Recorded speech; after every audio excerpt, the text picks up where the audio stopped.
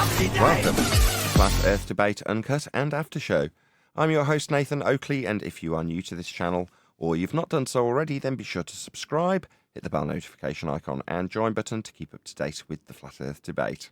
If you would like to support the channel, there is a super chat that runs alongside each of these shows while they premiere, and there's also a PayPal, Patreon, crypto and thanks button in the info box below the video. Speaking of Patreons, I'm going to do a quick shout out to all of you who do support me on Patreon. So, a massive shout out of thanks and appreciation to Moon Harvest, Amish Earther, Naughty Thumbnails, Mitch Kennedy, Original D Rose, Rod, The Names Burley, Todd Wazzle, Jason Hornsby, Christoph Fournier, Flat Earth Travolta, J Melds24, Unimento, M Iron26, Endless, Flat Earth Sage, Goldie McKinnon, Retro Bill, More Books, Fiber Oats, Michael Kahn, John Kays, Patrick Gunnels, Banter, Mel B Styles, Hairy Blade, Mobile Mac 777, Rob W, Reese Pound, Del West Watson, Marie and Eland, Unbelievable Productions, Blue Ridge Ranger, Abraham Mohammed, Skeptic 936, Life is Short, Texas Mike, Tina Baker, David Wayne Foster, and Dank. So another massive thank you to all of you for supporting me on Patreon. Now I will hand over to whoever is in Discord and Google so you can enjoy their dulcet tones while I set up for today's live show.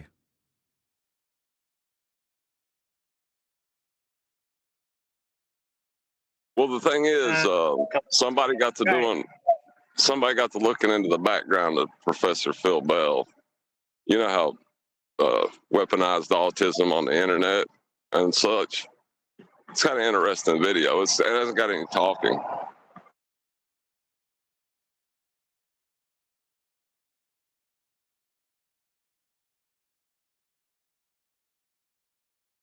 Are there any cultures that, I mean, do they call high school teachers professors? I was just going to ask you, is he a professor? Not high school teachers. You're a professor when you enter into the college domain. Now, I don't know if you're after college, if you come back and teach in high school, do they still call you professor? I don't know. If you're in a wastewater treatment facility, are you working with satellites? Oh, no, absolutely not. You're working with shit. Yeah, wastewater, yeah. I don't know. That video was interesting. I'd like to see some more people dig into it. Listen, they all show their dishonesty. I don't know if I'm roboting or not. They all show their dishonesty, and it goes back for years now when they keep skirting around the gas pressure without containment. I'm sorry. When that's shown to you, and you're going to go and skirt around it instead of coming to terms with where we are and what's going on, then you're a liar. I was having an interesting conversation about this last evening on Element. We had a first Flat Earth panel because we had a few people join, and I was talking to a Flat Earther who'd probably converted in, or come to a realization of reality in 2015, 2016, along with Richie, because he knows Richie 007. And he was of the correct impression that, he didn't believe in the Earth being flat or a globe, because when he was presented with this, or the David Weiss, Eric Dubay type information, there was no proof presented to him. So I tried to present our arguments, and I think it would be the first time he'd ever been challenged on it, for a long time. So it'll be interesting to see what he says when I talk to him next time. Well, at least you gave him proof.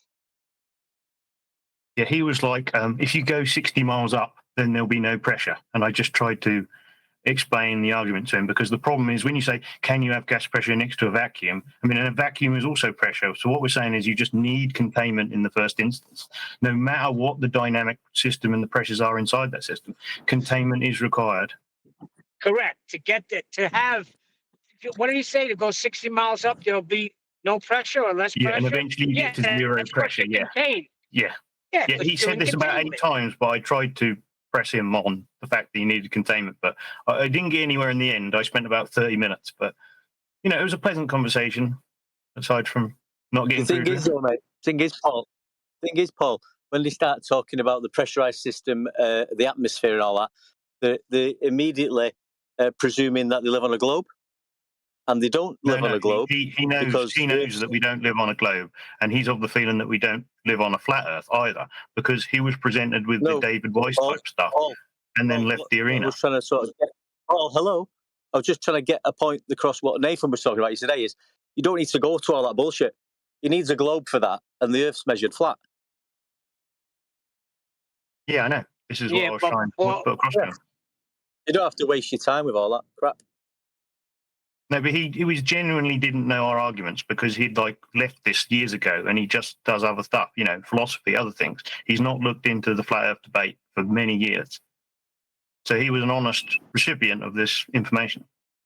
You did lay down our arguments, though, right? After the gas pressure nonsense, you did break it down to him. So he's got the information now. Yep, several times, yep. I don't think he was up on, gas law and thermodynamics, etc. Sorry, Neil.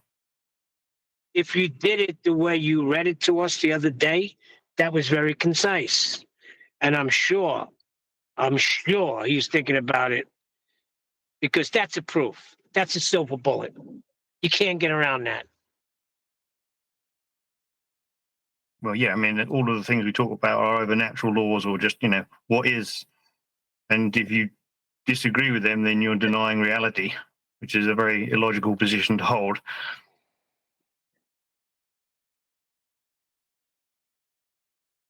Now, when did this take place? Because I was looking I was for in the Flat Earth voice room on Element. I made a Flat Earth room long ago, and we chat in the chill lounge and places like that. But this BC is really for new people to come in and to debate the nature of Earth. But this was the first sort of panel we had. Me and Hammer were there. Michael Kahn was there for a little bit, and just Bill, Matt Eastman. And we had a nice conversation with this guy called Keith, who goes by Obi-Wan Kenobi. He follows 007 Richie's show, and he's one of the people who joins on occasion. This thing on? Obi-Wan Kenobi.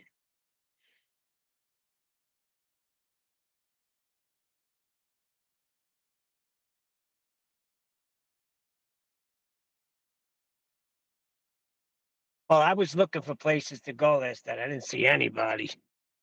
I would like to have been in that.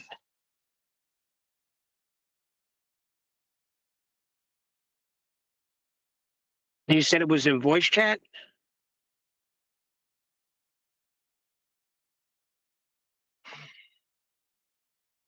I guess I have no reception.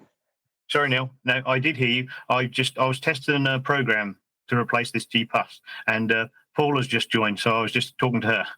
I didn't mean to ignore you. But I'm on 2 panels at the moment, technically.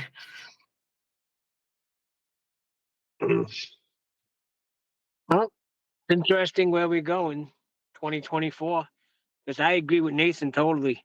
Enough with the nonsense. Divorce from that bull crap over there, the David Weisses and the Gerons and all the nonsense that they talk about, constantly reifying a globe. And let's just talk about what we talk about here. Bring it right to the point. Earth is measured flat, navigated flat, built on flat. Flat. That's all there is to it. Right, yeah, so that was my Flat Earth. The space with the yellow water sky horizon? That space on Element, that's the one where we're going to hold open discussions, a bit like a Discord, And he came in there. And I've also had an interesting to and fro with someone on Telegram in text chat, and I've still got to screen capture all of it and present it. But I did invite the guy on the show to test his knowledge, because he seemed very convinced that you could not use celestial navigation on a flat Earth, which is a very interesting position to hold. I would have liked to see him do. How's he doing on a globe? You tell me that. Yeah, well, he said I didn't understand basic geometry while telling me you could have a curved adjacent, without actually saying that directly. That is what he's claiming. You're measuring a curved ocean when you do celestial navigation, and that's obviously not possible. That's the bottom line. That is the bottom line, and that line is not curved. Yeah, lines are lines, curves are curves. Curves have a rate of slope, lines do not. That's how I would have threw at him, too. How do you have a horizon on a globe? It's an impossibility. Look at the word horizon, horizontal. Yeah. Oh, Hey, I heard something about the argument saying 20 miles up from 60 what? Or 60 miles up from what? from a flat plane, and that's what one deck was getting across. Yeah, like there's no up on a sphere. You know, such concept doesn't exist. Like the It's minute only in, you're or, it's only in and out, right? On a sphere, it's either in or out. yeah, they don't get elevation. They go somewhere else.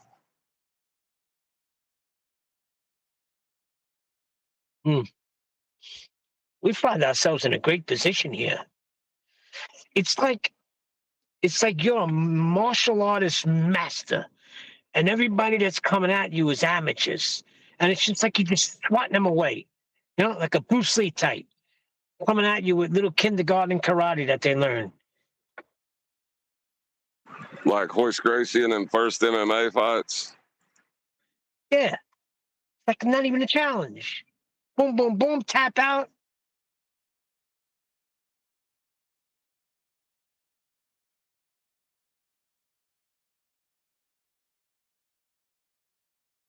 The problem with them is they tap out and they don't even realize it.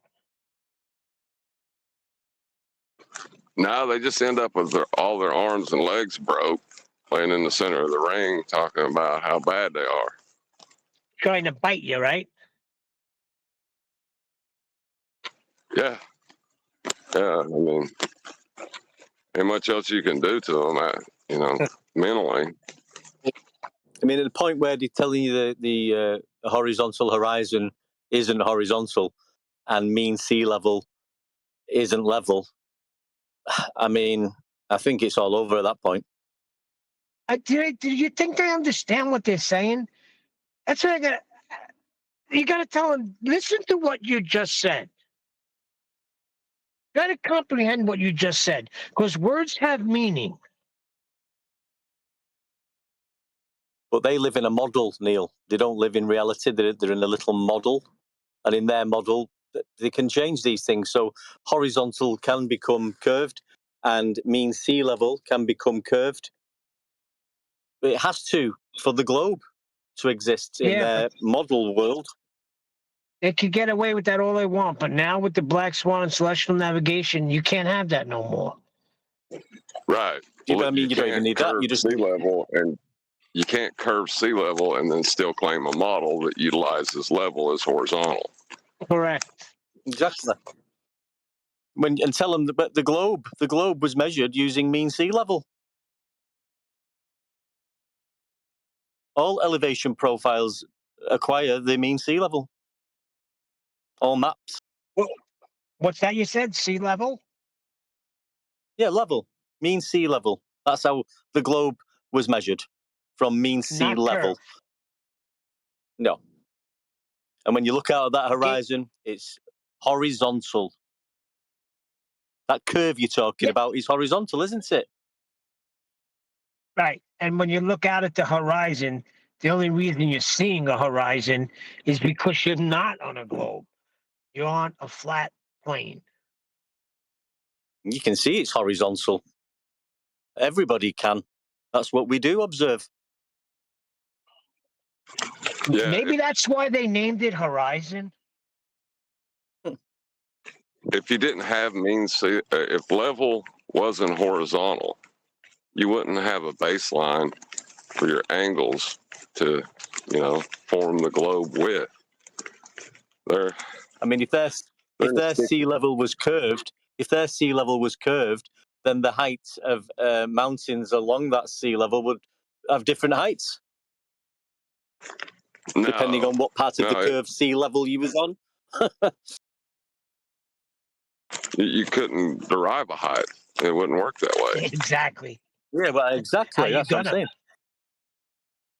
You could say the distance from the center is further, but there would be no level to, you know what I mean? Yeah, because you need your baseline. Right. You can just, anybody can look at the elevation profile of where you live, and it's all from 0 degrees mean sea level. All the elevation angles are from there. It's level. Measured level. It's game over. Max level. And when you look at out at the horizon, it's horizontal. That curve you're telling us is the curve. Looks quite horizontal to me. I don't see no curve. Hey, I was thinking about what Brian said, not to change the subject, but to change the subject. I was thinking what Brian was saying to Tinfoil Hat Man yesterday. At first, I kind of agreed and understood what he was talking about. But then I was thinking about it. I was saying, the hell with them. The guy enjoys going out and getting this footage. So what? I don't give a crap what they say. I don't care what they try to do with it. Who gives a shit? They're in a delusion. Bring it on. That's his word. Bring it on. Well, no, Brian was trying to help him with his presentation style, and the mistakes that he had made in the past. Brian was talking to Brian 10 years ago. Is what Brian was doing. But Brian was going out to show them something. This guy just like, he is in a way, but he enjoys doing it. So he don't mind going back. Oh, you want the rocks? Okay, fine. I'll give you the rocks. Because he don't consider it a waste of time. Yeah, I mean, I agree with Tim Paul's position towards the end there as well. He was saying he wanted to go back to do all the observations with all his new equipment and get everything nice and clear. It's much better than going back retroactively and cutting bits out, because that's even worse, I think, because they'll say, well, why did you cut these bits out? Tim Paul is promised to go back and do everything in a nice, clear resolve, and I think that's the best way forward. Show them everything, link it on his channel. We'll cover sections of it on here, but then the full everything that he's taken is uploaded for everyone else to check themselves, and I think that's the best policy. Just show them a map and say all the elevation profiles on that map were measured from a mean sea level. Well, Brian's point is, like, say you're a prosecutor, right? And you have a CCTV video of a murder, right? And it's real crappy footage. But you also have, like, a high-res, really good video of the murder, right? Which one do you want to present? He's saying don't even waste your time with the CCTV one, because they're just going to latch onto that and try to pick that apart. And that's the point. Who cares? Who cares? He enjoys doing it. Him and his wife enjoy doing it. Put it all out there. Let them go crazy. They're only lying to themselves. Even when they had Anthony going back, laying on his stomach, they're only lying to themselves. They've seen it in advance. They know. You think they haven't looked and seen these things? Of course they have.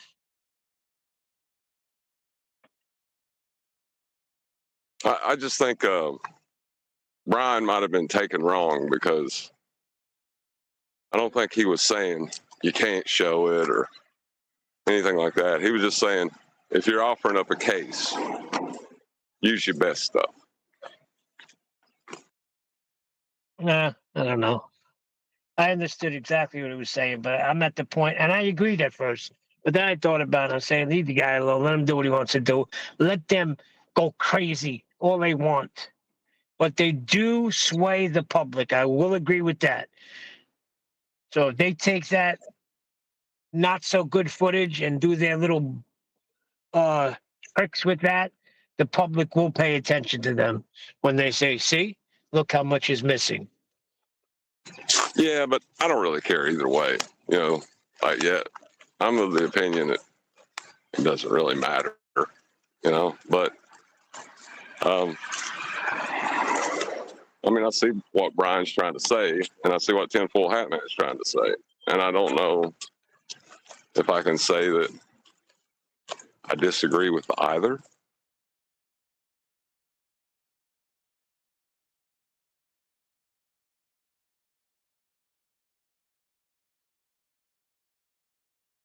It might be because I don't care what people think. That might be it. Yeah, I'm at that position too. I really don't care. Just to not change the subject, but change the subject. It was funny before I was speaking. I was popped on that politics server before on the Flat Earth, and Michael Learns was in there. So I was having a chat with him about the horizontal horizon and the mean sea level, and that guy is deluded because I got him into a corner, and he basically said, "Well, yeah, the horizon is horizontal, but that's only because our eyes look at it that way, and the mean sea level may be level, but it's actually curved." Yeah, he's delusional. Yeah, he's living in a, oh, it's not a cardboard box. He's living in a model. He's not in reality. He's living in. I was never present. Go ahead. Sorry, I'm breaking up. Sorry. Well, they don't live in a model. They live in the belief that there is a model. That's pretty much where they're at. There's nothing for them to show as a model. They can't accept reality for what their belief is. Everything that they observe in reality and measure in reality is not.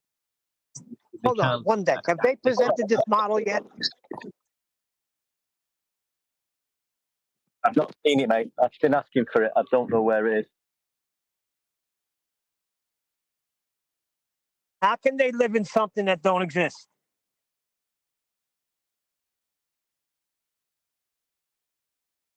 Now, if you want to say they live in a fantasy that they think is a model, I can agree with that. Well, as far as that fantasy goes, the next time one of them says that level is curving, I'd like to have, like Walter Bislin's Earth curve calculator just to whip out real quick and be like, well, if sea level's curving, this geometry's crap. Let's go ahead and get rid of that. Let's go to NASA and you got these orbital mechanics. No apogee or perigee. Yeah, let's burn them too. Let's just get rid of all of it. That's why I keep asking him, how's that horizontal horizon working out on that globe? And how's that mean sea level working out for you on that globe? They hate it. They hate the horizontal horizon and they hate the mean sea level. And that's just fucking strangle them with them two things, and that's all you need. Yeah, it seems like they hate the truth more than anything else. Well, because the truth is damning to them.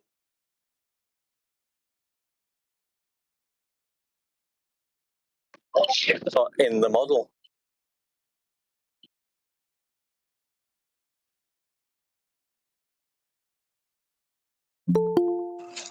Well, think about it. Like you got this model of reality. You can kind of build your head up thinking that I'm looking at the universe as if I am God. Look at these pitiful mortals. That might be the allure. They keep asking me for my model. My model is reality. Things I observe in nature, measurements I take in reality from the mean sea level, from horizontal baselines. That's my model. Reality, the reality. Or hold on, or you could just start telling them how we've been lied to, and that there's a corrupt system, and that the Jesuits, it's all because of them, and the Masons and all this other conspiracy stuff. They'll eat it up, and then you could start telling them about this ether. Well, if they really desperately need a model, let them have the celestial sphere to ponder, because they can't throw it out because it's what the globe is based on. It's kind of like a Is that the fly one with the trap. horizontal baseline, John? Yeah, the plane at the center of the celestial sphere that all measurements are taken from. Yeah, give them that one. Say that's my model, and your model is a mathematical derivative of my model. So your model's my model too. Give it back.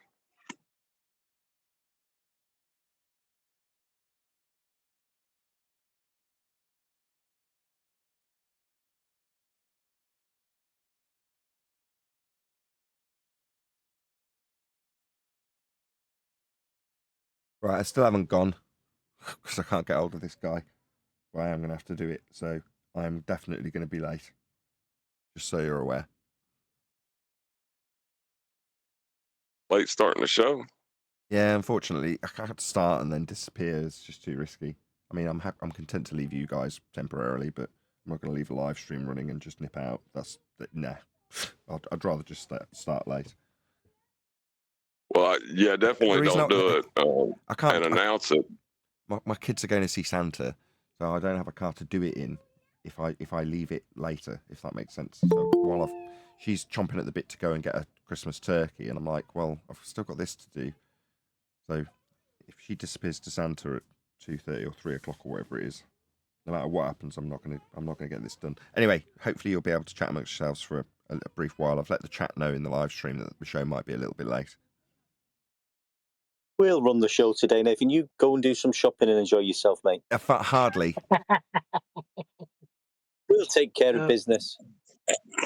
See, I would not have, if it was going to be done like that, I would not want anyone to know it, because there are so many anti-flat earthers out there that would use that as a chance to do something stupid. Boy, John, you really think that they're out there, and as soon as Nathan's not around, they're going to come in and plunder. That's what they do. You know that's what they do. They do it in Discord all day, every day. They're going to have to deal with it. Sorry, John, they're going to have to deal with the horizontal horizon and mean sea level when they get here, and explain how it's not horizontal and not level. That's what they'll be doing. I remember when I was in Discord a lot, and as soon as the show ended, it was like turning the lights off at a really seedy motel, and just like cockroaches come out from everywhere, man. It always reminded me of that song, "The Freaks Come Out at Night." Freaks come out at night. Should ambush them. We should ambush them. We should plant the seed that Nathan's off for a couple of days, but Nathan's in the background waiting to pounce on them when they come in to try and destroy us, which they won't do anyway. Oh, like have Nathan come under a different name to the Discord? That would be funny.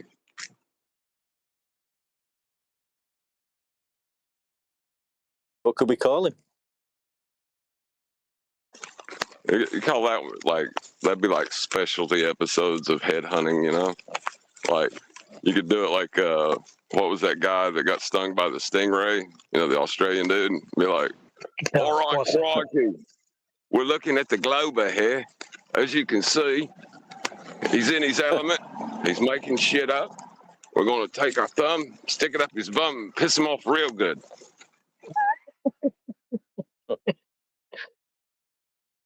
Poor fella.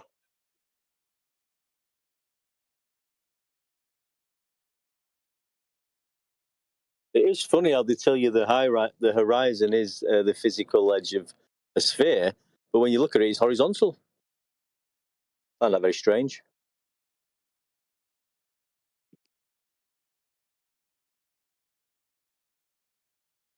Well, what they want to say is the dip angle from their eye level to that curve is equidistant in all directions, giving it the appearance of horizontal. That's what they want to say. But what they actually say is they can't claim it's physical anymore. They haven't been able to claim that since 2020. Right, so they allude to a physical geometric location without actually claiming it. Kind of like how they allude to gravity.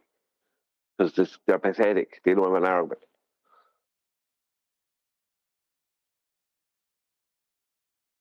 Yeah. It's not working out, is it, that horizontal horizon for them? But they don't know Rate it, of though, slope Brian. 0. Or do they? Or do they know it? Since the Black Swan, I didn't know it.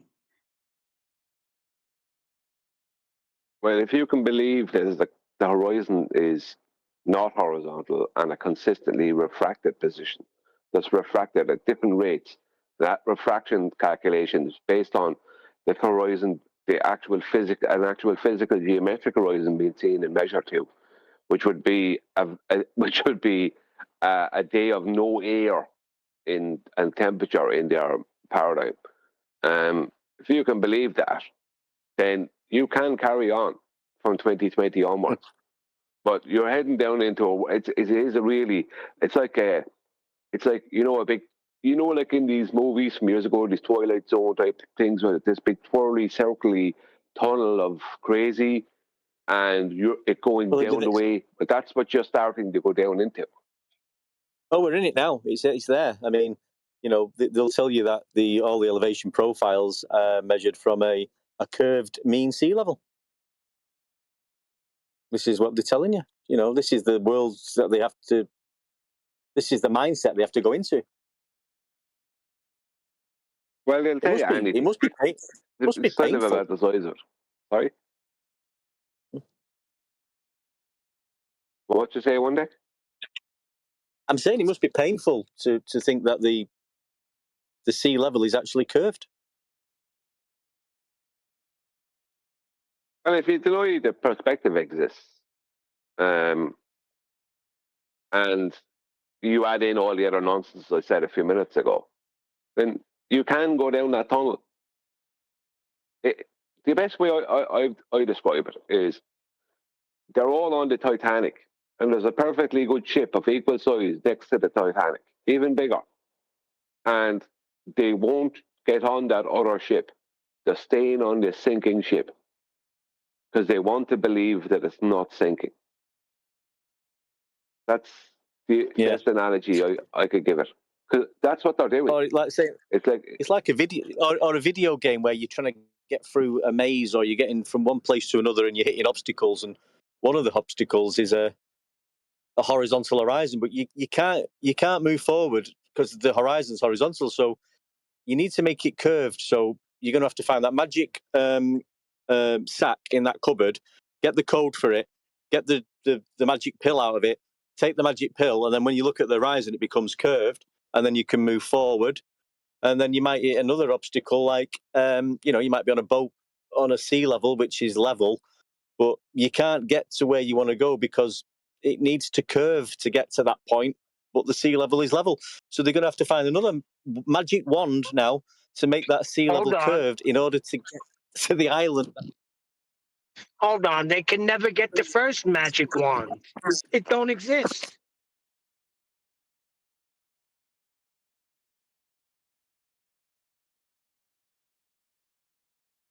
Look, why they still argue is only due to consensus.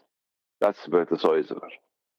They have a consensus, and because consensus says it's a globe, that's good enough for them. That's about the size of it. There is no other reason. There's no other logical reason that you could continue on this argument. That's the safety cushion, isn't it? That's the comfort blanket. It is the consensus. I only had it said to me in the past 12 hours. A baller said, everything in all your videos is always wrong. Everyone, read the comments, everyone says it. For a start, that's not true. There's people in there who agree with me because they're flat earthers. But secondly, it's like, even if everyone in my comment section said I was wrong, that doesn't make me wrong. That's a consensus belief situation. Why is that the best argument that they've got? Everyone else says that it's a globe, so it's a globe. Who cares what everyone says? That doesn't make it correct, Right, and that's what I run into with my sister-in-law, Brian. You're right. It's the consensus. They're gonna lie. It's all about consensus. Well, Neil, I think the days of laughing at us and calling us idiots is coming to a close, because with the exception of the David Weisses of the world, right? And even some of the things David Weiss says are not stupid altogether. Like, you can't say everything that David Weiss says is wrong. You know what I mean? Some things he will say will be correct and will make logical sense.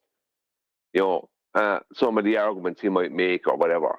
So you can't say everything he says is wrong. It's just that he seems to be either a useful idiot that's paid to be a useful idiot, or just purely a useful idiot, one or the other.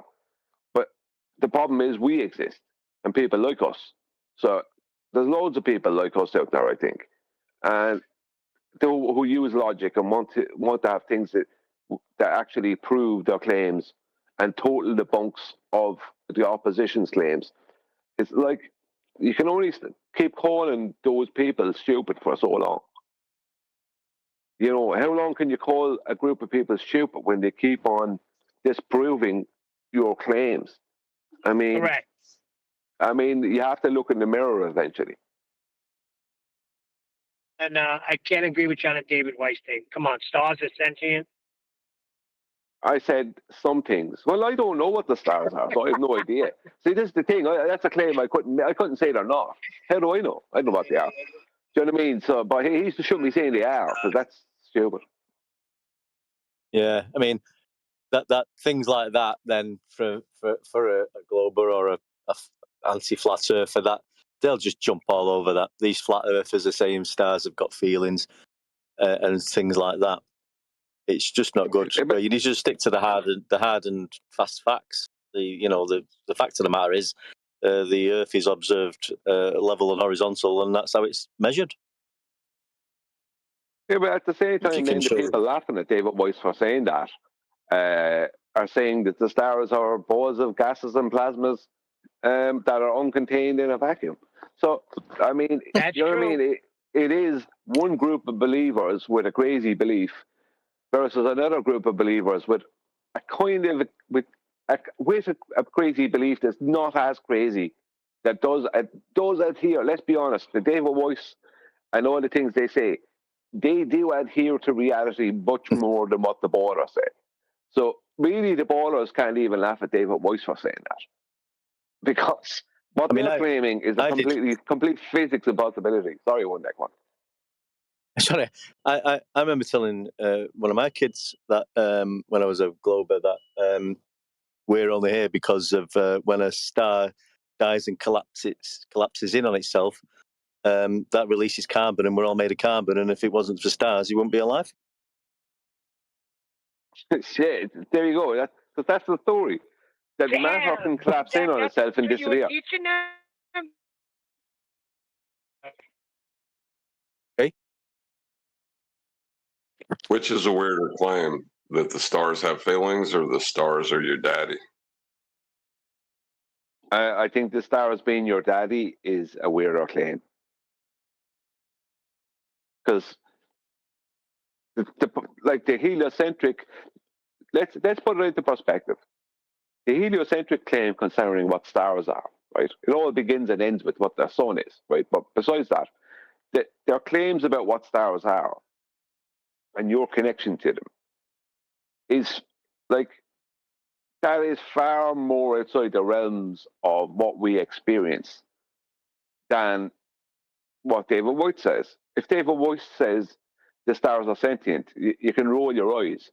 But if I had to put money on one of those bets, I would definitely put it on what David Weiss is saying, because at least he's not trying to give a composition to the stars and trying to say that they're a ball of gas or plasma in a vacuum, which is a physics impossibility. So what the opposition are claiming, the ballers, what they're claiming is more ridiculous than what David Weiss said about them. At least what David Weiss says, you could just say, the best I could say about that is, hey, that's a stupid thing to say because you can't prove that. You know what I mean? But what the ballers say about stars and what they are, and the fact that they don't go back to where the origin of that claim came from, it's just like so ridiculous. I think, how stupid are you to believe that nonsense? Even when I wasn't a flat earther, that nonsense never washed with me. You know what I mean? It's like, nah, that's total nonsense. You know what I mean? The only things they said about stars was total nonsense. You know, we're made of stars, all this rubbish. Yeah, right. What about you seeing the light? How does it go? when you see a star, you're actually seeing it. Oh yeah, it used to be there and now it died, but you're still seeing its light. Right. This kind of rubbish. Yeah, depends on Yeah, what when I direction heard you're that, I looking was at. like, come on. Yeah, if you're looking off in some direction, you're looking into the past. You're this complete rubbish. Do you know these? Yeah. Do you know these people? These people who sell the stars. I remember years ago, my mate bought a star for his wife. Lad, you need to have a like word with your mate. Yeah, I know. Well, he's a Glober still. Yeah, I do have words. Yeah. Good Hello, afternoon. everybody. Hello. Hello, good to have you all. Quick shout out to James Mays in the chat for smashing the super chat before the show even began. So thank you very much indeed for the support, James. Really appreciate it. Thanks, Nathan, for letting us know when you were about to start the show. That was really good. I didn't end up doing what I wanted to do. It's one of those, if you can't get hold of somebody, you can't get hold of somebody, and you delay it and delay it and delay it, and then you just go, okay, well, I'll have to do that another time. And my wife's about to, or has already disappeared with the car, so that doesn't permit me to do it. Anyway, that makes no sense to anybody who's watching this live. Thank you, Brian. Really appreciate it. No, it was just it was the way you came in and said, "Listen, I'm about to start the show there," and we all got ready for it. That was excellent, as opposed to just starting the show over the top of our conversation. Oh, were you having a really good natter? No, I just had my little moan. Oh, well, I don't know that. I've obviously closed the lines a couple of minutes before I start the show. This is a great way to start the show, by the way, Brian. Thanks. I mean, it beats housekeeping, I guess. Shout out to Slow Motion Moon Buggy, who just says thanks, gives me money, thanks me. I don't know why, but thank you. I'll give it a little heart like I did to James's. Really appreciate the support. Thank you very much. Okay, let's actually do some housekeeping. Any evidence of a self-perpetuating molten iron core at the centre of a presupposed spherical Earth?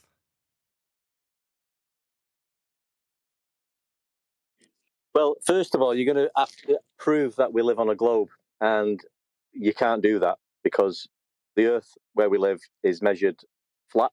It presents itself flat, observably, and measurably. So no, there's no evidence whatsoever of a molten iron core because, first of all, you need to prove that you live on a globe. Although and we have no proof of that. Exactly, indeed. Why can't you have a How about a core at all? Just a core. You can't. Yeah, Where would it why be? does it have to be on a sphere? Because it's part of the question. Because it's part of the specific question I asked. Where's the center of your flat Earth, flat earther? Nobody's claiming it or has any requirement Self-perpetuating, to you say. claim I it. know. Right, I admire one deck's extremity, right? So I was earwigging to a certain extent while I was trying to get hold of somebody on the phone in the pre-show. And even when Paul's trying to explain how somebody who has come to Flat Earth several years ago and then left it because they're sick of the feast of nonsense, from what I gleaned, gets put our arguments to them. And in so doing, the story of that process was put to one deck, and he was still critical. He's like, doesn't matter, you need a flat Earth for that. Doesn't matter, you need a flat Earth for that. And it didn't seem to matter what Paul said to him. No, he's a flat Earther. No, I'm a flat Earther. No, we both know that. It's like, yeah, but to be discussing this at all, you need a flat Earth. Didn't matter where you went. Your dogged determination to make people aware that it's all based on the genesis of having a flat Earth to measure is critical. And I think people hearing you do that one deck will inspire them to have the confidence to do it themselves. And I do believe it's a lack of confidence. Now, I actually listened to all of yesterday's show. It must have been a good show, and I listened to all the show again. You know, it's good. Or at least I think it is. My own show. But sometimes I don't listen to them back. But yesterday I was keen to, cement my own ideas because I was spitballing while I'm talking with you guys, other than the list of, redefined groups of people in this arena. I want to know that this is the right path to be taking. Now, John's trailblazed this for the last year, and normally it's met with a bit of a stony silence, and then the subject change will come, and the importance of the point was occasionally lost. Now, that is true with a lot of different subjects, and I think this was Brian's point on the show before that, which was to say it wasn't until I got to the elevation angle argument, and I'm not going to try and portray that importance that I lay on that right at this particular explanation point. I'm just saying that Brian's point was that there was lots of flat Earth proofs that I didn't necessarily go, oh, well, that's a golden bullet. I'll have that. And that's enough to start with, like I'm making my point now. So he would argue, well, you didn't say this 2 years ago when we very had firm grasp on, the planes over a plane argument. You weren't saying that we shouldn't be starting by debunking the globe then. And my response was, it doesn't matter which proof of a flat plane that requires Earth to be flat for it to function you start with, nor does it matter that it's taken me a while to recognise that we should be starting with those points, not just celestial navigation, but anything that's the starting basis for something that's practically applied to an Earth that you're actually stood on. And that is going to be flat in all the circumstances that we have come across so far. So while it used to be the case that we would say, well, you'll need R in all circumstances, where'd you get your R value? Wrong. Why are we asking them? It's their burden. Let them prove it for themselves rather than challenge from the offset that they can't prove it. Oh, well, your R value comes from a flat Earth. Also wrong. Why are we telling them where their globe belief comes from and how they can utilise a flat plane that they can then justify with an already in place sphere that doesn't give them a flat plane, but they can get a tangent to it? It's like you're already in the wrong frame of mind. What's the right frame of mind? Earth's flat. That's how it's measured. That's how it's dealt with. That's how it's navigated. That's how it's built on. That's how we practically apply the horizon if you want to get into that particular angled angle. And if that is your launching point, when they start saying, well, what about this? Well, go ahead and prove it to me. That's your claim. I'm not interested in being converted, but if you choose to try and convert me onto a ball I know I'm not standing on, then that's your burden to do. Not that I am that interested in accepting your claim, because I've already gone through the process of relinquishing that claim based on it being flat, measured, navigated, obviously and observably flat. So hearing one deck do that without any interjection from me, like, yeah, this is the right way to go. Regardless of your starting point for a flat Earth that you are in no uncertain terms recognising as being the case, that will be a better grounding than I'm a flat earther. Well, what does that mean? It means I've got a really good understanding of how the globe doesn't work. Oh, really? Okay. Why? If you're leaving, this was my feelings on yesterday's show, the best point that was made. If you're leaving the cult of Scientology, would it be pertinent for a Scientologist to tell you that upon leaving the cult, the way to leave the cult is to really gen up your knowledge on Scientology, become the best Scientology expert you can? So if anybody comes to you to tell you that the Scientology aspect and religion doesn't work, you can explain from within the religion exactly how it doesn't work. So you better get learning the Scientology religion if you're going to try and get away from it. Right, okay, now let's insert heliocentrism and globe earth belief. If you're going to leave globe earth belief, nay, call yourself a flat earther, you better become an advanced heliocentrist. What the bloody hell? That sounds really advantageous for any argument that comes for someone who stands in opposition to only argue within the context of how a globe does or does not work. That's the wrong starting point. And we need to alter that. I'm going to be banging on this door, walking through it, and now shouting it, having been outside and trapped within these confines of anti-globe rhetoric that we should be fighting as flat earthers. I'm tired of it. Does that alter that you, to be a good debater, need to have a good stance on this stuff? No, it doesn't change that. If you want to debate. Now. Go on. No, I'm saying now we're getting somewhere. Yes. Now we're getting somewhere. I've been listening to... I knew you were going to like that. Well, I've been listening to people like Ben Shapiro and whatever his name is, the grey-haired guy that talks psychology that we covered the other week. People like that, right? Mainstream stuff. It's like, if I'm going to be pummeled with Jordan Peterson, in for a penny, in for a pound, I'll just listen to what these mainstream rhetoric YouTubers have got to blart about and see what it tells me about my society that I'm living in, right? And while you're listening to this, I'm thinking, I don't actually care about what's being discussed. I just want to see how you behave and how you react as an individual YouTuber to represent society, because people will respect this Ben Shapiro, whoever I'm watching, right? They're going to admire that guy and in some way emulate as a society things that they respect and want to replicate about his demeanour, rather than the point he's arguing. So, for instance, if he's arguing about how feminism's wrong or something like that, I couldn't give a crap if he wins the argument or not. But what I am listening to is how he does it and whether or not he achieves his ends. In other words, does he actually achieve his point? You know, with consistency in his argumentation about feminism. I don't care either way. I've got no stake in it. I don't care. But does he manage to formulate an argument in it? And while I'm listening to that and assessing those things, am I A, trying to train myself on how to become a good a good debater about feminism? No. I'm just watching it to see how that particular argument happens to be argued. Doesn't mean I want to train myself in how to debate feminism. Do you see where I'm going? Now, the reason I'm prefacing this with that particular example is to say that when someone comes here to flat earth debate, do they A, like I've just exampled, want to become a good flat earth debater? Or do they just want to hear how the arguments for a flat earth work, win, devastate the opposition? Or argument 3.3, which is where we find ourselves escaping from, come to a flat earth debate to hear all about how Scientology doesn't work? See what I did there? Well, hold on. Why am I hearing all about how Scientology doesn't work? I thought I'd learn about a flat earth here.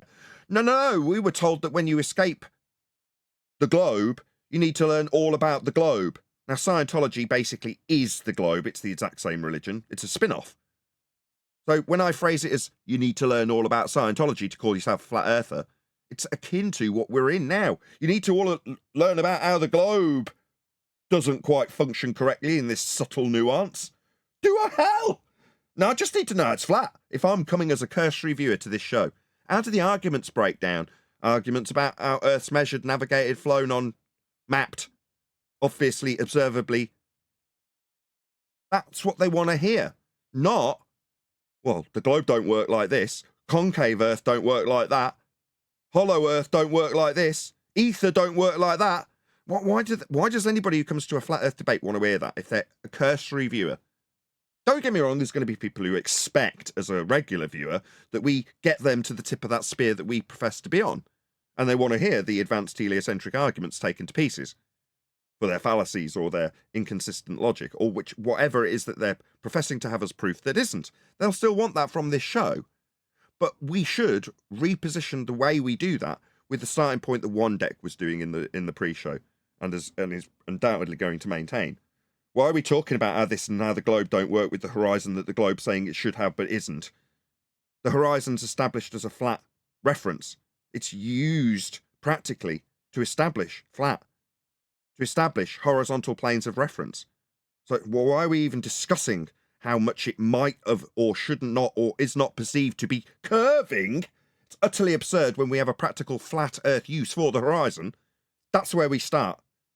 And if somebody comes to us to profess I've got a globe claim that will pad out to be true, and shock horror, it'll always use a flat earth to do it. But while they're in the blissful ignorance that they're using some imaginary flat plane of reference to get their globe proof from, they'll put it to us and have that flat plane pointed out to them when it gets to it, without a stony silence from my panel or a stony silence from the audience, because they can't quite believe their ears when they hear, no, your globe proof is actually a flat earth proof.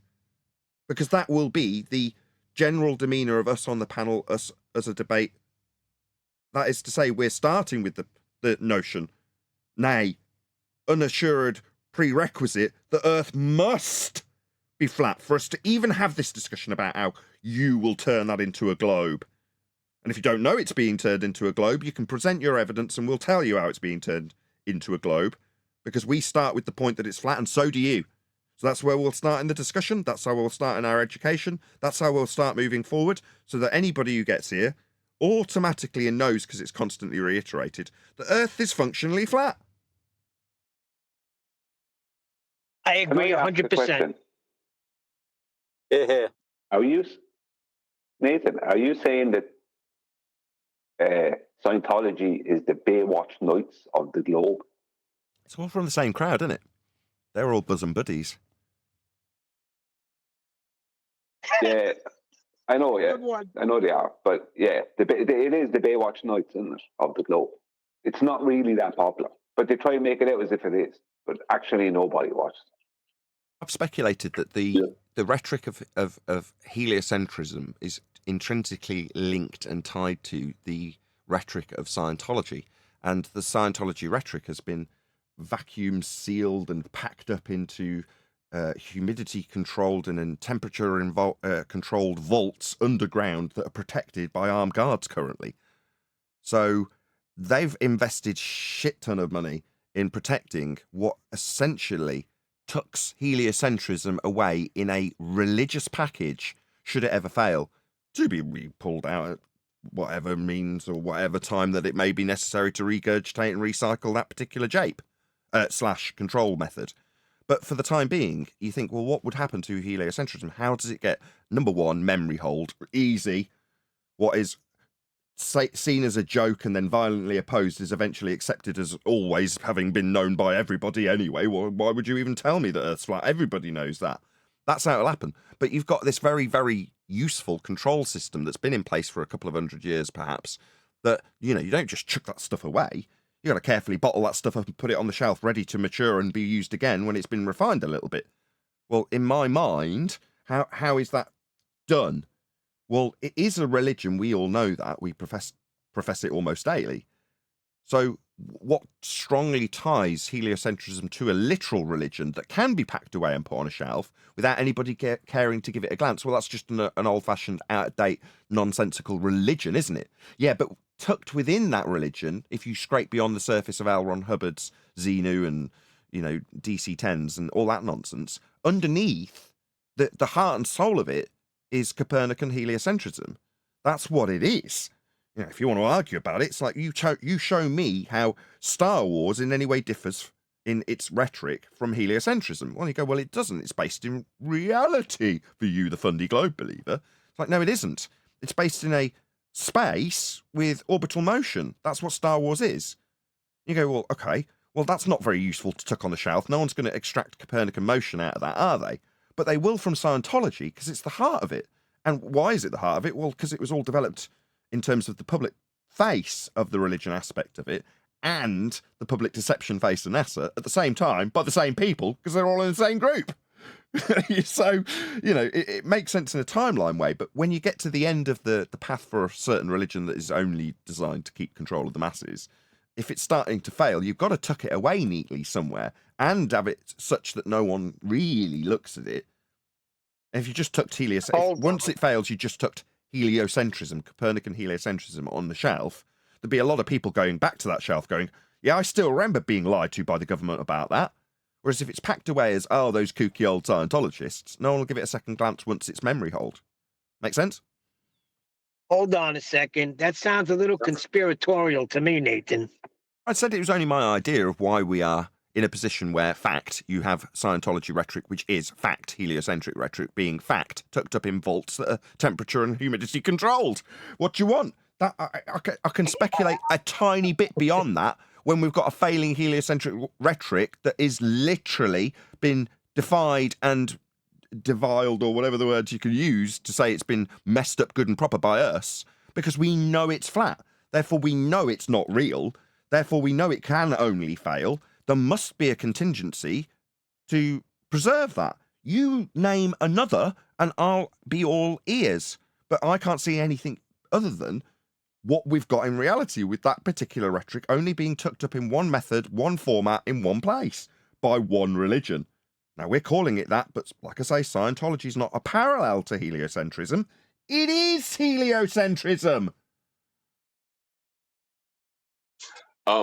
To change the subject just slightly back to one of the things you said earlier, the way we handle this topic from now on, I think you're really onto something with that, because I think Bev said it when he was trying to argue that that sea level was just a point on a vertical datum, and we tore it apart as an argument, and he said, but it is an argument. I think heliocentrists want to believe they have an argument more than they care if they have a valid argument.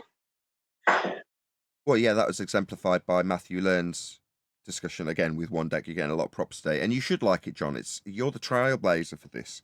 You've been doing it with us, and I've been going, why is this stone cold, flat earth proof, end of the line, technically Genesis starting point, just got stony silence off the panel. Now, you're too polite to say, hello, should you not all be acknowledging and praising this wonderful example that I have annihilated the entire premise of heliocentrism and, more importantly, proved Earth is flat? Just the stony silence. And that's been going on for some time. You know, like, there's an undertone there that had explosive power to it. You're like, why isn't there a bang? What's going on? Why are we on to the next subject? That never sat well with me. I wanted to know why. Now, since then, we've had people saying, "Oh, it's not. I don't like it because you've got to wait for them to make their claims and things like that." And eventually, we're now with Brian saying, "Well, I came up with this a couple of weeks ago. I've been saying for ages, this is how it should be." And that's the attitude you want from the panel. You want everyone behind it if you're going to try and promote the notion that Earth is flat. Now, we're not typically saying that when we say we're going to convert people from their indoctrinated globe faith out of it. I don't think we're going about this the right way. Seems like a lot of effort that we've had to go through. 10 years has been a long time to learn that, yeah, it's just measured flat. I mean, I envisage we can save people quite a significant amount of time not learning the rhetoric of Scientology to leave Scientology, or the rhetoric of globe to leave globe. I think we could save people a lot of time. And that was my beef too. If the information was available back then when I first came into this arena, it would have saved me a lot of nonsense. So the people that are just coming into it now, I agree with John. I agree with you. Bring them right to the devastating points, and it's game over. Well, Paul was telling us in the pre-show quite the even worse negative aspects of people having anti-globe rhetoric, to punt only, in lieu of flat Earth proof, and that's that people get tired of it and leave. So in the pre-show, Paul was telling us about his friend that had very much appreciated that the globe lies, something that it wasn't the case, but then it ended up listening to endless feast of nonsense stuff and just getting tired of it. Now, Bev's going to get a reference fairly frequently in this regard. Maybe Bev was onto something in that regard, but he's just got the wrong stack of evidence to prove his point.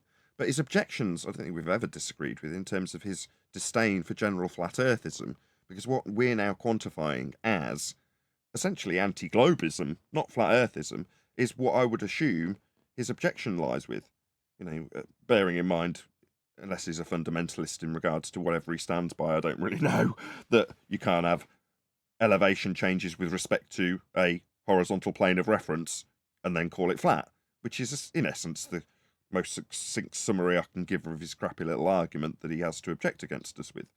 But, it gets brushed off pretty quickly whenever it comes up in the chat from him.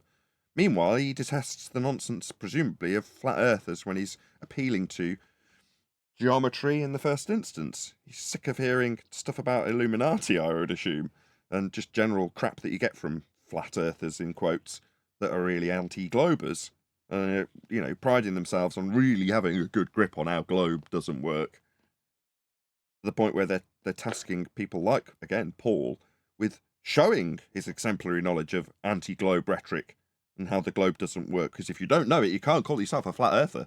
If you don't know the inside-out level 10 thetan nonsense, then how can you possibly escape it? Well, I think what it was with Bev was, as he says, I've said it many times himself, what brought him into the arena was that he heard that people were saying, or someone said to him on Twitter, that level is not horizontal. And because of him having a kind of a construction and surveying, so he has a surveying certificate. He doesn't need to be a surveyor, but he has a surveying certificate. Because of him having a background in that and just a background in reality, basically, he was like, that's cold nonsense. That's what brought him in. So he didn't come in because of flat versus globe or globe versus flat. That's the difference with Bev, I think, is that he came in because someone claimed that level and horizontal were two different things. It's like, no. You know what I mean? So it was really just that sticking point that brought him into the arena. So I'm not surprised that he went off in a different direction, because he's just focusing on, basic reality that's right in front of him. You know what I mean? That's kind of that's the way Bev is. Okay. Like the horizontal horizon, Brian. Evidence that's just straight in front of you. Straight in front of you. Yeah. The horizon. Yeah. Not curved, it's horizontal. Mean sea level is level. Elevation profiles measured from it. It's flat. You see, the thing about it is that my one problem with this, you need a flat earth for that argument, is that it will lead to people who are flat earthers starting to jump on that bandwagon. And then when they're asked to show how do you prove the horizon is horizontal? What do they? See, this is the thing. You've got to be able to prove that sea level is a horizontal. So you've got to prove sea level is level. You've got to prove sea level is level. Yeah, I get you. Yeah. Now, if you're incompetent and going out, and I distinguish this in my little preamble.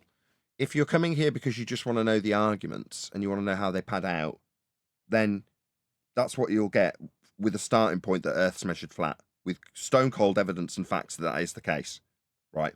Now, that is very different to what I also distinguish as somebody who, as an enthusiast, that is a regular, that wants to know how to debate. In my comparison, if I'm Ben Shapiro fan, watching his feminist discussions, and I become a regular watcher so I can learn inside out and back to front how all the arguments pad out with various different opponents who have various different angles on the opinions and claims made by Ben Shapiro, then I'd have to be a really avid watcher so that I could then step into the shoes of Ben Shapiro and debate a feminist, right? Well, I'm not proposing that the angle we take should leave somebody having come here and gone, oh, wow, it's actually measured flat. Oh, wow, the horizon is horizontal. Sorry, I laughed when you said that. You got to prove the horizon's horizontal. Okay. But that aside, as a fairly crappy example. I know where you're going. You're saying you've got to understand that a horizontal base is required to establish when you're measuring angles to stars. You can see that demonstrated in terms of its practical application a couple of times on a show and go away and get on with your day. But I'm saying if you go away from that and then go to next man and go, oh, well, there's a horizontal base. It's like, what are you doing? I wouldn't dare, having watched a couple of Ben Shapiro videos, and I'm not suggesting I align or don't with his views, but if I did or didn't, to then go forth to either take the feminist position and argue against Ben Shapiro, or vice versa, take his position and argue against a feminist. Because it's like, what, just because I've understood the points he made? Now, in our case, it's understood how Earth's measured flat. Yeah, just because you've got that straight away from us going forth into 24, doesn't mean that because you got that, yeah, look, it's measured flat, there it is for you. You can comprehend that. Good, you've got an IQ above 80. Does that mean that you can suddenly go forth and tell all your neighbours and friends that Earth's flat because you want to convert them all? Well, that's your bad. That's on you. Now, if you're saying we should be able to incorporate the ability for somebody who watches it and understands from the off that it's flat, to be able to go forth and argue with fundamentalist religious indoctrinated zealots, it's like, no, you need something else. And I've got just the place to send you. You need anti-globers. Go to Bob and Jaron. No, not Bob, rest in peace. Go to Jaron and Dave Weiss. They'll give you all sorts of anti-globe arguments. If you want to pull people stuck in the cult out of the cult by way of telling them more about their cult, you can do that too. Or you could just walk away at this point. But some people want to go on a mission, don't they? They become a little missionary for their flat Earth cause because they're suddenly in revelation of the fact that Earth's flat. And it's like, well, you need to stick with the show a bit longer. You need to get yourself to the tip of the spear. That'll take a while. Like it would if I was trying to debate feminists. You can't just expect to understand an argument and how it logically makes sense to then go forth to put the same argument and then find you got nothing else in your arsenal. Yeah, Brian, on the one hand, I agree, but that's why I distinguish between enthusiasts who potentially want to go and convert others and people who just go, no, I've got to this show. I just want to know how it's flat. How does these arguments pan out? Oh, it's measured flat. Oh, I see how it's measured flat. Oh, I see how it's used to make the maps flat. And when they're practically applied to navigating, you've got to get angles off the ground. Flat. Straight line. I see. But the next day, the guy might not even remember half of that.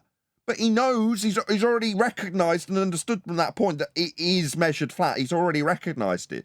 Doesn't matter that he hasn't got an advanced comprehension of that to the point where he can debate. In my humble opinion, I'm sure that'll get refined through 2025 when you go, oh no, we've got a dreadful situation where everyone goes out and tells people that it's flat, asserts that you can only get an elevation angle measurement from a flat baseline, and then they don't really know what that means. It's like, oh, right, well, did they only watch one show? That's not my fault. I personally don't understand the objection. The objection is this, right? The word horizon is not derived from the word horizontal. The word horizontal is derived from the word horizon. Now, the horizon does appear to be what we call horizontal. But the definition for horizon and the definition for horizontal are two different definitions. So a bowler can ask you, how do you prove the horizon is horizontal? If you're claiming that you need a flat earth for that, how do you prove the horizon is horizontal? And if you don't know how to prove that, just saying horizon is horizontal is not proof. That is not proof. That's begging the question. Okay, well, what would you do in that circumstance, Brian? Well, this is where we offer up the advanced argument for those who are interested. Right, factually accurate. The horizon is horizontal. You're saying it's not good enough to just declare that if you can't prove it. Okay, I sniggered. Well, what would you offer up? See, this is the thing. I'd have to first prove that mean sea level is horizontal. That would be the first thing I'd have to prove. So to prove that the horizon's horizontal, I've got to first prove that level is level. Based off just what I see. Sorry, so to prove that the horizon's horizontal, I've got to prove that level's level. No, I've got to prove that mean sea level, right, as we call it, is a horizontal plane.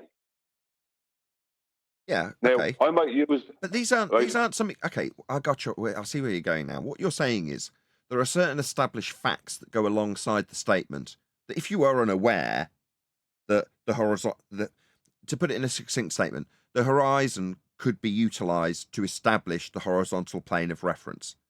There you go. That's as concise as I can make what you're putting across. Now, if you don't know that, and you just say, well, the horizon's horizontal, you've got essentially nothing in your armory. You've got what seems like a blunt tool, seems like a sharp tool, but it's made of cardboard. That's what you're saying. Unless you just know, well, you can establish a horizontal plane of reference with the horizon. Sea level would be that horizontal plane of reference in your example. And therefore, to be a horizontal plane of reference at sea level, established with the horizon, all of the above must be horizontal. It's a principle that's being applied to do the do. So that summary wouldn't come if you didn't know that, though, is your point, right, Brian? Well, you need more than that. What you just said, you'd need more than that to prove. Because what you've got to then show is, one second, just let me go through this, right? If you say elevation angle, right, but you don't know, right, that an angle and an elevation angle are not the exact same thing. An angle is two straight lines meeting at a vertex. An elevation angle is very specific. It's a right angle triangle. Now, if you don't know that, then some baller can say to you, but we just use a tangent plane, and that is created after the dip correction, right? And if you don't know what dip correction is, and you think that has something to do with a globe, then they can draw out for you a circle with this tangent plane at the eye line of an observer on top of the circle and an angle up to a little star that they draw, right? And then they can bring it down to the center of their globe and then measure an arc length and say, that's where the GP of the star is. You've just measured the arc of a globe. On the flat plane. If you don't know those specific just reiterate things, that point. Hold on. Just let me reiterate your one point. Just let me. So on the globe, you've got a tangent plane, and then it's transposed in the globe on a flat plane.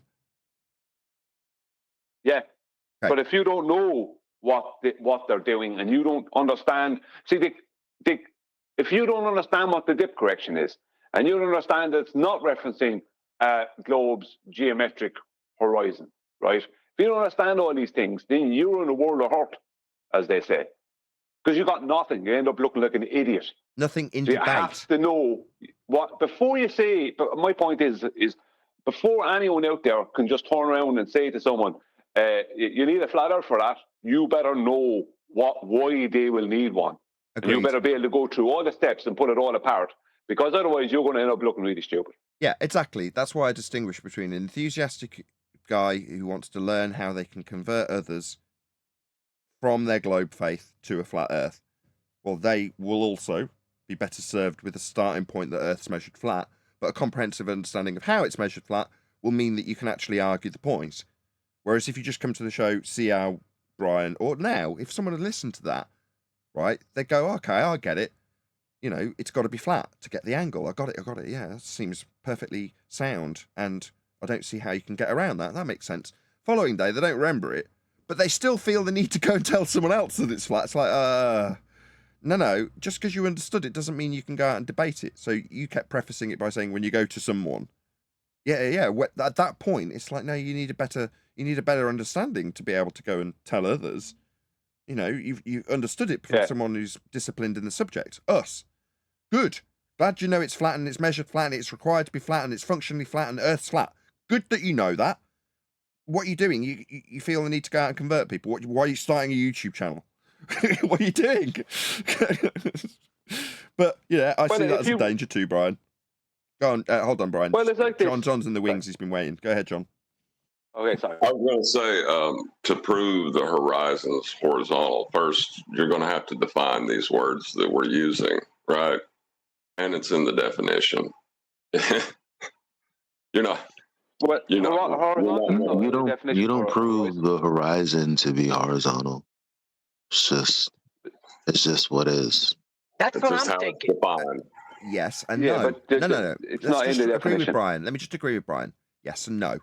It is what it is if we're explaining it and you just listen and understand. Absolutely correct, Eli. However, when Brian prefaces the discussion with when you go to someone and tell them, there's a good chance that the fundamentalist religious zealot will tell you that level moves to the centre of a presupposed spherical Earth that they assume they're standing on. And you're like, what? You mean level isn't level? And they go, yep. Where are you going to go now? Oh, you've got a challenge to your understanding that Earth's measured flat. Well, you could just stand by the fact it's measured flat, but they're telling you flat ain't flat anymore. What are you going to do now? Well, let me just correct you on something there. Let me just correct you there on something, John. Because you said it's in the definition. The definition for an horizon is the apparent juncture between air and sky. There's no horizontal, there's no flat, there's no straight in that. Nope.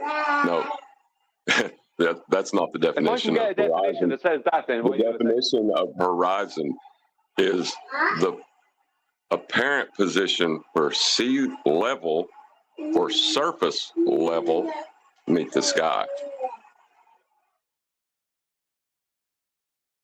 I'll be back.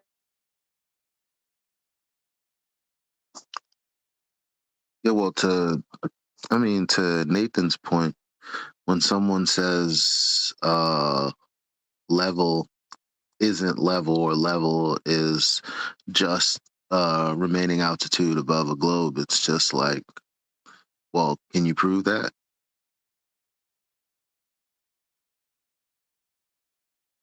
What was the question? That's what I'm thinking, Eli. Well, they'll just state that level is just, keeping the same altitude around the curving surface that is the Earth. And it's like, well, can you prove that, or is that just a begging the question fallacy? Right. Well, level is never utilized as that way. Level is always utilized as a horizontal plane of reference. Always. Okay, right, we're going to draw close No to this. point higher or lower than the other. Indeed. Right, we're going to cover a video. So this is Eddie Bravo. I assume it's slightly more recent. Oh, it's only come out in the last couple of days. Wow. Okay.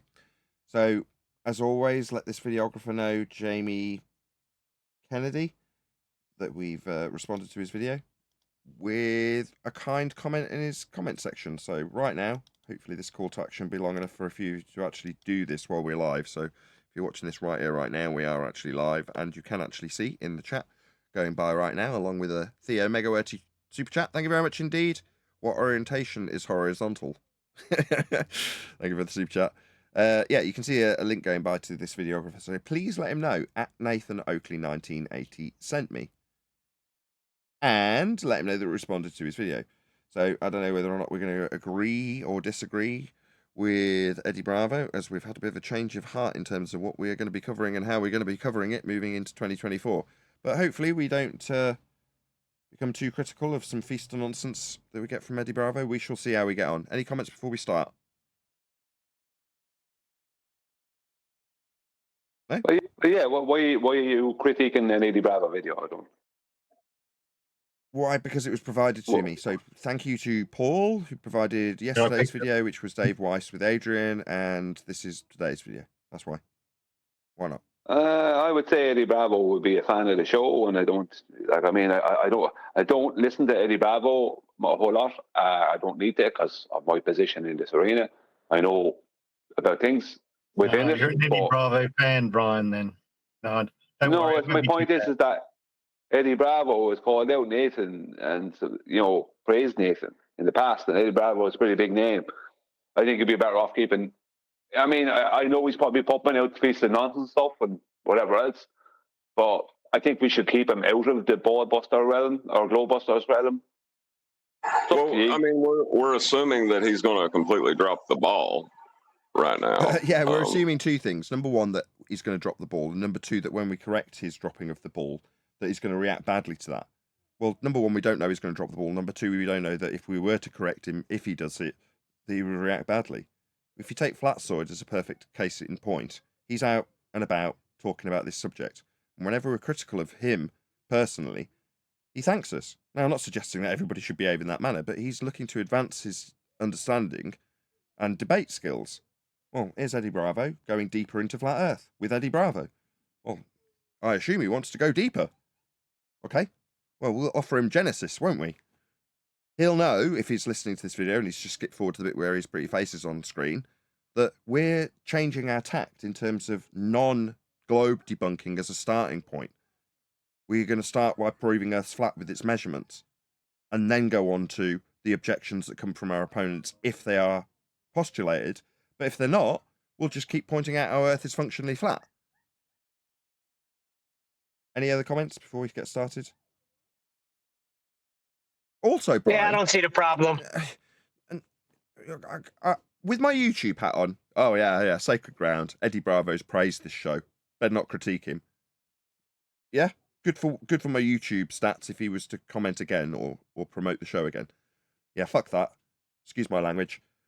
Flat Earth hat goes back on. Tough luck, mate. You're fair game. I don't care that you praised me. Yeah, but you could do it you don't have to do it in such a harsh way. I'm not going to be He's harsh. Eddie Bravo. I'm not going to be harsh. But what I'm saying is, people being critical in their subject matter expertise, having somebody that potentially, we don't know yet, John's already said this, is going to say something that we would disagree with, let's make it in reasonably strong terms, then I'd be kicked out. I wouldn't have any credibility if I went, oh, I'm not going to criticize him though because he's got a nice big audience that promote me. No. Any more comments? We've got to get started at some point. I'm just saying we could do it in an educational way. Like We are going to. Eddie, We are going to. you know, We are he going never to. called you a scammer is my point. Okay. So that's two Eddie Bravo simps, and everyone else is remaining quiet. Yeah. It's an I'll equal send Freddie Bravo, opportunity. right? I have praised him for shouting me out and mentioning me to, I can't remember who it was to, but it was in a discussion with Santos. And, I grew as a direct result of that. So I'd be remiss if I didn't acknowledge that in the least, right? But I'd also be shunned by the fellow panel members if I did what Brian suggested. Oh, no, don't critique him. Well, why not? Surely you would want, in the same way as I would potentially and have, and it's come to fruition, put my, in quotes, friendship with, say, Jaron on the line for better information dissemination on his part. Well, why wouldn't I do the same with anybody else? if anything, not being on good terms with Jaron is far more detrimental than being on good terms with somebody who might occasionally shout me out. Would you not agree? Well, I didn't say don't critique him. What I said is that my point being is that he isn't an enemy of the show. That's my point. Right. That's Is that, my yeah, point too, Brian. Okay, Yeah. I'm not looking to make an enemy of Eddie Bravo, okay? They're spinning, they make them think they're floating in space. Nobody's floating. It's because people think of like flat Earth. I can't believe people still believe in flat Earth. They think that we're a fucking pancake floating in space. Like, no, there is no space. So wait, where's There is no space. He's off to a good start. I mean, immediate critique, so it's a bit of a shit sandwich for you. You know, it's starting with a clear preface of how the globe doesn't work, but he's also decrying space. Now, I might go into more detail, but, you know, along our lines, so far, so good, right? Please share the show, by the way. 93 people watching. Hopefully we can get up to 100. I think that flat earthers believe that we're a disk floating in space with the other ball planets. No, it's all bullshit. All that. The planets are luminaries. The planets are lights. When you look through a telescope and you look at the stars and the planet, they're lights. They're luminaries. So explain it to me though, because I don't want to lose this thought, but the easier version of that is what's going on right here as a metaphor is the 15-minute city thing. That's 100% real. Yeah. And if you see in LA, in every city, I've gone to 10 cities. I'm already lost. I know what a 15-minute city is. I think it was Brian that told me a couple of weeks ago.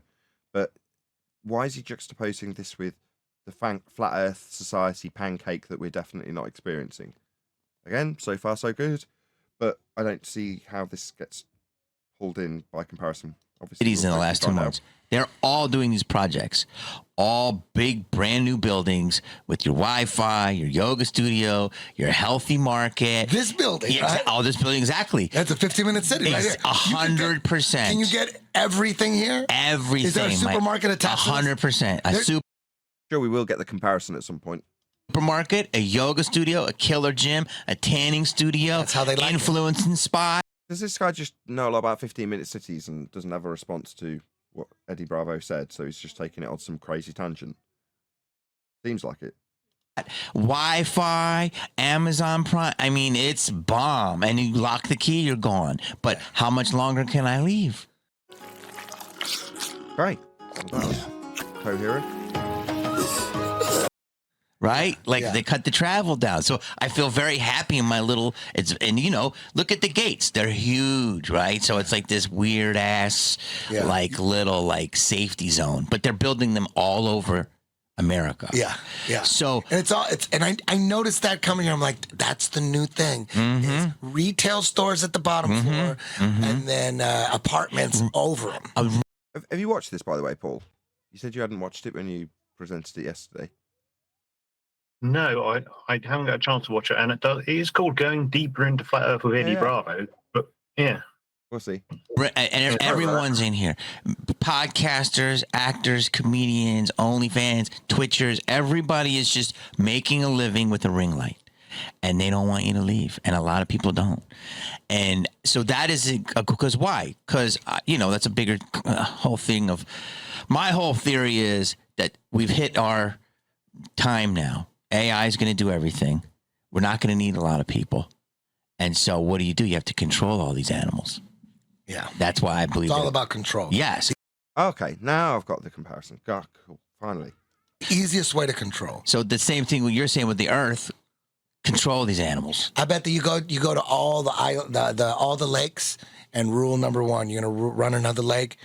Get everyone to think they're on a ball shooting through space. I love you call it a lake. So it's like a giant lake. We're like with islands in the middle. So explain it to me. We're an island. So here, so we're on. So far, he's stuck to facts. Wouldn't you all agree? Very, very casual, but he's stuck to facts. Hasn't deviated. It's still within the realms that you could speculate. But if you were to describe a flat lake with islands in it as what we know the world is thus far, I wouldn't disagree with that. So far, so good. Still, besides the space thing, because we do live in space. But what was wrong with that? Yeah, we live in space. Outer space is the issue. Yeah, I see what you mean. Outer space. Yeah, he didn't preface outer space. That's the only. That's all right. I mean, yeah, we'll let that slide. But yeah, good point. Pancake. We're not on a pancake. Okay, we're on something flat. We're on some level land. Okay, with a dome. I don't know about the dome. I think there's a firmament, but I don't know if it's a dome. Firmament is just another way to say like it's a lid. Some kind of barrier. Okay. Truman Show or not Truman Show? Truman Show the set was small. I would say more like Westworld, but bigger. Okay. More like Westworld. And so what is, in my opinion, I don't know shit. What I don't like that your mom is trying to get that analogy out of him. If it doesn't come natural, he's turning it into a conspiracy there. He's trying to turn it into what he thinks it is, which is a conspiracy. Why does Eddie Bravo have to say whether it's like anything? No, I can see his angle. He's come immediately from the motivation angle, and he's like, right, if I compare this to how they're currently doing it, I like his train of thought. Now I've got to where he was going with that, actually, Brian, because you kind of want to logically infer why things would be the way they are, and the way he's getting there is with specific examples that he can cross-reference. So when he gets to Truman Show, he's like, well, I've already got you agreeing with me about the 15-minute cities that are in existence. Well, by small scale, now we've got a comparison or a juxtaposition with those small cities in our minds, because he's painted that picture quite nicely, with a Truman-shaped dome over it. Now, you're saying, I don't like that. He's having to lead Eddie Bravo into this comparison. But he did agree with him while he was giving all the examples, and he's took him there. I mean, it's a back and forth at the end of the day. So he's trying to, or Eddie Bravo is trying to, get the guy to agree. So therefore he's going to lead with his, not opponents, but his discussion partners' examples. And he has, I don't know, maybe it'll go badly after that. We'll see. Any other comment? What is the... Go on, Neil. I said hit play. I want to hear more. This land, what's it floating on? If it's not floating, nobody knows. So if we're flat, it's stationary. Can you go off the land? Can you go off the edge of it? No. There's just a wall, and then the other side there's more land, more lakes. Dear. So okay, so we get to our first critique. So can you go off the edge of it? No. Okay. I don't know is a fine answer. Yes is a terrible answer, and no is a terrible answer. Why? Well, because we don't know. Yeah? You say, hang on, Nathan. Yeah, go on. I have to critique you there. Sorry, we have liquid oceans. Something has to be containing them. Okay. But that doesn't mean that there's an edge but we fall don't know off. why. Okay, let's say for the sake of argument that where currently they describe the ice wall, that's actually not an ice wall. It's a giant mushroom-shaped volcano. Yeah? And at the edge of that giant mushroom-shaped volcano, which is containing water, as we know it, on the azimuthal equidistant projection, but below that, there's a giant stalk that goes down thousands, if not hundreds of thousands of miles, like a giant chasm with a giant 100,000-mile stalk holding up a tiny little, by comparison, dot that happens to have a tiny little, by comparison, drop of water in it that just happens to be what we experience at our tiny scale by comparison. Just for the sake of this discussion. So you're imagining a giant peak, basically, with a tiny little divot in the top of it that's got a little bit of water in it. But when you zoom right in, my God, that's the whole world that we know. So in that example, that stalk does have, a cavity that goes up to another edge, and beyond that, there's bazillion miles of land. And that entire thing, in reality, is all kept in a giant sugar-coated dome. Yeah? Now, that obviously is 10 bazillion million miles beyond where we currently experience our little stalk in that little flat plane of existence that extends out to the point where there's a dome beyond that. And in that scenario, there is actually an edge you could fall off, shockingly, isn't it? You climb up this big, massive mountain and you do get to the chasm. It's amazing. It's just, we don't know. So, while that seems farcical, we don't know. Therefore, to say no, there is no edge to fall off when potentially our lake could be in a bucket that's on a pedestal that's dangling over a chasm and we wouldn't have the slightest clue. So to say it's not is just as objectionable as to say there is, as Eddie Bravo did, an ice wall. He doesn't know that. The rhetoric that we have that would affirm it has come from, Cook, where he said he traversed Antarctica and it was like 75,000 miles or something ludicrous in his notes. Okay. So other than that, and a projection that happens to be North Pole centric that puts everything that is Antarctica around you as an edge, by pure fiat, it's just by the way the projection works. With any other position beyond North Pole centric, you wouldn't get the ice wall projected out on those maps. And you can see that they don't if you look at the mural, or whatever you want to call it, of a Texas-centric azimuthal equidistant projection. Equidistant from what? Texas, because it's right in the middle. And that was on JFK. It's in the backdrop of all the pictures when you see him on Air Force One. Yeah, that's what's in his plane. Well, it's not got an ice wall. It's just got Antarctica. Why? Well, because it's not projected from the North Pole. So it happens to plot it out that way. But that and an account from Cook gets tied together in the feast of nonsense. Now we've got a bloody ice wall. Have you been there? Have you checked that it goes around 70, 80,000 miles in circumference, holding in all the water like a big puddle? Do we know that? No, we do not. It's part of the feast of nonsense.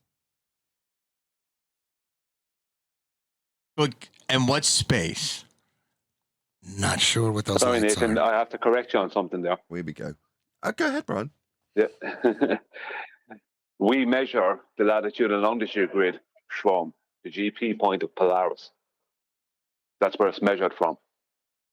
And? Out 90 degrees and then another 90 from the equator to the equator and another 90 from the equator. That means we are dealing with a north-central world.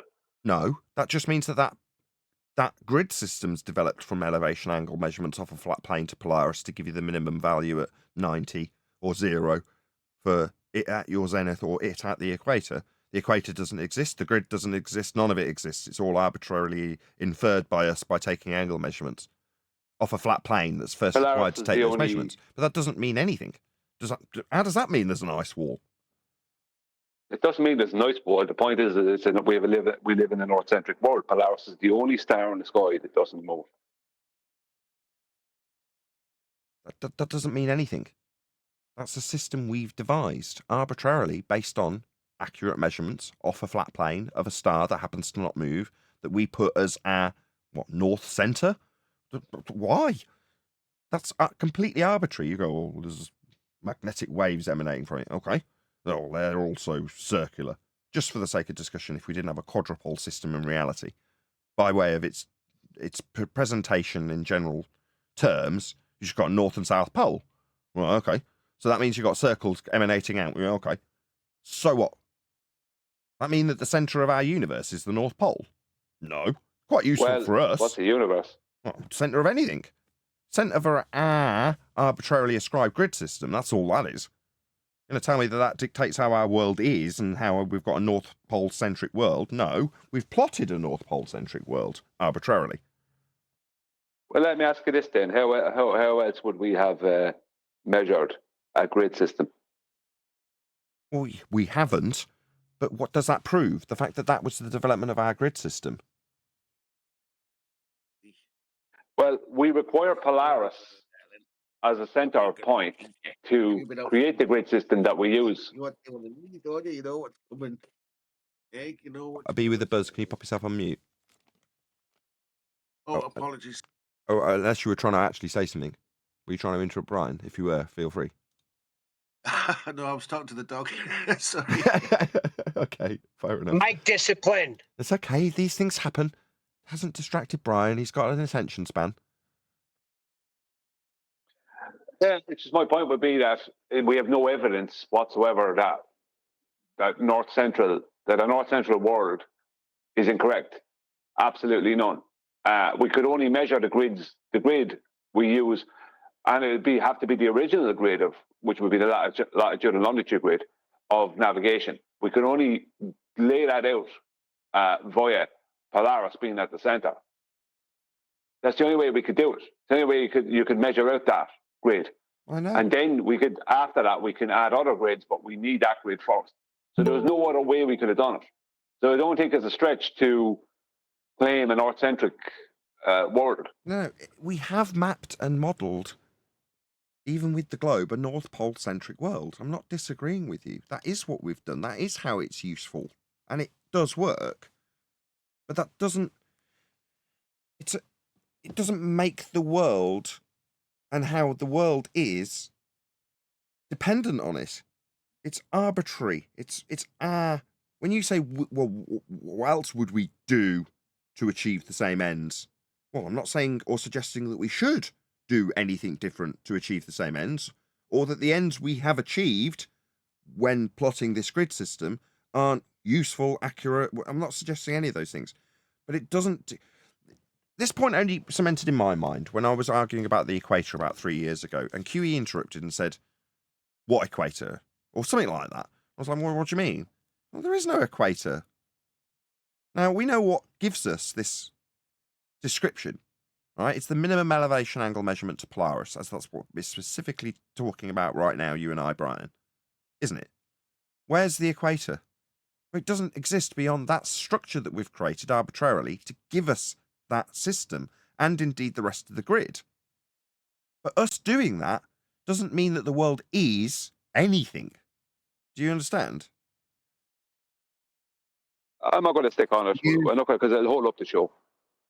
To use the analogy, I would say that grid system creates our 15-minute city. It doesn't mean there aren't other cities. It doesn't have any definition of what centre is. It's just our city centre that we've constructed using what's around us. Yeah, but that doesn't mean that things outside of that are necessarily tied to that. That there are things outside of that there is.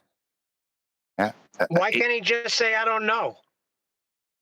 Well, that's two good segues. Let's just acknowledge Adam first of all. Yes, if you were to have something specifically that utilised the, I don't know, a magnetic field below a certain point of the ground, for the sake of argument, and it had specific designated lines that were constant, and then you plotted out a city centre that was based around the town hall being on the middle and a circular grid system moving outwards, and you were like, well, if the centre of our known universe, because we only know Plato's cave style, this 15-minute city, how else could the centre not be the centre?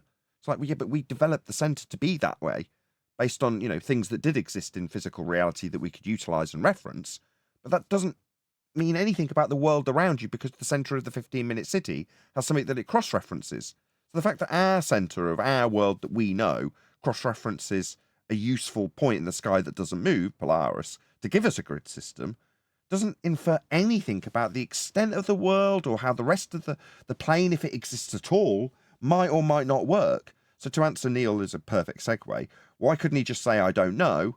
Well, because like we plead to the uninitiated about how they've been indoctrinated, or formerly have been indoctrinated into globe faith from day one, Eddie Bravo's gone on the same beaten path that we have, swum through the same mucky waters that we swum through, to get to the point where he's now got to regurgitate his path through anti-globe rhetoric to give him an answer about what he thinks the world might be, because his opponent just wants an answer. Is it a disc? Is it a pancake? Are we in a Truman-shaped dome?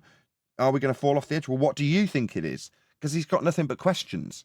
Well, that's fine, but "I don't know" would be the correct answer, as opposed to "I think there's an ice wall."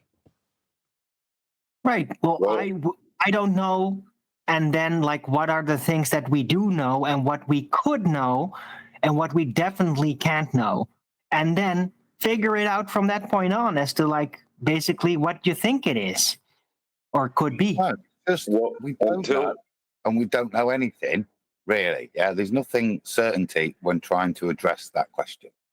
It's as simple as that. Well, there are certainties as to what it won't be.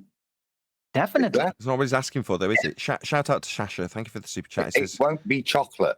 Well, brilliant. That'll be helpful. Correct. And there will definitely be a specific volume for the available space in the realm, right? Not right. These are all facts that we know. No, I think you don't know that. No. And more importantly, it's about having integrity in what you're saying. maintaining your standards. You don't know. Just don't waffle. Don't go to a place where you are giving supposition, even in little things like that it's not made of chocolate. Oh, well done. Actually, are you sure? Can you prove that? No, you can't. It could be made of chocolate, couldn't it? Actually, because you don't know. Yeah, that's why I gave the volume can't just be varying all the time. No, you keep telling us what it can't do, Owen. Would be dramatic. Owen, we know you can endlessly tell us about what it can't do. But number one, you don't have to prove non-existence in that regard. If it can't do it, you don't have to prove it unless it's specifically not doing it at the example point, i.e. when you're asked about it. But in this example, when I said a sugar-coated dome, it was for the same reasons. Sugar-coated, you say? Why would you drop that in there? Well, because it's absurd and I can't prove it or disprove it. Adams used the same example of saying, well, you don't know it's not chocolate. So why pepper it with it's not chocolate? If you don't know, you could get there and find that it's chocolate. No, because there's entropy, and chocolate can't stay. Okay, we're going to play on. Yep. Nobody knows. They won't let us slaves figure it out. They won't let us go into Antarctica. You can't travel in Antarctica. Yeah, which is very suspect. You can't travel in Antarctica. I know. You can't. What's the official reason? If the penguins, you don't want to fuck the penguins up. I mean, yeah, this is the problem, isn't it? You get into the feast of nonsense, you start declaring those ice walls. Next thing you know, you're asking about Antarctic treaties, and you've got plenty of convolution. Here's Mr. Beast down on Antarctica. He's looking at the penguins, right? Yeah, but this doesn't prove it's flat. Now, in terms they're called emperor penguins for a reason, you know. Can't violate that. Well, for example, to restate, I don't know. If you want to bring that Antarctic treaty up, you say, look, there does appear to be some obstacles for me to be able to go and know. But other than that, we don't know anything. And I would still make the point that whilst we may want to be a bit conspiratorial with regards to the treaty, ultimately, we don't know what it means. They could be hiding something completely different, couldn't it? Could be, yeah. It might not have anything to do with it. We don't know. Complete misdirection. All we do know from those things is that our governments lie to us, and we have much more reliable sources to prove that. That's all we do know, really, with regards to it. I think it's important to be honest there. As soon as you cite that treaty is some sort of proof for your worldview, you've got to back it up. Well, the thing is, isn't this kind of just feeding into the false dichotomy of your model versus my model? Yes. If, like, yeah, they don't have a model. Well, why would you need to show them a new model when they don't have a model? Right, so when there's an inference that the way the system develops onto a globe-shaped map by way of the grid system being stretched over it, there would be an assertion that you have antipodal positioning on a globe, and therefore, when the sun moves its position, you'll have 24 hours of sunlight in Antarctica. Well, you don't have that. But there's a whole treaty just for that? It's like, well, again, as Adam keeps pointing out, we don't know, and that's all you can say.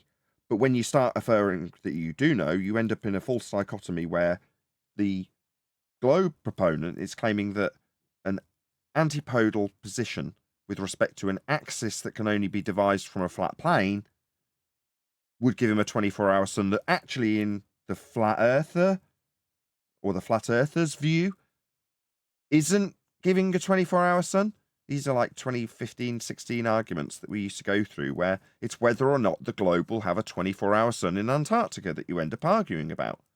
So we can show, or we can't, we've got a couple of snapshots from a guy who spent 18 months down there and said there was no such beast.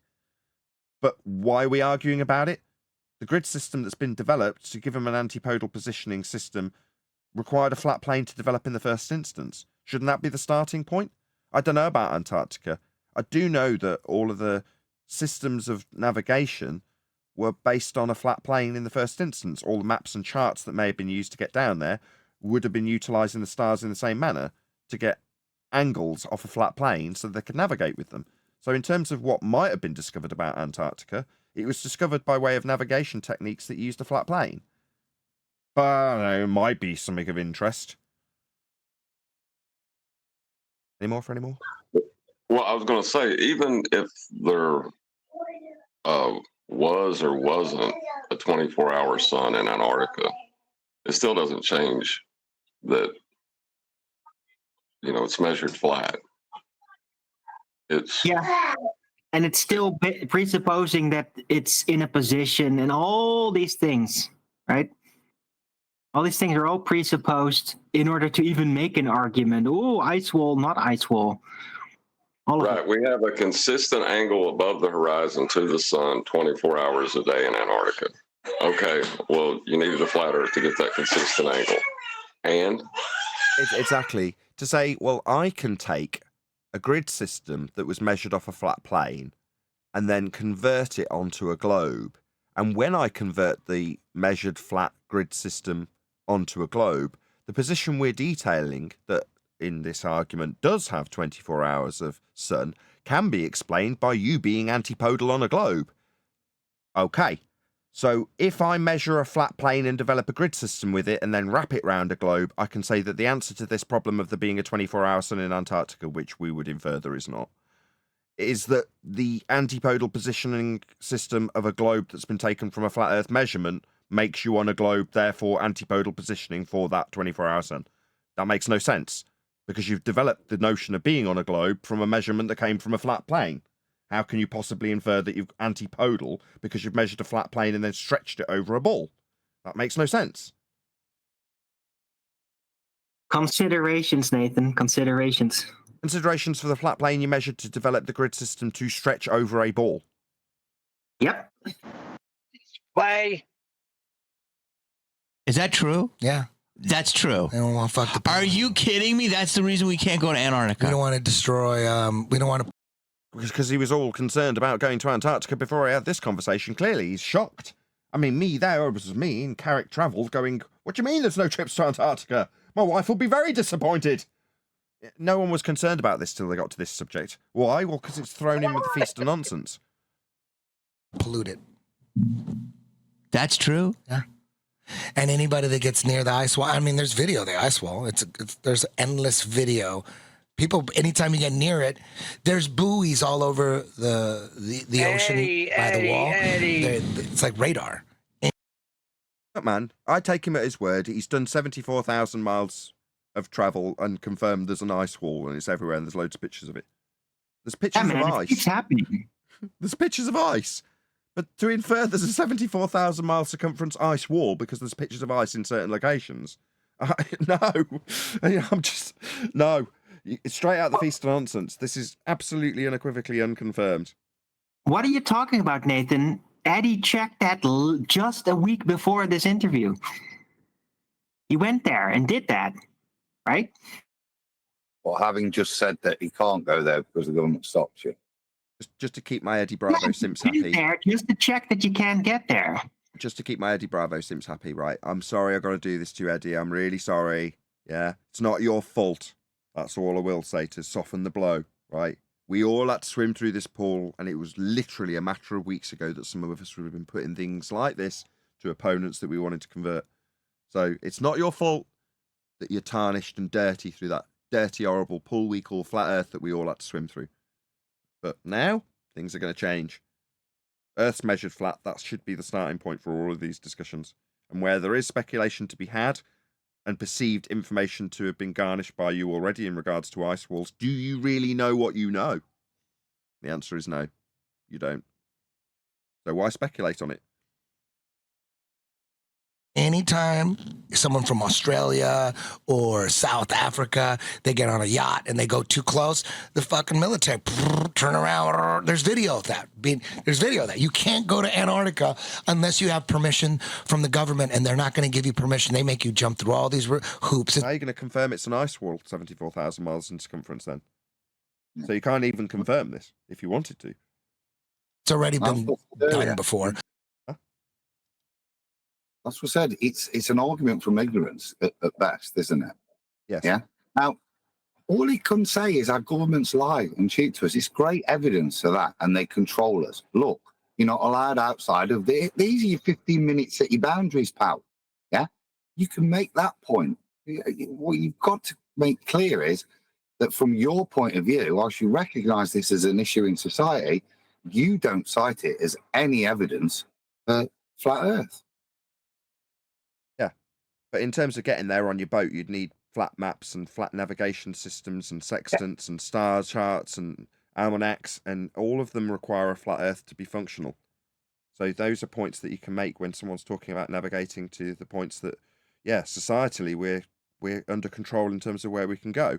That much is true, but that only fuels the conspiratorial fire. That's a political issue as opposed to a nature of Earth issue. It's not physics when you're talking in this context.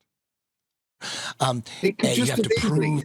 You can, any baller can make it. Just that, no, the reason you're not allowed past there is because that's where all the Nazi bases are, and Hitler's still in charge. Yeah, that's why they don't let you down there. It's still on a ball though. Reasonable. There's no. That's just as plausible, in fact, more plausible than citing it as evidence that the Earth is flat. You're some kind of scientist, or you're doing some kind of scientific thing, then they go, okay, if they grant you permission, it's going to cost a boatload of money, and they're going to put you on a little peninsula, and you think with a little ceremonial South Pole, and they go, okay, you're on the South Pole, look, but really you're like There's gifts galore at great prices this Christmas at Curry's, and you know they'll love a stunning new iPad. It's like being on Catalina Island, and even though that's technically the United States, and you're trying to make claims about what's going on in Buffalo. You know, what are you talking about? Nobody can go to Buffalo. I went to Catalina. Yeah. I went to Catalina. Why can't anybody go to Buffalo? It's like, it has nothing to do with it. You know what I mean? So if you get permission to go to the South Pole, they're only going to put you on a little peninsula. That's it. You can't just travel independently and freely. They won't let you. The last guy that did. There you go, Adam. He's summarised and rounded up his point. Bearing in mind he's being led by the guy he's talking to what you've just said. Societally, there's a control structure in place. And this is all prefaced around his question about Truman Show style dome. So I would give him praise for this. Not too bad, wouldn't you say? I think as long as you put in it like that, that's it. To me, you're going to encounter people that want to be led. They want alternatives. And I think there are opportunities there just to show people your standards. No, I'm not just a runaway conspirator. I'm not going to accept this thing. I can only accept it as this, and show them your standards. It's a good opportunity, not necessarily to get out the flat maps yet, but just like I say, to demonstrate. And I think Eddie's actually, all right, he believes that there's outer realms, okay? But we're not here to discuss what we believe, Eddie. We're here to discuss what we can prove. But other than that, I think he is addressing it, right? Admiral Byrd, that last guy, before he died, he was on TV talking about, because Admiral Byrd went down Antarctica. Did he? Videotaped everything. It's all on video. Well, he wasn't on TV after he died. No way. There was a moon landing on TV too, Eddie. Did you know that? He went down there with the fucking Army and the Navy. Did he? That's right. They went down there with thousands of people, with gigantic ships, shit ton of airplanes. So, there's no way they're going to get stuck out there. They're just constant. They went down, they took planes, and there's took rockets. They went into a second law of thermodynamics violation. They landed on the moon. Video of them on planes going. Stuck, though. There's a whole documentary about this and everything, and they did still get stuck. Sorry, according to the all of those equipments. According to the story, lovely. And when they went there, lovely. What does that prove in terms of flat Earth? It doesn't. Yeah. At best, you're going to get a bit more conspiracy that there's some nice sunny beaches in Antarctica. Lovely, happy. Yeah, Antarctica can still be at the bottom of a ball. You're not. Hang on a second. Hang on. You saying there is sunny? My wife was right to moan about us not being able to go there. Yes. Yeah. No, it's in South Antarctica. You can't find it anywhere north. Can I say something? One thing is evident. Eddie Bravo is not keeping up with the flat earth debate. Come on, Eddie. Deep in Antarctica. And there's no more ice. And he says on TV, he goes, we found land, a continent the size of the United States, untouched, filled with resources. And he goes, I imagine we're going to go down there and get all those resources. Because we found a continent beyond the ice wall, no ice, as big as the United States. He says on. Can I make a point, please? Yeah, go ahead. Yeah, one thing that I will say is that every time anyone, and I've heard you say it, and I think maybe someone else did it on the panel as well, when they brought up Antarctica, they said down there. So mentioning Antarctica at all instantly brings up a down there in your mind. Yeah, so just like Australia, right? Yeah, it's kind of like that, like the land down under. Yeah, you're instantly talking about it down there. Still down on the map, and Newcastle's up on the map. Right up there with Canada and Greenland. I mean, this is just how people are used to looking at a map. North at the upside, south at the downside. Is north up and south down? Yeah, when you look at a map, it is. No. That's how the text is written on the map. Well, if you turn the map upside down. Yeah, you could do that, but all the text that might be on the map are going to be upside down to you. Oh, well, then the way we write text, or it's ultimately arbiter of whether or not north is up and south is down. No. I told you it's colloquial. This is just the general people, how they do it, how they see it, how they're going to name it. That's what it is, not physics. On the map. Hold on, Owen. And I want to go up the way, right? I'll go north. If I want to go down the way, I'll head south. Yeah. Sorry, does that change Brian's point? Just because we could sit around going, yeah, he's right, because colloquially, we can travel to the stars, and there's people on screen telling us how they found land and are digging it up there, right? No, it's the same thing. No, you can't colloquially go to the stars. You could think you could do that, but you can't. Right, but you could think that you could go to Antarctica and there could be beaches there if some guy who's an admiral tells you because he's got footage that's shown on TV. But meanwhile, we can't validate or confirm any of this. In fact, we've got extensive, according to Eddie Bravo, means in place to stop us checking whether or not there is actually beaches in Antarctica and resources there, as they, and only they, are alluding that there is, like they allude that there's resources on the moon and Mars. Okay, but that has nothing to do with colloquialism, though. The colloquialism is all about calling the north up and the south down based on map interface, right? That's the colloquialism, not whatever they claim is supposed to be there. That's not what I'm talking about. No, but north and south like the latitude and longitude grid is based on north-south. That's what it's based on, and then having an east-west around. Like that's a horizontal grid. So there's no north and south. There's no up and down. Sorry. I recognise your point. If I was to refer to Australia, you would say down under, and at that point it is an antipodal on a ball reference. So. Yes, just because it's accepted colloquially. Okay, let's play again. On TV, then he dies right after that, and then all the nations of the world, all the powerful nations of the world, like 50 some, sign the Antarctic Treaty, which means we got to protect the penguins, and nobody's allowed down there. About it. So Admiral Byrd, who I get, and they went down there. I'm just going to spin past all the stuff on Antarctica. We've covered it, whatever. Right? Maybe there was a he's doing a time decent of the year where the sport didn't have. Sorry, someone. Is someone on Discord talking now? No, it's the video. Go ahead. I'm not offended. He's doing a nice job explaining the Admiral Byrd thing. I'm not hearing any claims that proves it's flat. It's a perfectly happy little story on its own. His mate's happy to listen to it. But and generally, he's not making any outlandish claims to this, other than the questionable point in history, which is fine. Just all I want him to do is make the point that, and that has got nothing to do with flat Earth, and then he can talk about those things, because he's not using it, is he, as proof? He's just very eloquently outlining the story. And Nathan, you can't compare the pictures and the moon landing to Eddie Bravo's video and pictures. Right. Oh, 'Cause can you that's not? I was waiting that's for in that. a Everyone stop. violation of natural law. Everyone stop. Oh, I can't. So even though... No, it's a violation of natural law.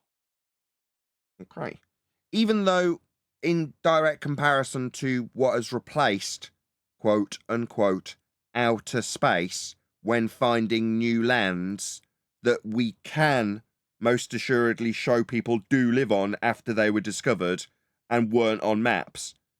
So you're saying when describing outer space as a comparison for where all the land is and them showing us that the land is there on TV, I can't compare that to how they used to go to outer space and have found lands that I can easily reference as having people on them and were on the maps at one stage and then previously weren't. But should I use this Antarctic example when I'm saying, no, they say there's land at Antarctica. Previously we found land and now people live there. New worlds. Well, why would I use Antarctica? I'll compare it to space because in this example, you've got Admiral Byrd saying there's more land out towards the horizon in what they're calling Antarctica, unverified. And then it tails off. No more new land found. Globe.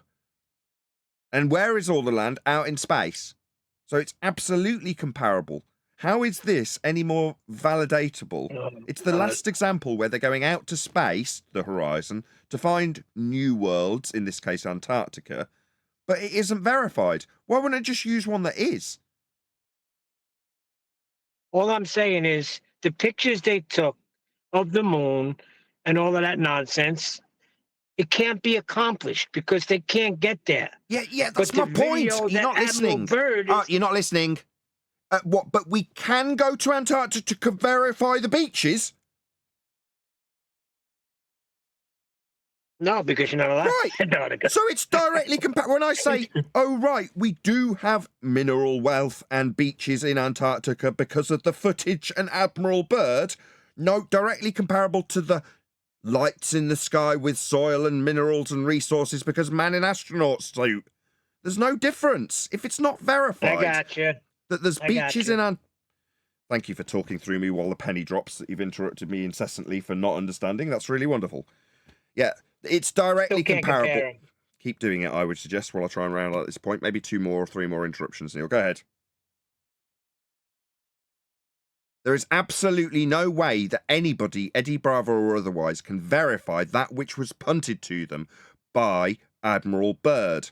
Furthermore, we go out of our way to tell you how unvalidatable this garbage is, because we're not allowed to go there, but simultaneously can go there to see the penguins if you missed a beast. So it's convoluted as all hell, and unvalidated, unverified, just like lights in the sky are.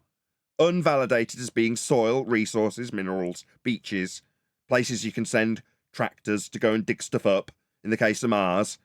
Right? Well, can we go and send tractors to Antarctica? Oh, we don't know that either. We haven't validated it. We haven't verified it. Meanwhile, when I get to my actual conclusion, Neil's going to fucking interrupt again, isn't he? Meanwhile, on the maps, we can show that there were places that weren't in existence on certain maps. The new worlds. After their discovery, some of those lands you might be standing on now as a listener, they then had population increase, people moving and developing the land after its discovery and after it was put on a map as a, quote, new world. So do I, A, go to this conspiratorial garbage that's no better than saying that there's soil in the sky on little twinkling lights because it's totally unverified, or do I go to a map that's got no new worlds on it and go, this is what we knew? Oh, I had it on screen earlier. We had the map of Monday up. The map of Monday flashed up on full screen. Very little new worlds on it. So that's what they thought the world was at that point. Yeah, not globe-shaped. Then we discover new worlds, and now there's people on them. There you go. That is absolutely, unequivocally, you cannot debunk what I've just said.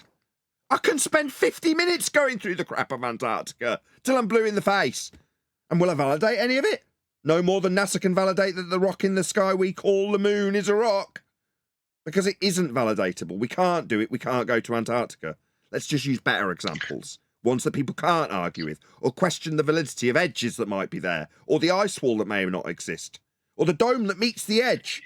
No, we have discovered new lands. Here they are. People live on them right now, you know.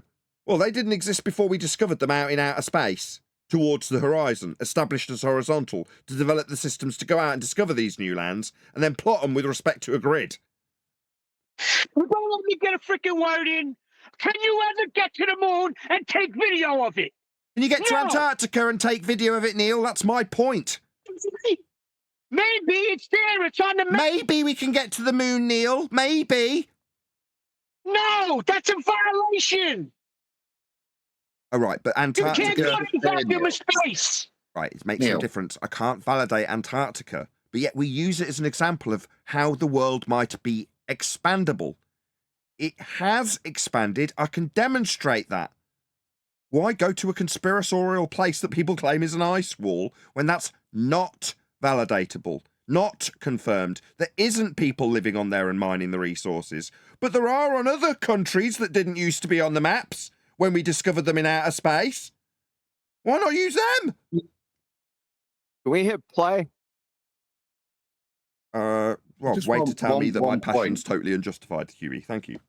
Weiss, whatever. But there's been fictional books that have been written. I think one's called The Iron Republic, and I didn't read it or anything, but I have friends that have, and they said that there's books written about going past the. That is a great book, a really great book. I can recommend it. Pure fantasy, bit Jules Verne. It is pimped off, I think, in the early 1900s, late 1800s as a real event. I doubt it. It smells like a good way to sell a magazine, but a really good story, really good fantasy story. The Iron Republic. Thanks, Adam. You can see, hear an audio reading of it on the Morgiles channel. So he did it a couple of years ago and went through it and just read it in about 2 or 3 sessions. So if you can't be bothered to go and get the book or read it, you can listen to Morgile reading it to you.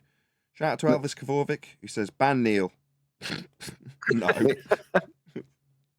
The reason I mention it is it is a flat Earth book, but it is very realmy as well. It goes into and it's making claims about how the stars work past our way and it works differently like that. A little bit like Eddie is probably describing, and you see those outer circle maps. It's a good bit of piece of nonsense.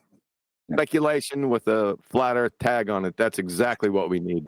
The only reason, but remember, it's written in the early 1900s, and my point is, it's flat. It's not a ball fantasy. It's an extended realm book. They're not. Yeah? The flat Earth fantasy. Yeah. Yes. Yeah. They're not thinking the world's a ball back then, like the ballers would tell us. Everybody thought the world was a ball back then. I get it. Still fantasy, though. That's total fiction. Point well taken. Ice wall, finding other land outside, finding other races. I think aliens don't come from up there. They come from over there. They come from, that's outer space. I agree. Well, we define them as that. We define them as that. And we have examples of that having had happened already in past tense. So again, speculating that, I think there might be realms beyond an ice wall. I speculate that exist because of this fantasy book. No, new worlds were discovered on a flat plane, mapped and navigated flat. Notice how no ice wall prevented them from finding these new worlds, but now, weird, isn't it? What we even on a flat plane might be prevented from finding any new worlds by this amazing ice wall called Antarctica. Doesn't that sound strangely like a control system? Like stopping you from going somewhere? That is a control system, right? We've praised Eddie for his eloquent description of that control system. Yeah, but it's now being used speculatively to claim that there might be new worlds to be found beyond that control system that seems to be unvalidatable and unverified. Okay. I would say that this would be a much better example if you just showed a map that didn't have new worlds on it and then show one that did. And then no speculation is required. It's just a fact of life that we have already experienced in our past history. No speculation. Earth is measured flat. Earth is being navigated flat. We did, until they put in all these control systems like globe and ice wall, find new worlds. Nothing stopped them from finding them back then, but oh no, we can't now. Yeah, that's got sod all to do with proving Earth's flat and everything to do with creating the delusion that we've got some ice wall stopping us. Yeah? Of any of the people who ever claim that there's boats that we can document stopping people, like how many have got on a boat and actually tried? But no, we've definitely got an ice wall. There's definitely worlds beyond it, and that's my speculation for how Earth could potentially function, even though I've got stone-cold examples of how that is how Earth does and did get discovered to function as flat without any necessary for ice wall. And we definitely found new worlds, and they definitely had aliens on them, and we've definitely developed those new worlds and incorporated them into our new maps. Oh, but now we can't. There's an ice wall in that, isn't there? Oh yeah, I forgot about that. My bad. You're not far off though, is it? I did hear him say aliens aren't from up there, they're from out there. So it's only fine tuning. If you can just trim him off, making a claim about what's past where we don't know, he's actually got a good grip on this. I like that one liner. I thought that's cool. And I don't claim anything other than that, but that's exactly, he's making the same point as you, what an alien actually was. Wrong. In the same way Dave failed to make the same example and I was harsh to Dave, I've got to be the same harshness to Eddie, just with a disclaimer that it's not Eddie's fault. You know, these are the argument points that he's been presented. These are the argument points that have converted him over a long, dripping, flat earth road that he's walked along. Well, that's fine, but that's got to change. And the only way it's going to change is if we are harsh in our critique of it. Not harsh in our critique of Eddie, but harsh in regards to the information that Eddie's been exposed to when he regurgitates its next man. We're saying that isn't the right way to do it. It wasn't right when Tinfoil Hat Man and I sang Englishman in New York, because Dave Weiss made the same argument. He's saying, here's the Kobayashi map with a whole load of speculative islands in water, no ice wall in that particular example, and he speculated that the powers that should not be may live on these speculative worlds beyond the Kobayashi borders that we already know. But no. Zoom in to the bit that we do know exists with people on it, and have that as the end point for the example. You don't know what's beyond those bits that we have discovered, because they've been discovered. Let's focus on the bits that haven't been discovered because of Admiral Byrd telling us that they have been, even though we haven't verified any of it, and use them as the example of potential new worlds, so that the person you're making the example to goes, maybe there could be new discoverable worlds, but maybe we're on a ball. No, we discovered new worlds on the flat plane that we inhabit. Here's how they discovered them, and what do you know? You got a relative on one of those new worlds. So they're called new worlds on these maps.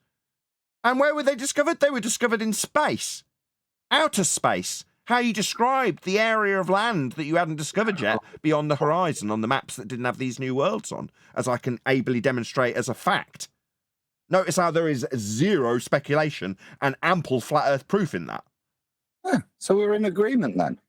But yeah, he's heading in the right direction. If he stops going too far and citing unsubstantiable things like his additional worlds and actually uses what he's got, he's actually making the right point. Aliens aren't from up there, from over there. And America, a great example. Yeah, they're aliens. Oh, brother. So he's not. Why, oh, brother? Hold on, let's hear QE's objection. Hold on, Adam. You're agreeing with me, but I want to hear the objection. What's the objection, QE? I just say hit play. This is just all speculation. Agreed. And trying to superimpose what they said about new worlds in history on what everyone colloquial knows as new worlds out there in the second law of thermodynamics violation. Just hit play and get past this anarchic bullshit. I tried to. I fast forwarded through. We were still talking about it. Go on, Adam. Round out your point. Well, I'd like to add something. No, I was drawing the analogy to the point that Nathan often makes with regards to that. I know you are. We're going to hear it again? Yes, please. Not doing it. Yeah, I want to hear it. Not unless QE says please.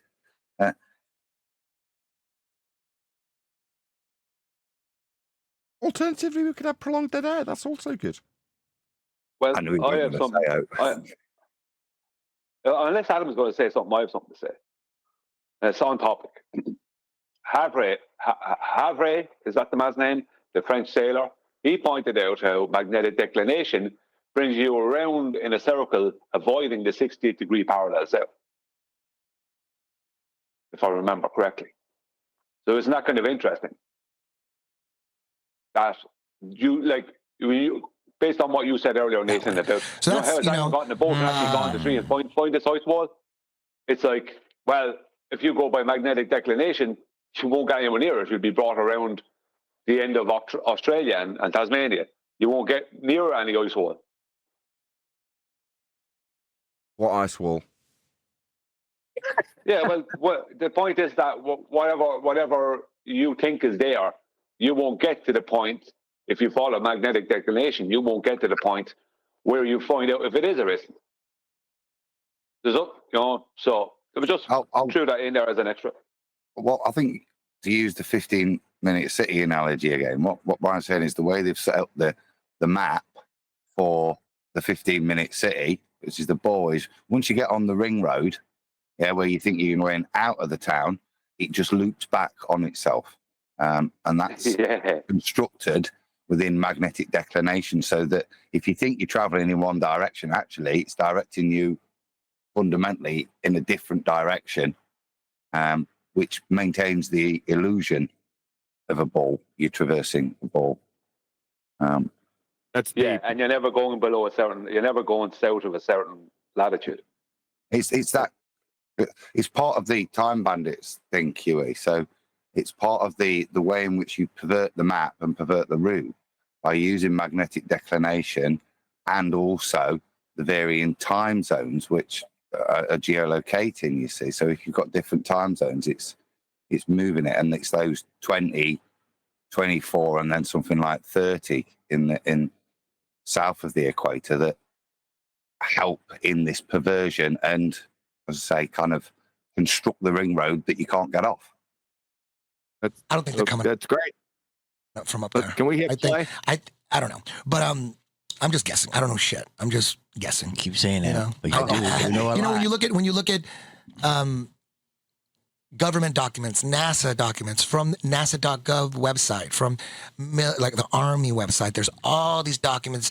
There's a shit ton of them, and they have nothing to do with flat Earth. They have nothing to do with flat Earth, but one has something to do with calculating the motion of missiles and high altitude aircraft. So, like, if there's a high altitude aircraft, he's totally redeemed himself, and also completely contravened our current point.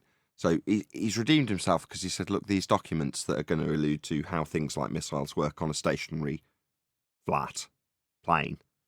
That's a good segue. However, it's still borderline highlighting things that are from the NASA opponent. Now, it's good in a way because it's, like I say, it's a flat Earth proof that he's offering up, and he's saying, here's NASA with a flat Earth proof. So I'm sure quantum eraser would approve, but it's slightly bad because it's okay. Let's repackage it to Scientology.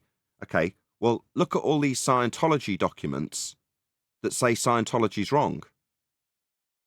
Yeah? So no, you're wrong. We need to go back into the archives of Scientology, because inside the archives of Scientology, it's pointing out how Scientology doesn't work. And in this case, back in the archives of NASA, we're finding out how they refer to a flat plane. Ergo, their globe rhetoric doesn't work. He didn't say NASA, he said military. Can we hit a J? Because I thought that was brilliant. I thought he ruled out the use of half of this stuff as any proof of flat Earth. The point I was asking him to make, and he did. Yeah. So he engaged in the lovely little stories, but he said, well, that's got nothing to do with flat Earth. But there are some documents, and maybe he'll go, here's the Sea Sparrow, that do demonstrate a flat Earth. He said military, I thought. He said not NASA. NASA is military. No, let me make the point. QE sites, military stuff, yeah? How the sea spiral works is how the sea spiral works, yeah? It's not a cult thing. QE cites it perfectly well. If he's saying NASA, different matter, but I don't think he is. I think he's about to claim how ballistics work and how they're calculated, and which is, as far as I know, straight off QE's website. But one has something to do with calculating the motion of missiles. Nathan. And high altitude aircraft. So, like, if there's a high altitude aircraft, it goes like 2,000 miles an hour or whatever the fuck it is, like, or a missile that goes like 2,000 miles an hour, whatever. The document or documents are all about calculating the motion of these things. Like, you know how precise it's got to be when you're calculating like the trajectory and the speed, how fast and where the target is. Every millisecond counts, right? Calculating the motion of missile, you can't like just round off numbers. It's got to be accurate. 1 millisecond off, and if your missile's trying to hit something, it's gone. And all those documents, when they're trying to calculate the motion of missiles, the number one step for the formula is you must assume we're on a flat, non-rotating Earth. Over and over, that's the number one thing. We're trying to calculate. So if mainstream astrophysics is saying that we're spinning 1,000 miles an hour at the equator, you would have to factor that in. We're going into how does this compare to the globe? But yeah, to his praise, he's referenced how those documents do demonstrate how operating anything that's flying through the air in this example has to be calculated over a flat and stationary Earth. Correct? Yes. Nathan, when was the video? 2 days ago. There's something on my side. Well, then he's not keeping up with the flat Earth debate. I'm sorry. Why isn't he not discussing elevation angles? No, he's not. But our arguments have advanced. What more do you want? You're taking the piss. Because he's talking about aerospace. That. You're going to criticize that, Neil? No, I'm just saying, why are we not there yet? Why are we not at least on you can't get an elevation angle from a curved surface or celestial navigation or even the he's detailing aerospace, Neil. Because he's detailing aerospace, Neil, which is the best proof that the Earth is a flat You would have to factor that in when you're calculating the motion of missiles. The Earth spinning, of course it's going to matter. Coriolis effect, of course. Then why are they assuming that, okay, to get the numbers right, you got to assume that the crazy conspiracy theory of flat Earth is real. You have to, you know what I'm saying? You want to get the right numbers? Or that crazy conspiracy theory that we're on a flat, level plane? Honestly, I've never heard anything like this. I say this is awesome. That should just be the starting point that we're all suggesting. That starting point where he says, for it to work, he's saying you must assume that Earth is a stationary plane to do this, for it to be accurate. That's great, because that should be the starting point. That's exactly what we're trying to promote going into 2024. Where he went there, admittedly 11 minutes into the video, if that was just the foundation for all of the arguments that went forth. In order for any of the stuff that's being calculated in this instance, let's just start again. What Eddie Bravo is saying in this particular section, or has said, is Earth's got to be measured flat. That's exactly our sentiment, isn't it? So kudos, Eddie Bravo. Well, I have something that I'm going to say. Go on, Bri. No, I'll go after you, Adam. It's okay. I thought it was Neil to come back in. I just want to finish. I can't praise this anymore. You've also got to put it into the context that he's not on Flat Earth Debate. He's on some of the guys' radio show who wants to talk about these things. And what I heard was him take it apart, remove it off the table, the Feast of Nonsense, which is all we asked him to do. He downgraded it as Feast of Nonsense. He's then come on and he's cited military documents to make a point that this plane is a flat and stationary plane. He's flawless, mate, in my opinion. You might want to add a little bit yourself, but in this environment, he's not overloading with data. He's giving killer points, and it's presented in a calm and friendly manner. And I think it's absolutely flawless victory so far. Well, no, he's speculated about ice wall, but we've critiqued that enough. It's good to be a bit of a crap sandwich, which is what he's getting, right? Assume that's real. You're saying that let me make my point. Let Brian talk so I can play the video over the top of him for humorous effect. Go ahead, Brian. Yeah, it gets frustrating when not with Adam, but it's frustrating when trying to make a point that's relevant before we go past, are baked in where it that is on the the video. Earth is flat and non-rotating. Flat, really? non-rotating. Nathan, right, this is getting annoying. I know that's probably what you want it to be, right? Oh, yeah, I get it, but it's not flat, stationary plane. It's flat, stationary, non-rotating plane. Why did they say that? Because they're claiming three things. One, that it's flat. Second, that it's stationary, which means it's not going up or falling down. You know, Albert Einstein and Dell and all them. And non-rotating, so it's not rotating. They're very specific. And it's not just NASA. It's Boeing and Lockheed Martin and others. As when they must reference out, they must reference it exactly as it is. Because we're dealing with aerospace. Now, when Eddie brought up, I think it was kind of missed what he was trying to say. He brought up military-grade weapons. We were talking about high-altitude planes, and you're talking about anti-ship cruise missiles and things like that. They fly at ridiculous speeds, according to military sources. So there can be no error. It must do what it does. There can be no adding in a little bit of globe. You can't do that. It has to work in a particular way because it's moving at Mach 3, Mach 4, some of these missiles. So you can't mess around. He's 100% correct. Earth. Really? I'll send you a video. How come no one ever talks about it? They do. In the flat Earth community, they bring it up. They go to NASA.gov website. They go to, they got to go to all these, anything, and it has nothing to do with flat Earth. It's just calculating high altitude aircraft. Like, what's that one? One of the fastest one, like SR or something, the Blackbird. Mm-hmm. Yeah, the document's trying to calculate its movement and its motion. Number one, must assume you're on a flat, non-rotating Earth. The opposite of, to get the numbers right, what's the opposite of ball? Flat. Yeah. What's the opposite of spinning? Non-spinning. Yeah. So to get the numbers right, what we told you about Earth, you have to assume the opposite shit. Mm-hmm. Yeah, that's fucking... You know what I mean? You know, on the... When he says it's not flat Earth, what he means is it's not a flat Earth source, it's a hostile witness. When he's saying it's not related to flat Earth, because he then goes on to directly connect it to how Earth must be flat for this to work, he's actually saying the witness I'm presenting isn't some flat earther saying this is how it must work. It's NASA telling you how it does work. Not because it's a flat Earth document, because it's just a plain and how it works on Earth document that needs a flat Earth. Streets, shit like that on the streets, you messing with that kind of logic and that kind of reasoning on the street, you get killed. Oh, wait a minute. What happened to the shipment of coke? Oh, we had to assume we're on a flat, non-rotating Earth. What the fuck are you talking about? Yeah. The fuck are you talking about? We're spinning. Mm-hmm. You are going to need a flat Earth, that cocaine shipment. Opposite of what we're doing, we're on a ball and we're spinning. No, boss. We had to, to get the numbers right, we had to pretend, we were on a flat Earth. It's non-rotating. That dude would be dead. Mm-hmm. Somebody has to, that shit won't fly on the streets. No. But, in American culture, it does. Flat people just like, they don't even think about it. Like this, it's on government websites. Flat, non-rotating Earth, over and over and over and over and over again. All these documents. Very good. So yeah, this is the point to stand on, and he is standing on it, right? Earth must be flat. It's referencing a source that people can recognize is hostile, so it's their source. So it's not flat earthers, and reiterating the point over and over and over again is akin to reiterating the fact that Earth must be measured flat in its functional form, and that's what NASA are using it. So, excellent. I agree with Adam.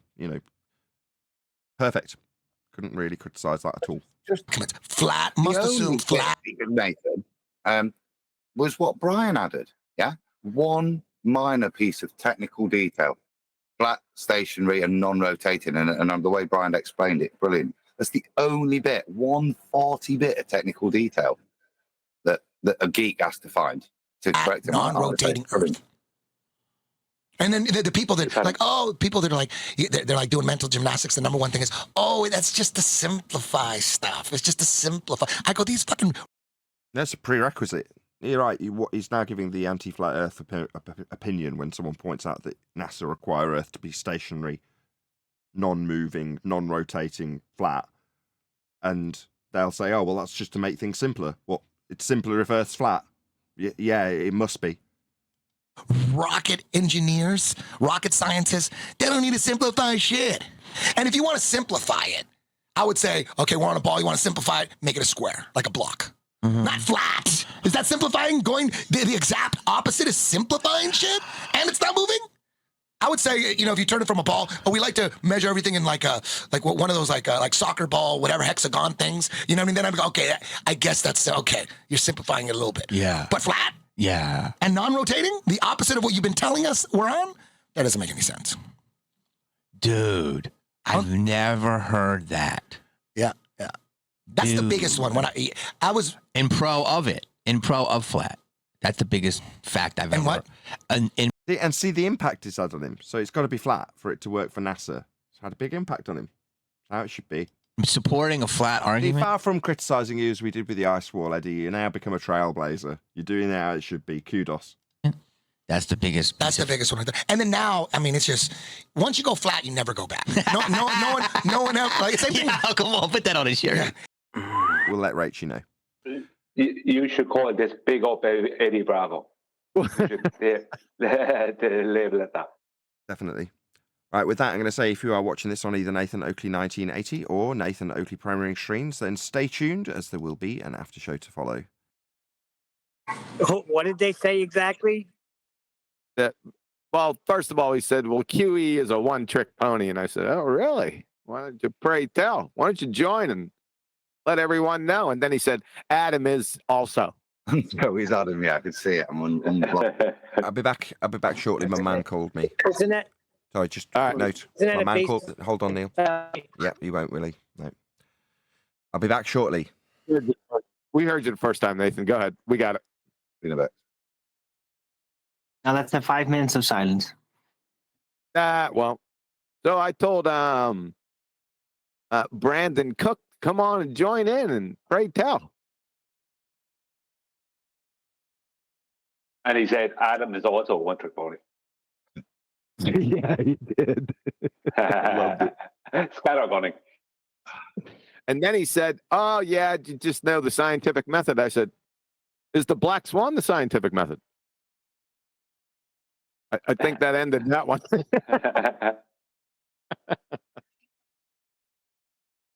Too funny. But even to say, you just know that. Sorry. Oh, no, go ahead, Brian. I'm just saying, even to say you just know the scientific method. I mean, the scientific method is not a one dimension. As in, the whole point of it is that you.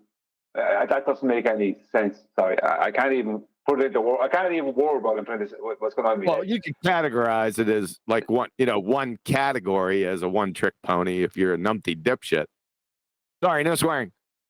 But yeah, it's a bit weak. It was like, because I never go and chat.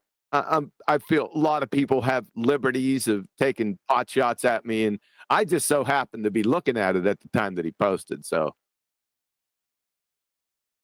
Yeah, if you go through the chat, Divergent Droid is very good at it. He's very good at saying, well, there's an open door there if you want to go in and have a word with them. Do this kind of thing. And they never do. But it's just kind of a little character assassination they're trying to do when they're saying something about somebody on the panel in the chat. Right. It's this little attack, a little nothing. Well, they talk about you. I just let them go.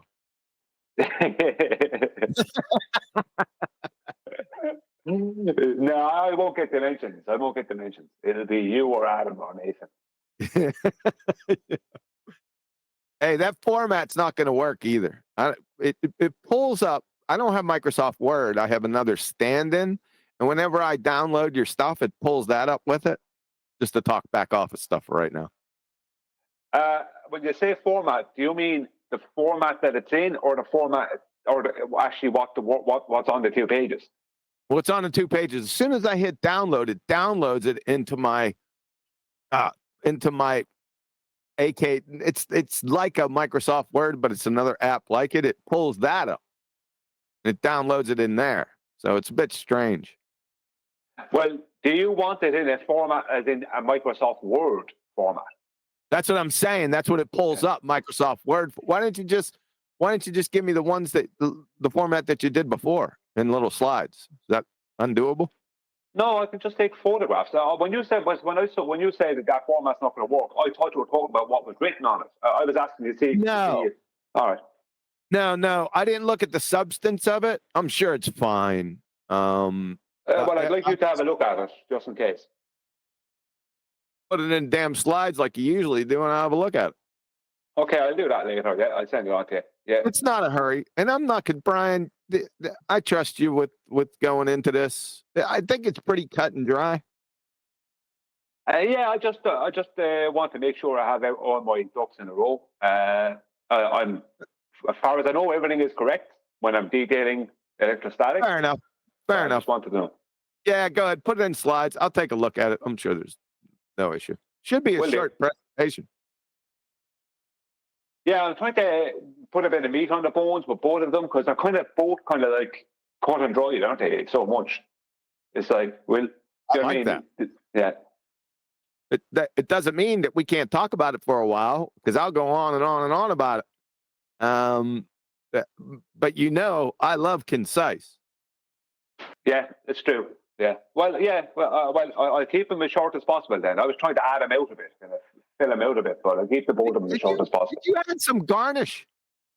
Yeah, I tried to add a bit of garnish, maybe unnecessary.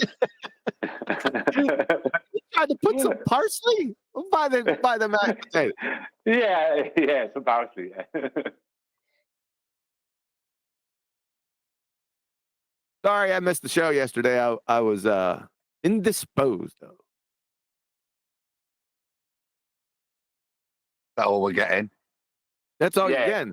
I got a new chair. It was on a comfort shopping spree.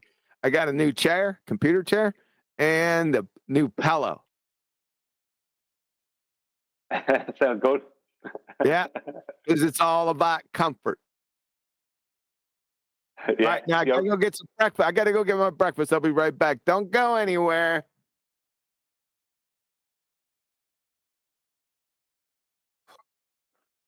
Oh, Neil. On Neil, the floor's yours. Are you there, Neil? Yeah. He only wants to talk when someone else is trying to talk. I'll talk about him. I was really I'm in a store. I'm in a very noisy store. I'll talk about it then. I was going to say, I was really surprised at your response there. I thought that was brilliant. Because all the way through it, when he's talking about Admiral Byrd, we're critiquing him and criticising it, but I had to take it back because he says, no, that's nothing to do with it. As far as I heard, he poo-poos that. So the only criticism I've got is that he supports conjecture in an ice wall and lands beyond. Other than that, I thought it was brilliant. He made the point about what aliens are, how we should view that historically. I thought that was good. And like I said, the finishing nail for that bloke, and that was the convincer. The bloke actually was shit. There's something to actually consider here. He wasn't overloaded in with technical detail or angles or anything. I thought it was a really good, calm presentation and a great way of doing it. You know what I mean? Yeah, I thought it was good the way he. Sorry, you finished? Sorry. Yeah. I thought it was good the way he gave what the response is. The only response that is ever given to those documents is it's just easier that way. And he showed your man it's like what the complete opposite is easier. How is that easier from what claimed to be a reality? I thought that was really good because that is now your man is going, yeah, that is how is that easier? It's complete nonsense. And he laid one. Sorry, Brian. I was just going to say the last thing I say on my point is that he I've lost it now, Neil. Is that he said, yeah, that's crazy conspiracy theory. The thing everyone wants to call just some kind of crazy conspiracy theory and label it as some conspiracy theory is the very thing that aerospace and military must adhere to. So if it's such a conspiracy theory, then how come every plane you go on and every missile that's fired and every weapon that's used that's a projectile of any kind, they must reference a flat, stationary, non-rotating plane? See, when you broke it down, see, I'm in a very noisy place and he talks really fast. I've got this thing by my ear. I'm trying to hear him, and all I heard him was comparing it to the ball, the rotating. What did he say? What did he say exactly? He was saying that a flat, stationary, non-rotating plane is not a simplification of a rotating sphere. Right. So when you guys explained it, I got it. So I may have jumped the gun, but I like Eddie Bravo. Well, I reckon he'll hear that. If Dayton calls big up Eddie Bravo, I reckon he'll listen to it and hear it, because I reckon he'll have a listen to it. And technically, what do we hear? Maybe 5 minutes of it, because we're critiquing it. I would like to hear that whole video too. I bet he gets into the other stuff that we talk about here. Well, he does listen to the show somewhat. Anyway, we know that. We know he listens to Nathan somewhat. Right.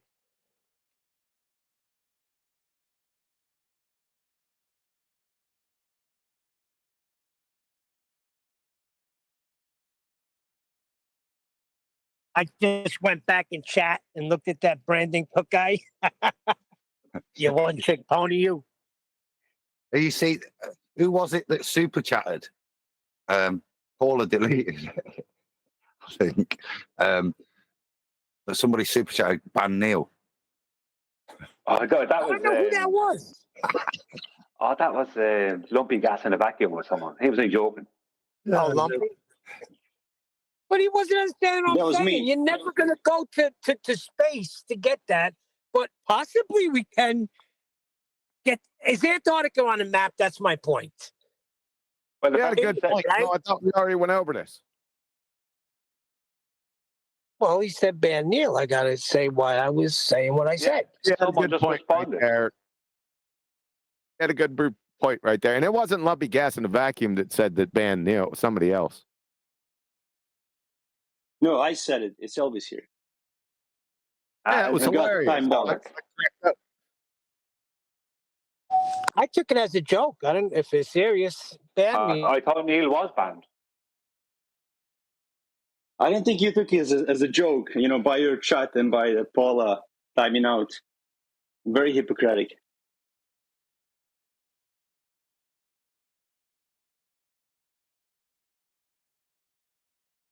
Yeah, I just took it purely as a joke. I don't know why Paula did that.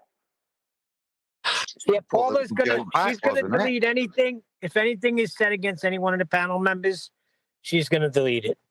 And I thought it was a joke back, Neil. I thought she was being sarcastic back and banned. Yeah, see, I think we have to have a little conversation about that too. So that's a little too much there. I gotta admit that. No, I think that was a joke, Neil. No, that's what I'm saying. I thought it was a joke too. I don't take that serious. No, on Paula's behalf. Yeah, he super chatted, so she banned him with the super chat. I thought, that was funny. Oh, I thought she did it as a joke too, a double joke. Okay. Well, that's how I interpreted it. I didn't think she'd gone mental because somebody said ban Neil because you were constantly interrupting as usual. Yeah, but she banned the Brandon Cook when he said he's a one-trick pony. I didn't think that was so bad. It wasn't instead of it. You might have said something else after that. It looked like there was a deleted message. I didn't read it and had deleted the message, and then she timed him out. So he might have said something a little bit more negative. Well, I'm going to super chat ban Adam tomorrow and see what happens. Yeah. Get rid. Get rid of him. So, Brian, I think we should ban all the one-trick ponies.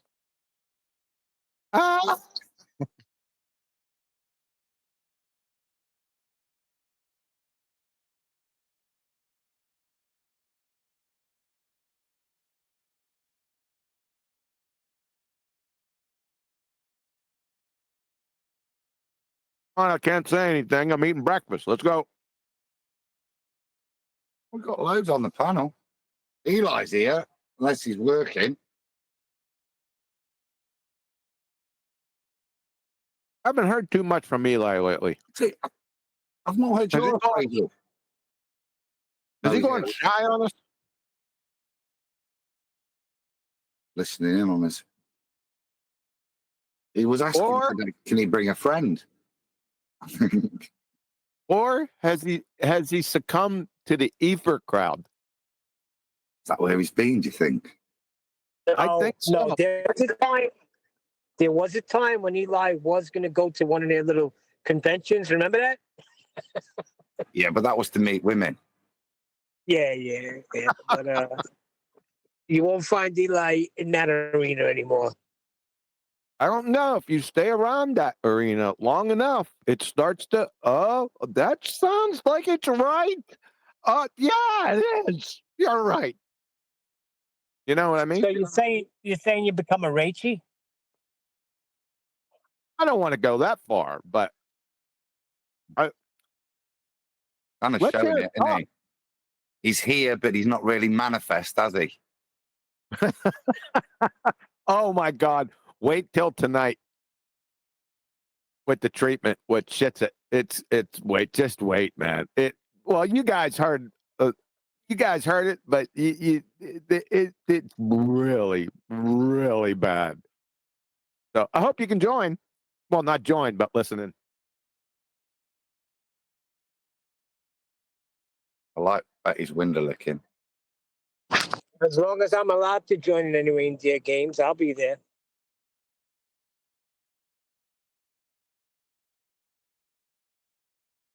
He's going to contradict himself so many times, I lost count. And do it with a straight face. I don't. It's delusional Dunning-Kruger retardation. He's a shape-shifting Mr. Magoo.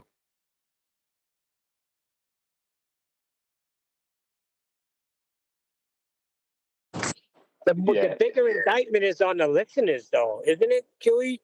On the people that are buying this and with wide-eyed and mouth open, sucking all of this information in and asking good questions according to Shitsit. Yeah, I'm going to fire off on them, too. But the ones that were asking him the questions, I think were ballers.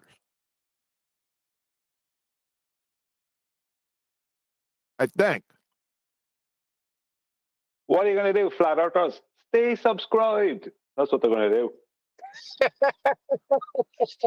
Yeah, because I tell you what, he's a naturally occurring phenomenon, that Witsit. Double speaking retard.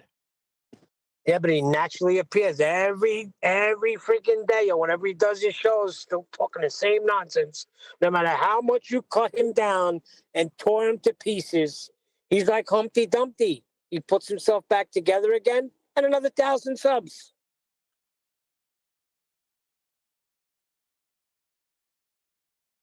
He's promoting fantasy, that's the thing about it, and that's what people love. They just want fantasy, not reality.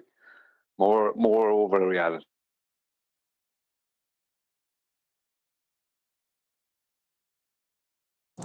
And that's the issue, isn't it, Brian? They love that fantasy stuff. They can't do without it, Neil. They can't get enough of it. That's the problem. They want to have something they can believe in for the future. You know what I mean? Tesla is hidden. All this stuff is hidden. There is free energy. Blah blah blah blah blah. It's like you can't create energy without effort. Energy it's not just there. And if it is, we can't tap into it. So that's why they hate us so much, because we don't want to go over there. They're putting an end to our fantasy. We can't go over there. They're scammers. Yeah, because we put an end to their fantasies. Well, they're selling a more lucrative on the outside, a more lucrative deal. You know what I mean? It's like you can go here and get this car, but you won't get X amount of car washes with it, and you won't get this, that, and the other thing with it. But it will keep going, and it will get you to where you want to go consistently. Or you can go over and get this other car, and you get all this faff and nonsense with it, and the guy selling it to you has got a big fake smile, and when you go driving it any distance, you end up on the side of the road with smoke coming out of it. What do? They all go off and buy the car with all the faff and nonsense.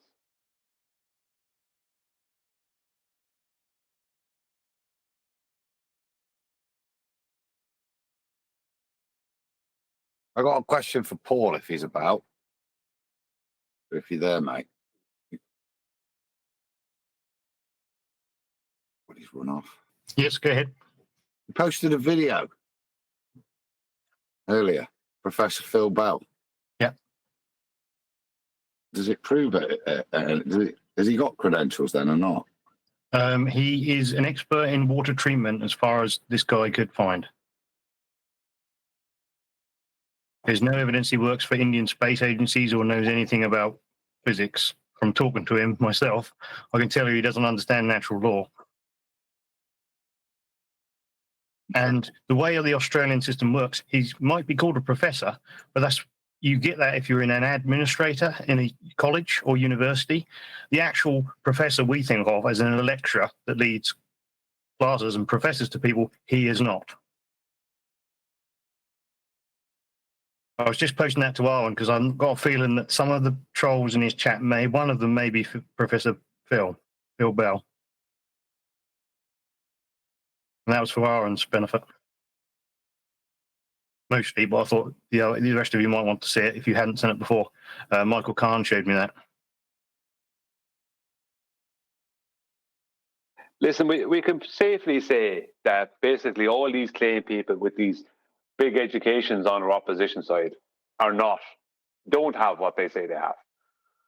I mean, none of them have actually produced any evidence that they have the educations they claim that I'm aware of. And I'm not talking about someone being an astrophysicist because I don't consider that to be something of an education. Do you know what I mean? Talking about someone who's claiming to have a degree in physics, but yet claims nonsense that is completely outside the realms of physics. You know what I mean? As actual physics. These kind of things. How many of them claim to have degrees in this, that, and the other thing?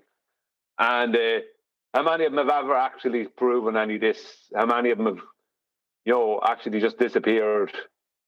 It's just constant. People who come into the arena on our opposition side, they used to come in swinging, with their big educations, and then some years later they end up just being on a sock account trolling someone. If you're so fantastic, then how come you reduced yourself to a sock account? You know what I mean? If you have such knowledge and such understanding and wisdom and education, then how come you're a sock account trolling Arwen or trolling whoever? You know what I mean? Well, what good are you then? All your supposed education and persona meant nothing because you couldn't prove your claims because your claims were bullshit. Sorry for the language.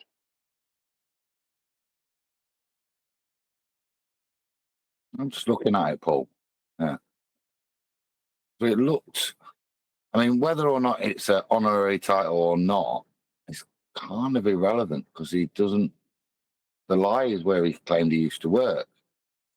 This shows he works in waste management. My mate did that at uni. Waste management. We used to call him a bin man in a suit.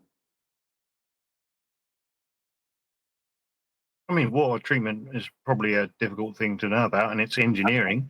I wouldn't, say anything about that. But he's claiming to work on Indian Space Agency satellites and be an expert. He once told me he was an expert in volcanoes, whatever that means. So he has all these strange things he says, and he can never back them up. They're just all baseless assertions. Well, that's been the big lie, isn't it? He worked in the Indian space industry. That seems to be disproven here. Interesting. Not surprising, though, is it? No, not to me. But it was good to see. It was more like an investigative journalistic sort of piece, I thought. And I mean, I watched it a couple of times, and I wouldn't know, or I haven't verified his sources, but he has pictures of him at a water treatment conference. So, but there's nothing with him at the Indian Space Agency or anything like that. So. He couldn't tie his shoes without a fleet of slobber nurses. Just go to the numpty clips, the signature one, and just play that one.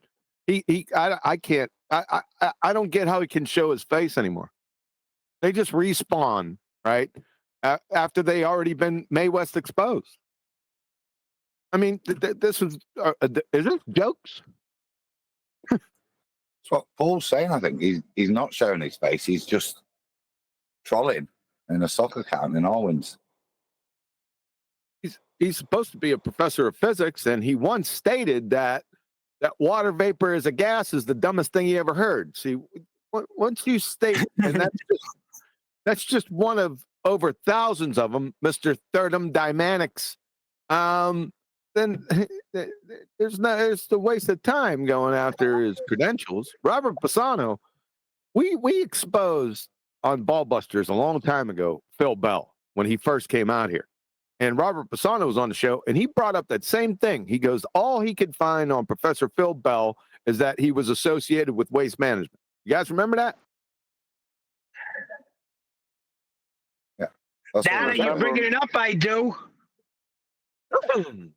Did you say thermodynamics? That's what he said, Mr. That's what he said? Yeah. In fact, Miggy calls him Professor Thermodynamics. Sounds like a vermin dynamics. You got it from an astronomer. I was just going to say, what was that thing D. Rose said? Astronomer, right? Where's he been lately anyway, D. Rose? Walking. Listen, you can't mess with astronomy. And trigonometry.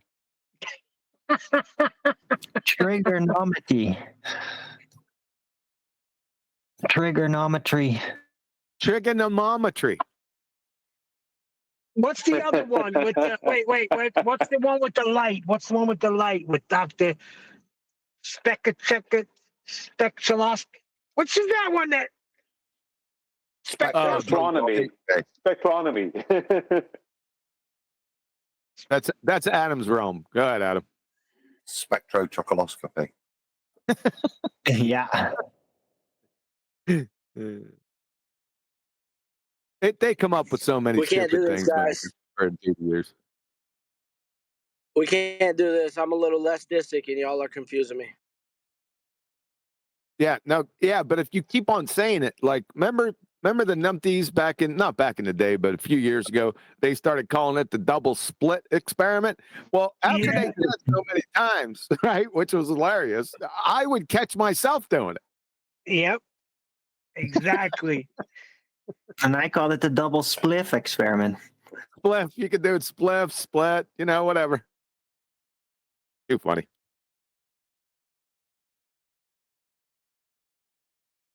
Yeah, that's another thing. If you can't pronounce just basic fundamental terminology within a certain discipline, it's got 27 offsuit written all over it, right?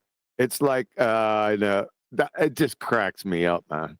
Fucking pretend. The fiends. Not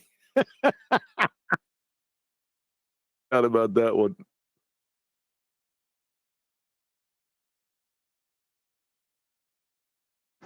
I missed that one. Say it again. I missed that one. Hang around beans.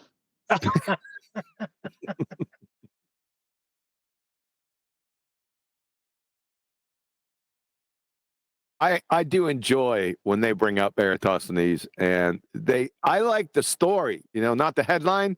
I like, where he got his measurements from. I like, what's it gonna be today? I look forward to it, right? But we've heard so many through the years. Too funny. What was the last one that was hilarious? Pigeons? What did you say? What was the one you said? God, no, I thought it wasn't it. Was it pigeons or what? I can't remember. I can't remember. Pigeons? Yeah, that where he sent the message. Not the hard pipe hitting surveyors. Oh yeah, the pigeon. They sent a pigeon 500 miles to the other country or something, wasn't it? Was it pigeons? Yeah, it was. Really, pigeons or something. And he took the video down. That's right. Remember? Who was that? Yeah, who was that? That was just a couple months ago. That dude, and then he took the video down. Yeah, I can't remember the guy. You have to go back to Nathan's. Well, wouldn't you? Well, just so for anyone who's in an audience here listening to this at home or whatever in the future, right? We're not attacking people because they can't say words like spectroscopy correctly, right? Because these kind of words, you have to get your tongue around them. We're attacking people who claim to have degrees and other things like that. And then they can't say the words, proving that they're fraud. That's the problem. Not that normal people can't say the words. So, Brian, you're saying that's like me. I'm a flooring guy, and I can't even say the word flooring. Yeah, it's like that, Neil. You can't even reference the things that you're supposed to be an expert in. Do you know what I mean? You're claiming to be an expert flooring guy, and someone asks you about a particular resin or something, and you can't even say the word. Yeah, it's Do you know that, what I mean? it's that laminated floor. Yeah, that's a good one. Laminated. The laminated floor. How about luminiferous? A luminiferous floor. Luminiferous ether? Ether. I call it ether now. Luminiferous ether? What? It's Lucifer. Now you got another guy that. Luciferiferous. Oh, luciferous. Luciferous. That's what I was going for. Thank you. Yeah, that's like a chemical stuff thingy. Stuff thingy. You were just in a guy the other day. What do you say? Yes, Or thanks for something that. like that. You're robot, Neil.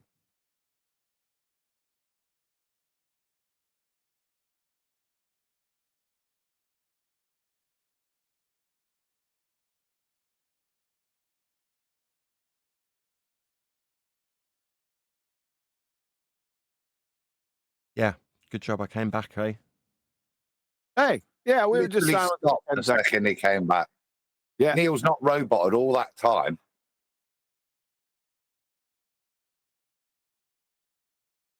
Neil, radio check.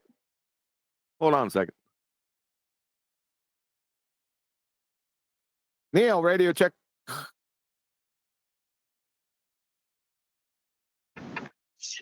Mic check. That's what I said. Yeah, you're good. Fine now, Neil. So what were you trying to say? I was asking Huey, who's the latest guy that he didn't say the word ether, but it was something to that effect. Oh, that was Caleb.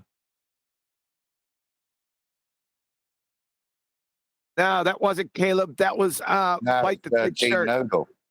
No, Fight the Tight Shirt when he was doing all the screw ups with the F. Earth. Yeah, but there was a word he said, specific word. What? Yeah, we should call it reefer from now on It was a because specific word. My God, dudes. We should call it reefer from now on. Reefer? No, not reefer. Reefer madness. Yeah, reefer madness. Yeah, like the movie. Yeah, because So you have to open your mind to believe in it. Ether madness. That's a good one. About earlier when I was talking to the guy about gas pressure at very high altitudes, the reason why I didn't just stop him and say you need a flat earth for that is because I was having a polite conversation with him, a friendly conversation, and then I quickly switched to the Socratic method when he wouldn't accept certain principles. And I thought that was much a better tack than just saying you need a flat earth for that, because that doesn't really explain anything to him if he's ignorant of the topic. I didn't understand the criticism. It wasn't necessarily a criticism from one deck in the pre-show, Paul. It was more that he's saying that for the audience's benefit. So okay. It isn't necessarily saying that you should have changed anything about your conversation. Or at least I don't think so. He's still here. Oh, no, he's not. But that's definitely what he said. meant. Yeah, that's just what I was trying to do. I was just trying to, answer his questions and ask him questions and see if we could come to agreement. But in the end, we had to change the topic because he kept just saying, but if you just go up 60 miles and there won't be any pressure. And unfortunately, I wasn't able to get anywhere with him. Hey, Nathan, sorry for interrupting, but I got a creative idea. I mean, this ether madness sounds like a funny little video that could be made by somebody that's good at editing. To make like an ether madness parody based on the original Reefer Madness PSA video. But instead of cannabis dangerous, it's ether dangerous. And like starting to believe it's ether. Just need someone with really good editing techniques. What about that Jamie Sea level guy? Maybe he could do it. Fuck him, though. His videos keep getting suggested to me. And I don't know if it's the case of he's turned into the monster that he's fighting against, but he puts up these videos that suggest you're somehow evil. But all he's doing is bullying you. Yeah, so fuck that guy. No, don't swear. Although we've had lots of swearing on this show already from Eddie Bravo. He's just bullying. I had suggested that he put his talents to better use. I saw your comment. That's what reminded me of it, actually, Paul, because you put exactly that in one of the comments that I read. You put, what a waste of good editing talent, or something like that. And I was like, yeah, I couldn't agree more. But moreover, he's just bullying you. Yeah, I don't care. I haven't actually watched the videos. I don't. It's like I just listen to the people that follow me. They actually do watch the video. And then they tell me like, yeah, it's shit. It's like not actually intellectual response of any level, like Sean Hawkins. So I'm like, yeah, I'm not even going to watch that. Like, just so you know, Arwen, it's mostly things you've said, and he overlays some funny graphics and stuff. So, that's what he does. Most of the content is things you've said, and he's clipped out. And maybe he's taken them out of context. I don't know, but that's what most of the content is clips of your Flat Earth Early Bird show. Yeah, and I'm sure it really brought across the actual in-content message that I had that he ripped off, I'm sure. No, he literally abuses you. Right. So as I said, F him, and I don't care about his talents. If you can convince him that, hey, that's shit, take those videos down, and maybe we got an idea of what you could do here, sure, you can get him that far. That's awesome. I don't really want to be part of it. It just intrigues me that he's on some righteous quest to show that you're a bad person whilst simultaneously being a bully. just like what? And desperate for Arwen's attention. Yeah. Mentioning some pseudo homoerotic stuff, which I think he was just standing out to see if you were gay, Arwen, which is probably the underlying thing. That's what I picked up on. He's inferring that what you do when you talk about not being gay, for the sake of argument, that's telling on your part, ergo you're gay. What I got from the video was more towards Jamie Sea level being very telling in the fact that he highlights that so much. It's the main aspect of what he's pulled out. I thought, exactly as you just pointed out, Adam, although I wasn't the first to voice it, I also thought that. But that's all, dude. It's the story of my life. Everybody like, no, that's gay. No, that's gay. No, you're definitely gay. No, you're gay. Stop projecting. Yeah, and he's just hoping you're gay because he's doing that kind of gaily thing of being a bit mean to try and get your attention. Then he might ask you out in the playground if you give him the attention. But unless you are gay, then I think it's a guaranteed. I mean, as an out homosexual man, I don't find it particularly pleasant to listen to such verbal abuse against someone who isn't gay, like Arwen.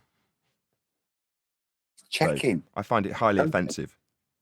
It offends my homosexual roots. Well, look, no, I'm not going to go there. It's just that, no, I'm not going to go there. Never mind. I'm not going to say anything.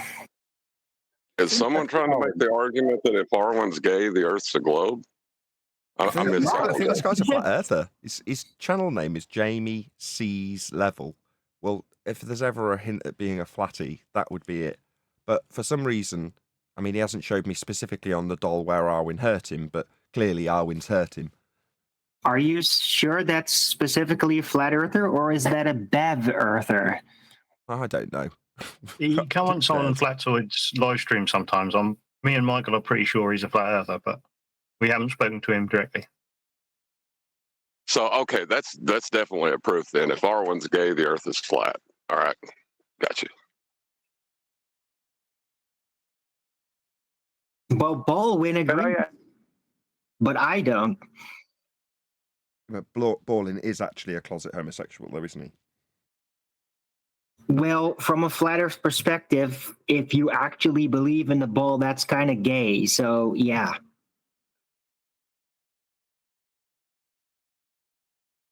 You just gave him more material. What are you doing? I don't care. Hey, it's called a joke. I'm allowed to joke around with that, right? But look, if anybody's all interested out there in gay and all that, the only way I'm gonna touch a gay man is with a whip. Excuse me, that's a bit bloody extreme. As a homosexual man, I find that extremely offensive. That's even more. That's more material. Owen, close your mouth.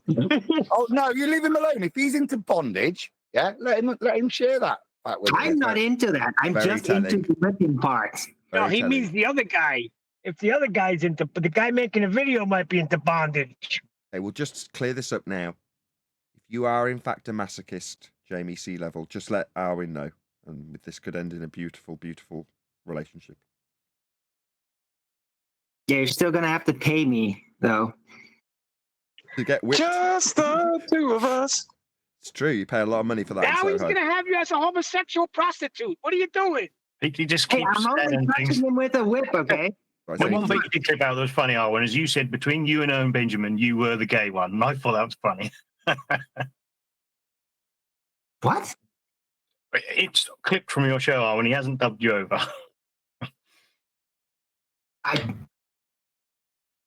Because he's so manly or something, I guess, is what you're saying. I don't know. Oh, Owen Benjamin? Yeah. He's just crushing it. I mean, he's a little gay inside, but I mean, what do you want with that a dad like that and all that? Let me get it right. You're now professing to have gaydar.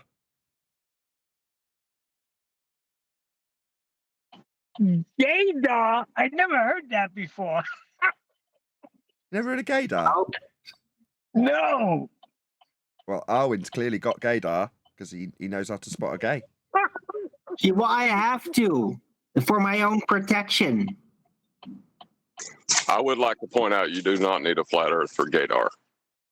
You do need a flat Earth for gaydar. Works based on a horizontal plane of reference. Bong, bong, homo, bong. But it does help to know what is what better to distinguish when somebody's actually gay and not. So, yeah. Why? Who cares? Richard Leros. Why do you care? That's telling. I don't care. I just wanted to say it because I knew it was going to agitate you. Are you going to have to tick another box now, Nathan, for the There's Uncut? 3 boxes so far. I just wanted to say welcome, D-Rose. Thank you very much. What's up, fellas? Trying to squeeze in a little bit of chat before I get back. Don't talk about squeezing. Give us the imitation of QE real quick. Come on, give us that one. Oh man, it's been a long time. Oh, I haven't been able to hear him. I can't. I gotta listen to him again. What? Numpsky, you numpty shithead. You Who is that? dimwit. Is that effing D Rose again? You numpty dipshit. You triangle trampanzee. I don't know. No, the best is when you came in and you said, "Who is that? Is that effing D Rose again interrupting me?" Exactly. That's usually what he says. Yeah. How was yesterday's show, QE? I didn't get to watch it. Yesterday, I wasn't here yesterday. Oh, right. Did you not do a? Oh, it's Thursday, isn't it? It was 2 days ago that you did your show. Ignore me. Oh yeah. Don't mention the day. It dates the shows. Thursday is another treatment, right? There is a treatment this evening, yes, but he's talking about Tuesday's show. No. I thought it turned out well. No, I am actually talking about what Arwin thought I was talking. I've seen a recent advert for what is obviously an up-and-coming show rather than one that was yesterday. So there's a show for Shit's at 20 tonight. Yes. Yes, that's what I was referring to, so I haven't missed anything. Okay. All right. I have a question. Is it about gays? If so, can you refrain? What? Is it about gays? No. You sure? What? Yeah, it's not. Is Wixit Flat Earth's Yuri Geller? A spoonbender? Or What? fraud? No. Fraud? Yeah. You mean by that you mean fraud? Well, is he not promoting the same rubbish? No, he's mostly just a Ken Wheeler offspring. Right? Hold on. It's another branch of Ken Wheeling. Yeah, we know that, but what are you driving at, Brian? Who's Yuri Geller? You don't know who Yuri Geller is? What? You need to take out Yuri Geller. Spoonbender. All you need to know. Said. It's all you need to know. He bends spoons. So with the power of his mind, he bends spoons. He was outed by Randy, the guy with the $1 million challenge or whatever it is. The Randy challenge. That guy, the same guy, outed Yuri Geller about 15, 20 years ago by having several hidden cameras in purses and where he was doing one of his meet and greets and, he's mingling with the crowd. He's paid to be there. And he's like getting people to rub the edge of the spoon.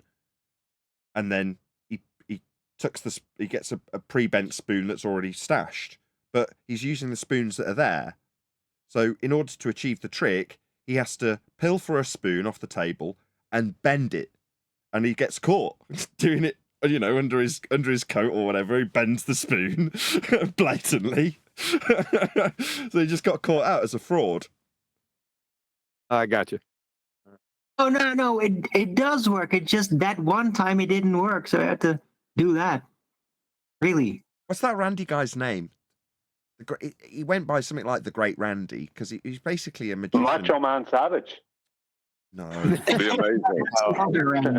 Yeah, but what's his actual name? The Amazing Randy is an ex-magician who did pretty much the same as me. He went through college and learned magic tricks.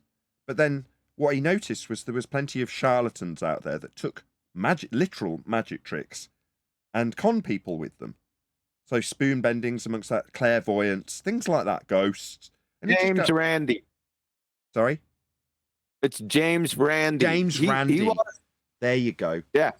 He does the supernatural things, but he was also involved in the Quantum Randy challenge.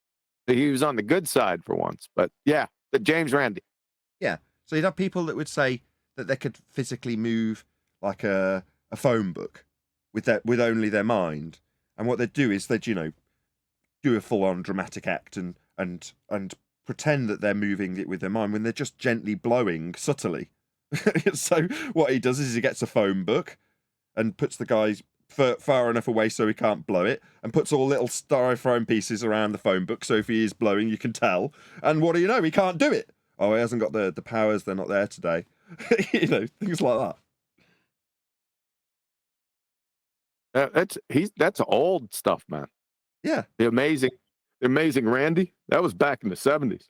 Yeah, it's quite a while. But I mean, he was going for years, though. He went right up until the 90s in terms of him being prevalent and actually doing this stuff, So it was in the 90s that he exposed Yuri Geller. Okay. So somebody asked if Witsit was like Yuri Geller. Is he a fraud spoon bender? Is that what you're saying, Brian? Yeah, Flat Earth's Yuri Geller. Yeah. That's pretty funny. All right, now I get it. That's what we are. We're the equivalent of the Great Randy. That's all we're doing. Exposing charlatans and their magic tricks. I'm not exposing anything. I'm just letting them speak. Yeah, well, they're exposing themselves by that standard.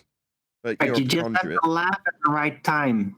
Yeah, that's a good way of putting it. Just have to laugh at the right time. I don't I don't know. He's put a spell on people or something. They can't.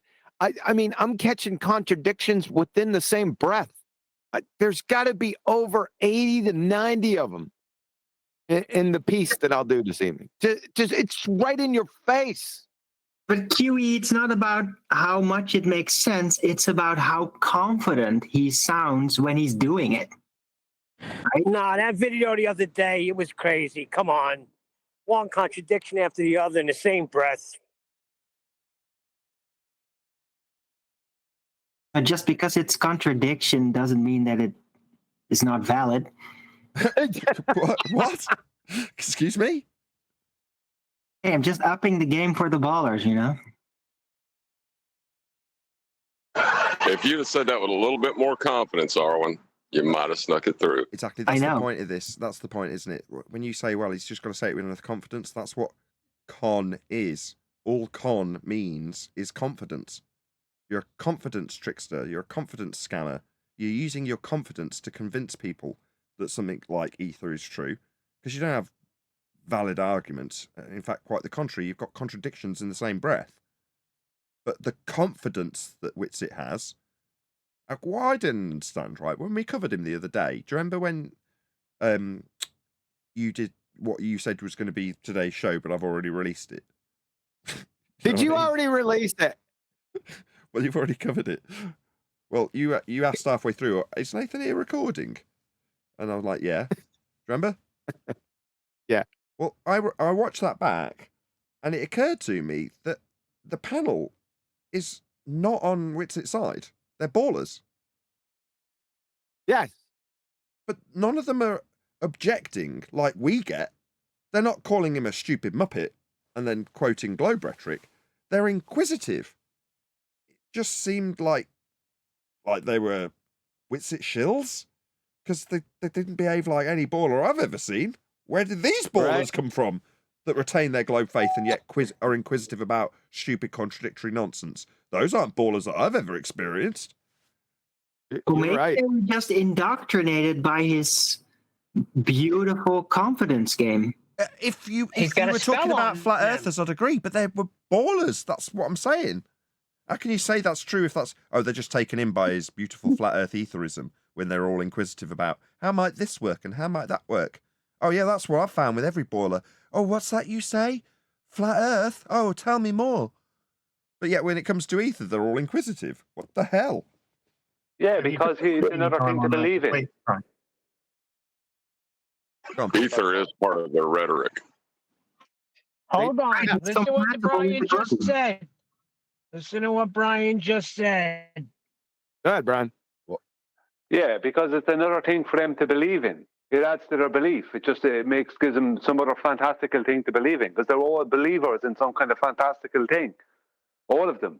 The Ethereans and the ballers. They're just more open-minded than you are. That's all it is. You're just closed-minded. You're not prepared to consider ether. And clearly these ballers are very open-minded and they're interested. Yeah? I heard Witsit say that. I heard Witsit say he used to be... with Nathan. It was kind of creepy and very strange that I caught on to it a little while after that. I said, what is going on here?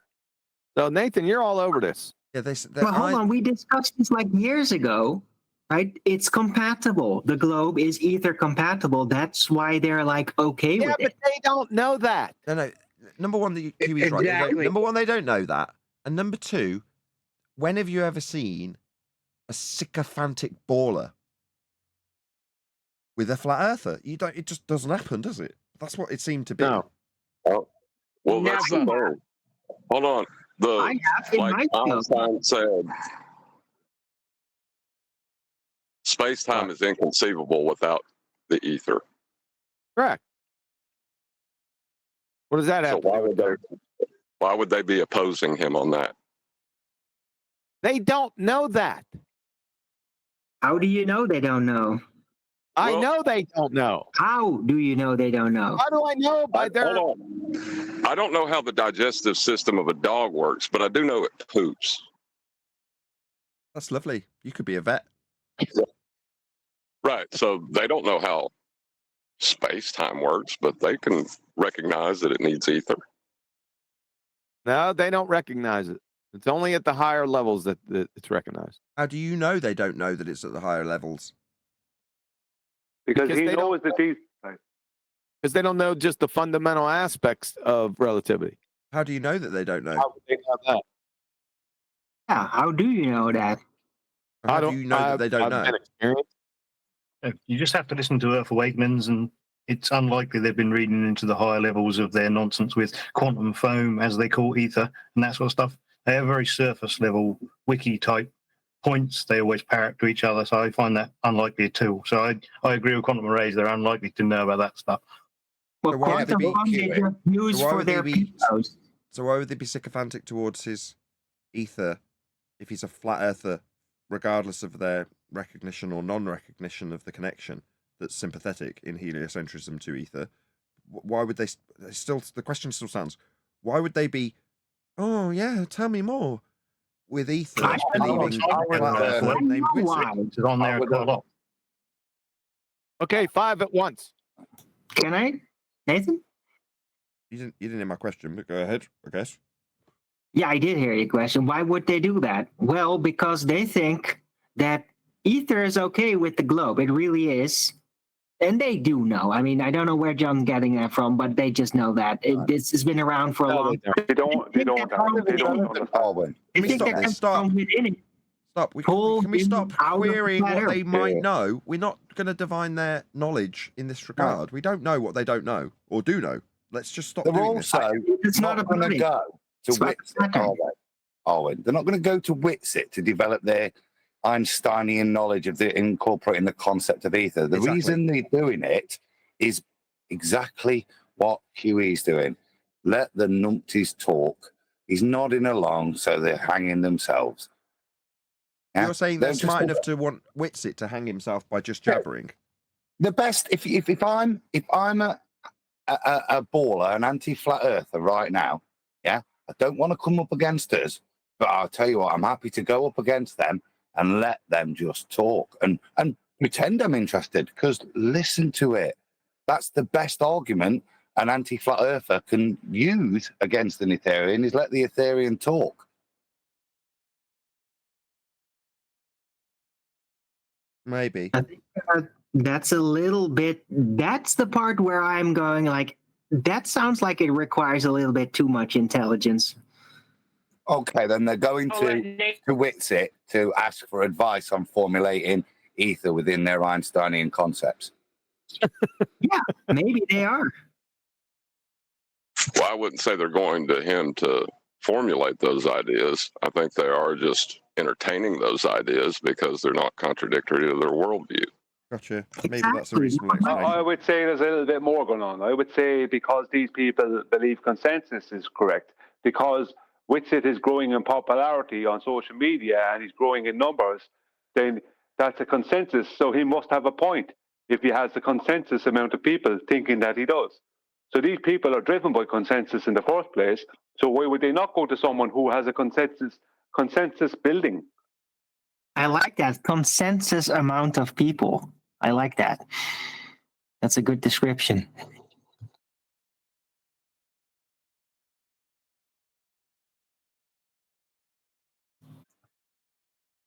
With my answer. Well, in their world, if somebody is building in popularity, then they must have a point. They must be right. That's what they believe. This is what these people believe.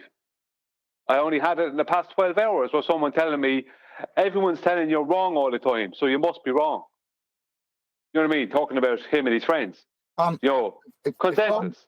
Well, why don't we go back? Hold on. Why don't we go back?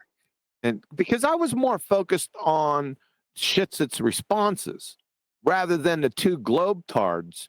I think it's two globetards. I'm not sure. I wasn't that much focused on them. I did find it strange in the manner that they asked the questions and the terminology they used. But how was this set up? I only went from the timestamp. I didn't listen to the whole thing. So I can go back a little bit and figure out what's going on here. We want to do that now or what? Just to comment on it. Yeah? Absolutely. Go ahead, Adam. I want to win an argument, yeah, all I've got to say, just tell me a little bit more about how gravity works in your worldview. What is it? The dielectric or the electric current flow is setting up the way gravity works. Tell me more. Tell me more. What more do you have to do as the baller to win this argument, or to convince your audience that these guys are muppets, that they're talking nonsense? That's what's driving us mad. Well, sorry, Adam. Go ahead, finish up. No, that's my point. Nathan's asking why they're letting them do it. I don't think it's some bigger conspiracy it's all they have to do. Okay, I'll accept that. If it's either conducive with the rhetoric to the point where it's not disagreeable, or all they've got to do is let him open his mouth, both are reasonable explanations for why they wouldn't be classed as sycophants. They're just letting him hang himself. Or, like you say, it's, well, why not entertain this? It's not exactly ruining my worldview. Okay, I'm just looking at this now. I don't know. Are you guys seeing, the front page right here on the video? Yeah. So we're in a Discord server. I'm looking. So we got Shitsit. We got Geo Love, that friggin' treasonous friggin' Jane Fonda also. We got Brenda right here. We have, I don't know these people. We got Brian, Brains Leaky. So where is this? It's in a Discord. I know that. I just don't know where it is. Is this GeoLove server? Yeah, it's Earth Awakenings. We've seen him in there quite a lot. So they have a rapport with him. If they're not trying to, let him speak and trick him into saying something stupid, they might just, be friendly with him, was my point of view. All right. Maybe I could go back and see where these two idiots came in, right? How about that? Are you cool with this, Nathan, or? Yeah. Or no? Yeah? Yeah, fine. Go to 3. Let's go back a couple minutes. Let's go to just make it even. We'll go to 3 hours somewhere in that vicinity. 3 hours 17. Let's see how this starts out. You should be able to hear it. 1 second. Turn it up just a little. All right, here we go. The stars are like actually angels walking in their place. What? Good question, man. I don't know if they would be walking or if they are angels, but I think they're. What? Let's go back. Was that a good question? Really? Let's go back. Yeah, I'm not on tour right now. Obviously, I've made a baby, and plan on continuing to do so. But I may pop around the country at some point. Idaho, you're right. I think we skipped it. Oh, we were in Idaho, but I mean, I didn't do any activism. But thanks for following me this whole time, bro. You've been on a journey with me, so cool. Thank you for the $20 super chat and for the support and kind words, brother. All right, sorry about that. By the way. Hey, Austin, God bless you and your family. I got a. So, I know you've had a beef with him about not giving credit where it's due. Yeah. Same thing just happened there to his poor wife. I've just made a baby. Yeah. Thanks, Adam. Too funny. I caught that, Adam. I caught that too. How much time do you spend reading daily? That's a good question. I try to read every day. I actually think that I've fallen off a bit and I should read more. But at least 30 minutes to an hour minimum, even if it's on like a computer. Is that so he don't forget how to do it? Blowing smoke up his ass. Yeah. Or iPad or phone. I think the best would be to read a hard copy book. But David Avocado went to our summit and he's like really talking about how important it is to read. So I'm trying to prioritize it more. But yeah. So just to read, just do reading, and it's got to be a hard copy. It can't be paperback. It got to be hard copy. That's really important. Our education standards so low over there that middle-aged men with children are still encouraged to read every day. What are we being seriously? What are we being encouraged to read? Is it anything, or is he being specific about? Well, that's what he's all about. Is hyper-specificity. Should you read half an hour your Bible half an hour every day? Is that what he's meaning, or No, I think he's talking about the shampoo bottles while he's taking a dump. All right, there we go. Yeah, I read every day, and not just nonsense. I read some type of informative information every day. I think it's important. I think it helps. It is informative information. Isn't that pretty? Yeah. Yeah, and I like the way it's better. It's better if you do it through a book as opposed to reading off a computer screen. You can. What is going on here? What is this? Who knows? We're trying to get here, Adam. Shut up. Oh, it's going to go somewhere, is it? They're trying to groom him. With your pattern recognition, your memory, and your vocabulary. So yeah, I read quite a bit. Back in the day, I used to read kind of nonstop. So yeah, at least an hour a day, probably. Nonstop. Did you go to the bathroom and eat or anything? Just back in the day, boy, that's really hyper specific. An hour, he said. Love that OCD. We had a chat question. A chat question, you said? Yeah, someone was asking you to elaborate about the high frequency radio waves moving through the atmosphere across a flat Earth versus a globe, and why it wouldn't work on a globe, because they appear to think that it would. Sure. Forget that, Kiwi. Quick, seriously. How much do you try and read each day? Me? Yeah, I try not to. I get a solid 30 minutes to an hour in the bathroom reading shampoo bottles, and there's nothing wrong with that informative information. Personally, I try not to, Adam. Okay. Oh, did my computer just freeze, bro? All right. So we're before. I think we're in the lane because it's coming up to the time. You guys can still hear me? Phenomenologically. You guys can still hear me? Yeah. Okay. A couple things froze, but we'll try and close them out. I don't know what's going on. So anyway, the Phenomenologically. Well, is someone saying that? Okay. Someone's saying that. No, you're just tripping, Witsit. Phenomenologically. Is somebody saying that? Yeah. Someone should have gone, saying what? What are you on about? Well, phenomenologically, they are. Saying what? Anyway, the Earth is supposedly a sphere with a certain radius value. So if we shoot... Are we guessing that he doesn't know what phenomenologically means? Is that where we're going with this? I'll put $5 that he don't. I'd bet the farm. Line of sight horizontal waves out, they got to get blocked by the curve of the Earth, right? Pretty simple stuff.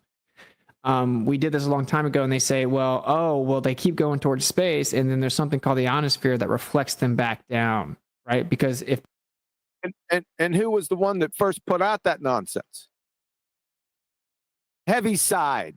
One of your that's the ionosphere Heaviside, isn't that the one? He's the one that dreamed up the ionosphere, people? I'm thinking he was.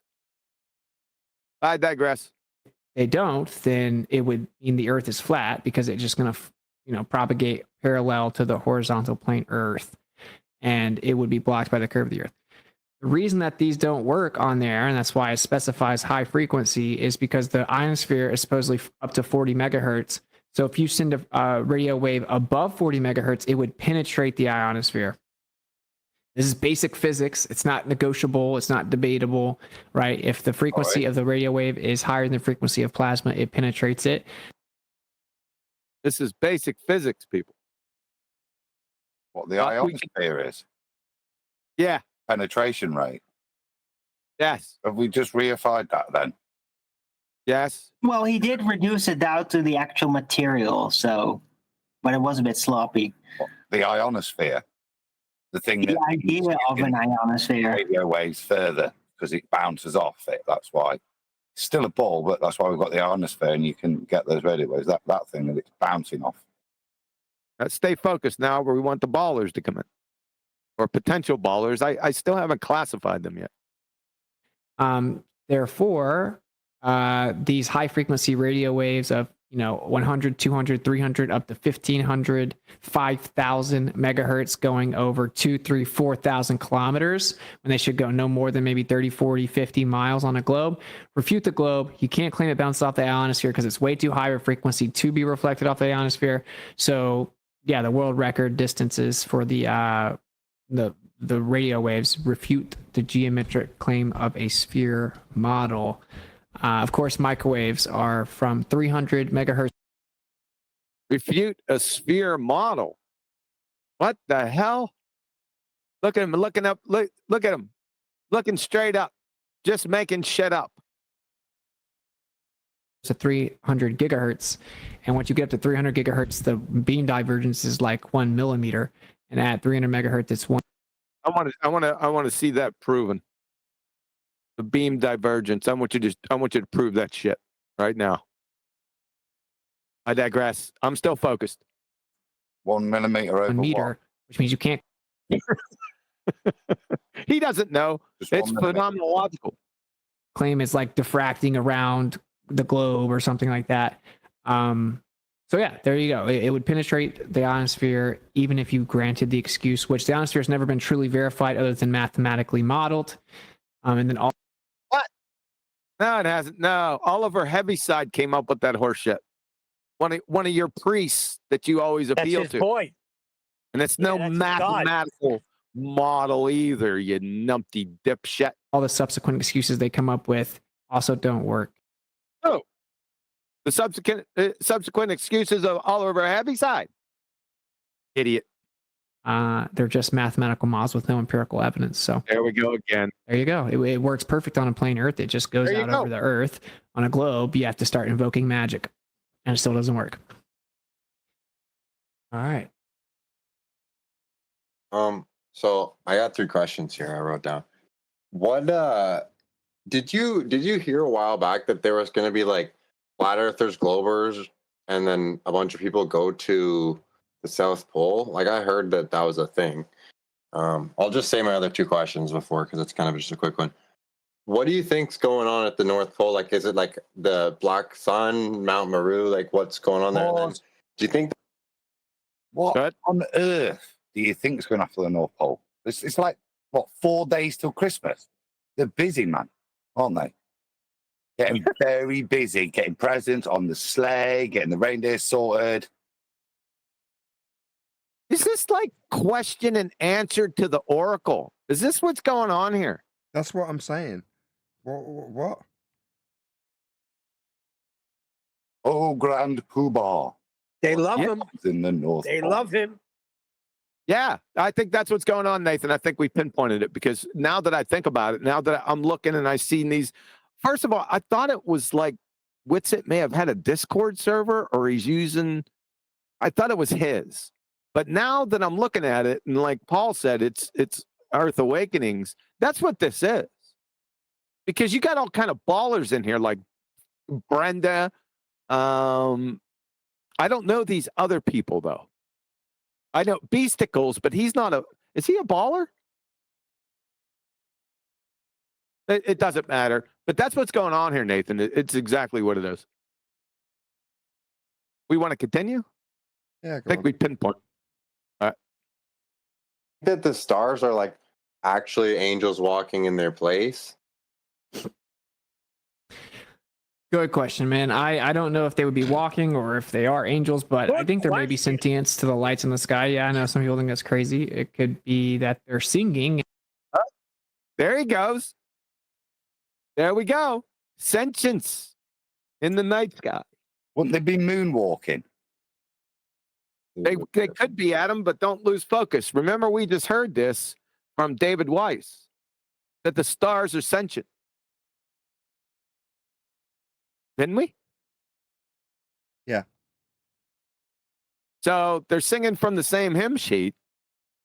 I just caught that. Okay. Maybe I ought to start this back here on the. No, I won't. It'd take too long. And that vibration within a fluid medium creates sonoluminescence, and that's definitely possible to me. I think the stars were given a pointed vibration within a liquid medium and somnolescence. Really? Did you prove a liquid medium yet? What's the liquid medium? Idiot.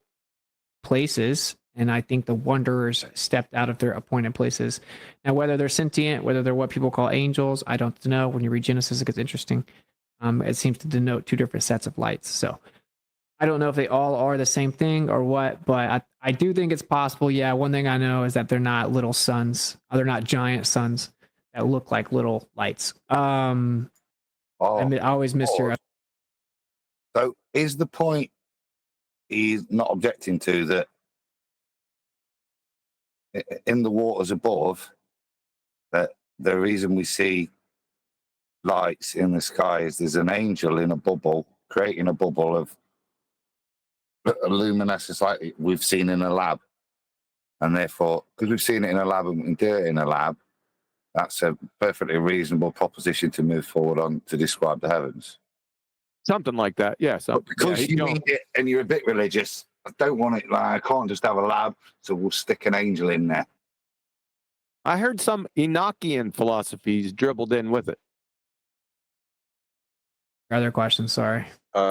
Just like, what do you think's going on at the North Pole? Like, you think there's like a dark sun, there is Mount Meru, like magnetic north obviously points somewhere, right? Yeah. And then the South Pole question. Yeah. I don't remember the specifics of someone claiming to go to the South Pole, but we're trying to set up an Antarctic trip right now with many truthers. I don't really care about people that are like opposed to the truth of this realm. It's irrelevant to me, but yeah, we want to go maybe next winter in the north, which would be the summer in the south, and try to see what's going on with the sun and make some shadow measurements. As to what's in the center, I think that based on physics and magnetism, that there has to be a vortex. I think that if you were able to penetrate the vortex, you would be able to leave this place. This is disconnected dribble. What the hell is he talking about? He wants to penetrate your vortex. So I don't think that any man or any matter can get through to the center. I think it would be physically impossible. The pressure mediation would result. Get to the center of what? Tootsie Roll Pop. Oh, you beat me to it. You beat me to it. Damn it. What the hell is he talking about? Obviously, mediation. Because this plane we live on is in the middle of a dielectric plane, the pressure mediation caused to generate the plane, there will be a center point of the vortex. At that point, if you could get in there, you could theoretically escape, but you couldn't because the pressure mediation would be so great it would just destroy you. You're not keeping up. It's a black hole. Up, Adam, and that was pretty scary explanation. You sound like one of them. It sounds like a black hole at the center of flat Earth. Is that what it is talking about? A black hole at the center of flat Earth? I think you'd have to ask Adam at this point. It's where the emergence of matter is possible between the convergence of two dielectric planes. Damn. In an area that's not materially accessible, but I think that if you could get in there, and maybe certain metaphysical entities in theory could, you could go up and down, in and out, to and fro, which may sound familiar. What, pal? What, Adam? If you want a way out of fantasy, make one up. What the hell is he on about, dude? When he says metaphysical, is he referencing Bigfoot? Metaphysical beings. I don't know. He hasn't been hyper specific. This is really scary. Yeah, maybe that is an idea. And I think that's the tree of life kind of represents that the tree spans out and diverges towards the top with its limbs. Well, that's because that's what the magnetic field does. It would be inverted below you. The fountains or the bottomless pit, in theory, could be there. And there may be a floating magnet. If you take a quadrupole, you can make a magnet, basically a piece of metal float right in the middle, right? And so I think, like I said, black rock. What the? Non-stop erratic gibberish. What the fuck is he talking about? He's talking about Norse legends, Asgard, Midgard, the tree of life. And I heard him say the fountains could be there. What's he talking about? The fountains of Earth, where the water comes from? No, it's the cow and it's the milk. No, that's the cow and its milk. That's where you got the upside down cow and the milk comes out and that creates everything. No, you've got because I said earlier, you've got two toroidal fields where they intersect. That's where you can have pressure mediation to cause the plane in which we live on. What he's alluding to there is if when you look at the Nordic tree of life, where you've got the tree above and then the roots below, they're representative of the two toroidal fields that he's just describing could be floating on magnets or created by floating magnets. There's your proof, you see, because exactly what it's telling you about reality is shown in the Nordic legends, you see. Thanks, Adam. Maybe talking about the Black Mountain in the center. It's called like Mount Negro with some ancient depictions and stuff like that. So I think there may be some source of magnetism there. I think that the source of magnetism may not even be there. But yeah, maybe the fountains of the deep, maybe for land masses, whatever. I don't think that we could get. Say what? Fountains of the deep. Told you. I think the magnetic cause is there, but I also think it's not there. Yeah, that's what I was going to say.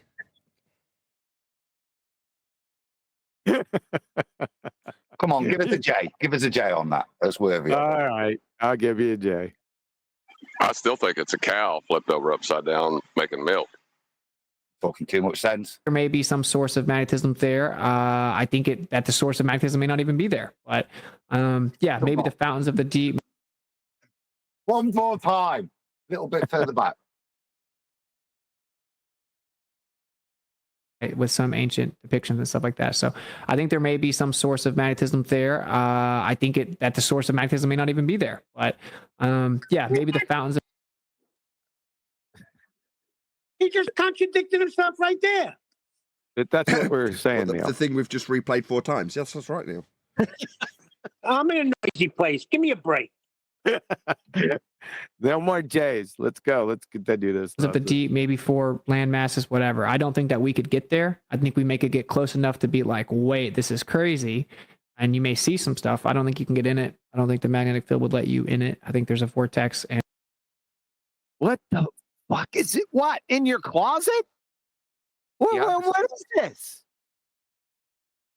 You need an anti-dielectric suit, and then you could go in there, because that would oppose in where? Into the vortex, so that you could escape from this realm. You're not listening. Brian, don't egg him on. Sorry. He needs to be institutionalized, QE. You always say that? Adam's actually right. Adam's unpacking it accurately for the nonsense that it is, because he's the emissary to the Ethereans. You'd expect that higher standard from Adam, but when you listen to Adam paraphrase it with just a slight change in the intonation of his voice, it highlights the absurdity, but within an accurate rendition of his rhetoric. I just want to say that because it's easy to pull it apart when you're not as au fait with the stupid nonsense that it is as Adam, because they could just say, oh, well, you just don't understand. Yeah, well, Adam does, doesn't he? I think Adam's pretend. I don't think Adam understands. He is just friggin' spouting off the terminology, the using the parlance of their time, and trying to wicker it together. It's still nonsense. No, I don't understand, John. Have you explored the phenomenology of it, or what, Adam? Phenomenology. I immersed myself deeply. I was doing at least half an hour reading, preferably from books per day. Nicely done. Were they hardback or paperback? And you can get if I can get a hardback, and out, you know, up but sometimes and you got to slum it. of this realm if you were to get in there. Kind of cool. Yep. Sorry, one more question. There's a second sun apparently, right? Would you think that second sun we would see would be a reflection on the dome, and then there would actually be another light further back? Like actually, like, right? Wouldn't that make sense if it was the dome was there, and then we're seeing perspective sun closer to us? And further to that, what about the third sun? What about the third sun? Does that create a reflection off the second sun's reflection? What a load of old bollocks! No, it's Jupiter. Here's the answer. I've never heard this, so I'm going to pull a fiver. I want the answer to this one, because when he was asking him this question, his eyes started to roll back into his head. Did you hear Witz's little chuckle before he went to answer? Will be the next sun. Jay it, Nathan. You heard the little chuckle. All right, I'll pull a J so we can get the whole thing again, and then we'll go with it. Here we go. See, would be a reflection on the dome, and then there would actually be another light further back. Like, it's actually like, right? Wouldn't that make sense if it was the dome was there, and then we're seeing perspective sun closer to us? Mm-hmm. Yeah, so I think there is obviously an actual sun somewhere. I don't now. There's many things that could be going on, maybe even at the same time. Like, so you could have a physical dome. I think it's inside of a vaulted container, and inside of like a fluid-like medium. I think the reason that we see an apparent position. Hold on, inside a container, inside a fluid medium. Fluid-like medium. It must be ether. So, yeah, Nathan, it wasn't a fluid. It was fluid-like, just to be specific. I'll pull a fiver. It's not ether, Arwen, because ether's superfluid. If you're going to analogize it to something, it's not just fluid-like, it's superfluid-like. Let's go back. That's how you can see it sometimes when you look at it in front of the moon. Listen to it closely. So you could have a physical dome. I think it's inside of a vaulted container and inside of like a fluid-like medium. I think the reason that we see an apparent position that was is Valley we have Girls. an That wasn't a fluid-like medium. It was a fluid-like medium. It's a Valley Girls-like. No, it was like a fluid-like medium. Get it right, Nathan. Oh, brother. Like a fluid-like medium, like. I mean, right, because it's not a fluid, and I wouldn't want to be held to that later. It's important to say fluid-like, because as I said earlier, if we're going to categorize it further, it's a super fluid, yeah, in its sense of being a medium, which is invisible, obviously. Yeah, it's not actually manifest yet, unless you look at it in front of the moon. Are we all clear? Yes. Azimuthal grid of vision. Like, I think we have a hemispheric limit to our vision, and it would act like a dome because we're in an atmos that would act like a lens, akin to like a little plastic dome or something. It would act like a lens. What? So once you reach the bloody hell? So the atmos acts like a lens. Right, but you've just detailed how your eye creates a field of vision akin to a dome. But now you're going to describe the atmos as being the lens that creates that? No, your eye does that. Yeah, but little plastic limit of your perspective, you would see that apparent position. Like if you take a light source and you move it over a dome, you'll see the light source on the dome, right? And you can say it's a reflection, sure, but when you're down beneath it, you will see the apparent position. And if it goes in a circle, it'll arc from your perspective, which is what we see. We see the sun arc. It could be that there's a dome containment that's layered or vaulted, and that we have this vision limit. So it may be both. It may be just the perspective limit. But yeah, we see an apparent position of the sun for sure. We can. What's with this wishy-washy could be? No, we are absolutely and unequivocally in a contained system. We wouldn't be breathing if we weren't. As for his description of what the sun could be, because of its link to how it does actually move, that's an affirming the consequent. You don't know what the sun is. To say, I know what the sun is because I can see that it does this, and it does this. Therefore, it might be this and it might be... No. It is doing those things. That's much is true. And we are definitely breathing gas pressure. So it's not an if, but, or maybe. It's an unequivocally, we are in a contained system and the sun does do that. It doesn't mean you know what the sun is. It doesn't mean you know what the container is. Replicate it. We can show all the paths of the sun. And actually, this guy says he has a model. I'm very interested in it. But you can explain everything that the sun does, including shadows. See, he thinks explanations are the key. It's like the pulling the sword out of, or the Excalibur out of the stone. As soon as he says explanation, that's the key that opens up all knowing. It does it. So his explanations are just so stories. So he thinks just so stories. As long as you got one, you're good. That's it. Poison the well fallacy, QE there, just before he's about to present his evidence. About to prove our shadows work. Including shadows. With this hemispheric limit to our perspective, and even additionally a vaulted dome. So yeah, I would never say that there are two suns or multiple suns. I would just say there's infinite suns based on infinite observers. And we just see proof, right? Did you not listen? Yeah. What's we got a sun in a dome because of shadows? Yeah, and there's proof we have shadows. Infinite suns. I don't know. I may have to go back and start over at the 1 minute mark and do a whole treatment on this because this is gold. All right, here we go. see the apparent position because we can't see forever. So. In that explanation, though, you're kind of saying that obviously there's infinite, but in the one perspective, you would have one outside, and then you'd have a reflection on the dome of sorts, and then you'd have the inner light.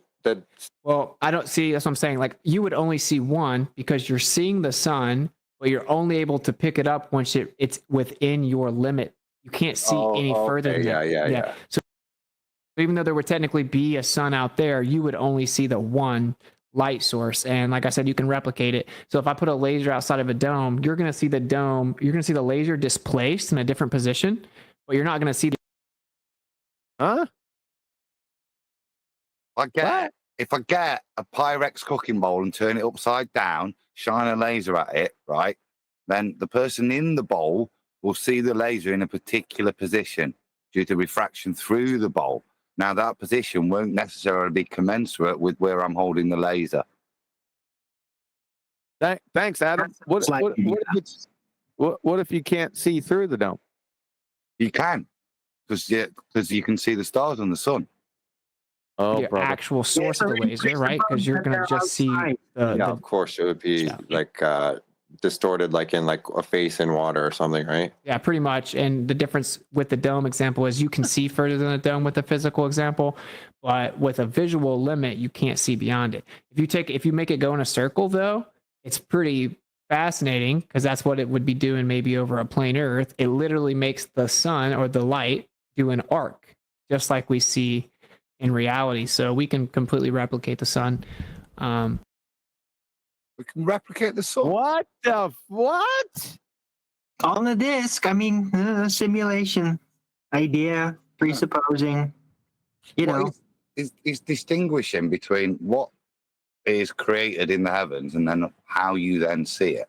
So you're not seeing this whole dome lit up. You're only seeing a small part of the dome that then creates a secondary dome, your dome of personal vision. And he's making that distinguishment there. That's 100% totally wrong. Nobody is seeing a dome. The dome part of the celestial dome model is mathematical. It is not. It's because you need to place that perspective into orthographic view. So there's no one seeing a dome. Exactly. No one ever saw a dome. It's purely mathematical to place it into orthographic view. That's where I jumped in, Brian, right? When I said, no, he's just convoluted a dome with what we see. So he's got a comparison between a perspective view and how the world is representative. And in that respect, QE, you didn't have to spin back. That's why he's saying there's an infinite amount of suns. What he's really saying is everybody gets a different view of the sun because they're in different places. They can't be in the same place at the same time to have the same view of the sun. Therefore, everybody's view of it's different. Therefore, there's infinite suns. But that's a perspective description that leads you to a mathematical description of the stars being in a dome shape because of your perspective view that Brian's just highlighted. But he intentionally convoluted those two things when I stepped in earlier. Correct, Brian? Absolutely. What dome? Yes, Nathan. No, there's two domes, guys. Brian's right. I agree. But listen to there's the dome that is just been described as physical reality, the one that's going to hold back the fluid light medium. Yeah. And as the luminaries that are in the fluid light medium project into the dome, what your secondary dome of personal field of view sees is limited parts of that dome that's just been described. Yes, correct. That's exactly what he's trying to describe. What second? Yes. What dome? It's all part of the presupposition. I've put two domes in there to confuse you. No, but that is what he's trying to do. I mean, That's what I got out of it. He's reifying the Nathan's all over it. Sorry, go on. I go after it. I'm saying there's two domes, and one of the domes contains the fluid-like medium, and the other dome contains everything else. No. The fluid-like medium is outside of the physical dome, which is outside of your personal field of view dome. Yeah, that's the second dome, your view dome. So it's only an apparent thing where you get to see all the apparent lights. So that's net dome zero then, right? Yeah. Stop it. And whichever model you believed in, whether it's a globe or a plain Earth, Damn, he thinks there's two models and stuff. There's that belief word. Can I just point out that he's reifying? He's into domes. He's reifying the celestial dome model, just like the borders did. Sorry. Hold on, Reg. Brian, then Reg. Go ahead. Yeah, I just want Nathan. I know you were on it as well, but what Richard is doing is he's reifying the celestial dome model into what he wants it to be, just like the borders turned it into a globe Earth.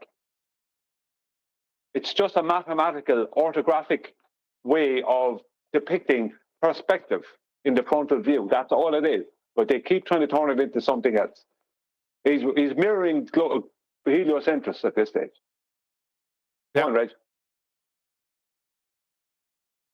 Because I'm trying to see if so he believed that the fluid-like medium is outside of the dome. So, and he's trying to put like the Bible in there or something of that nature. Because I heard him say something like that before, where some scripture said that the Bible opened the windows and allow the fluid to come in. So he actually believed that we are inside of, or we are being contained in a fluid-like medium, and it was basically blocking that water or that fluid from entering inside of the dome. Is that is a dome protecting it, but there is another dome that we can observe as well.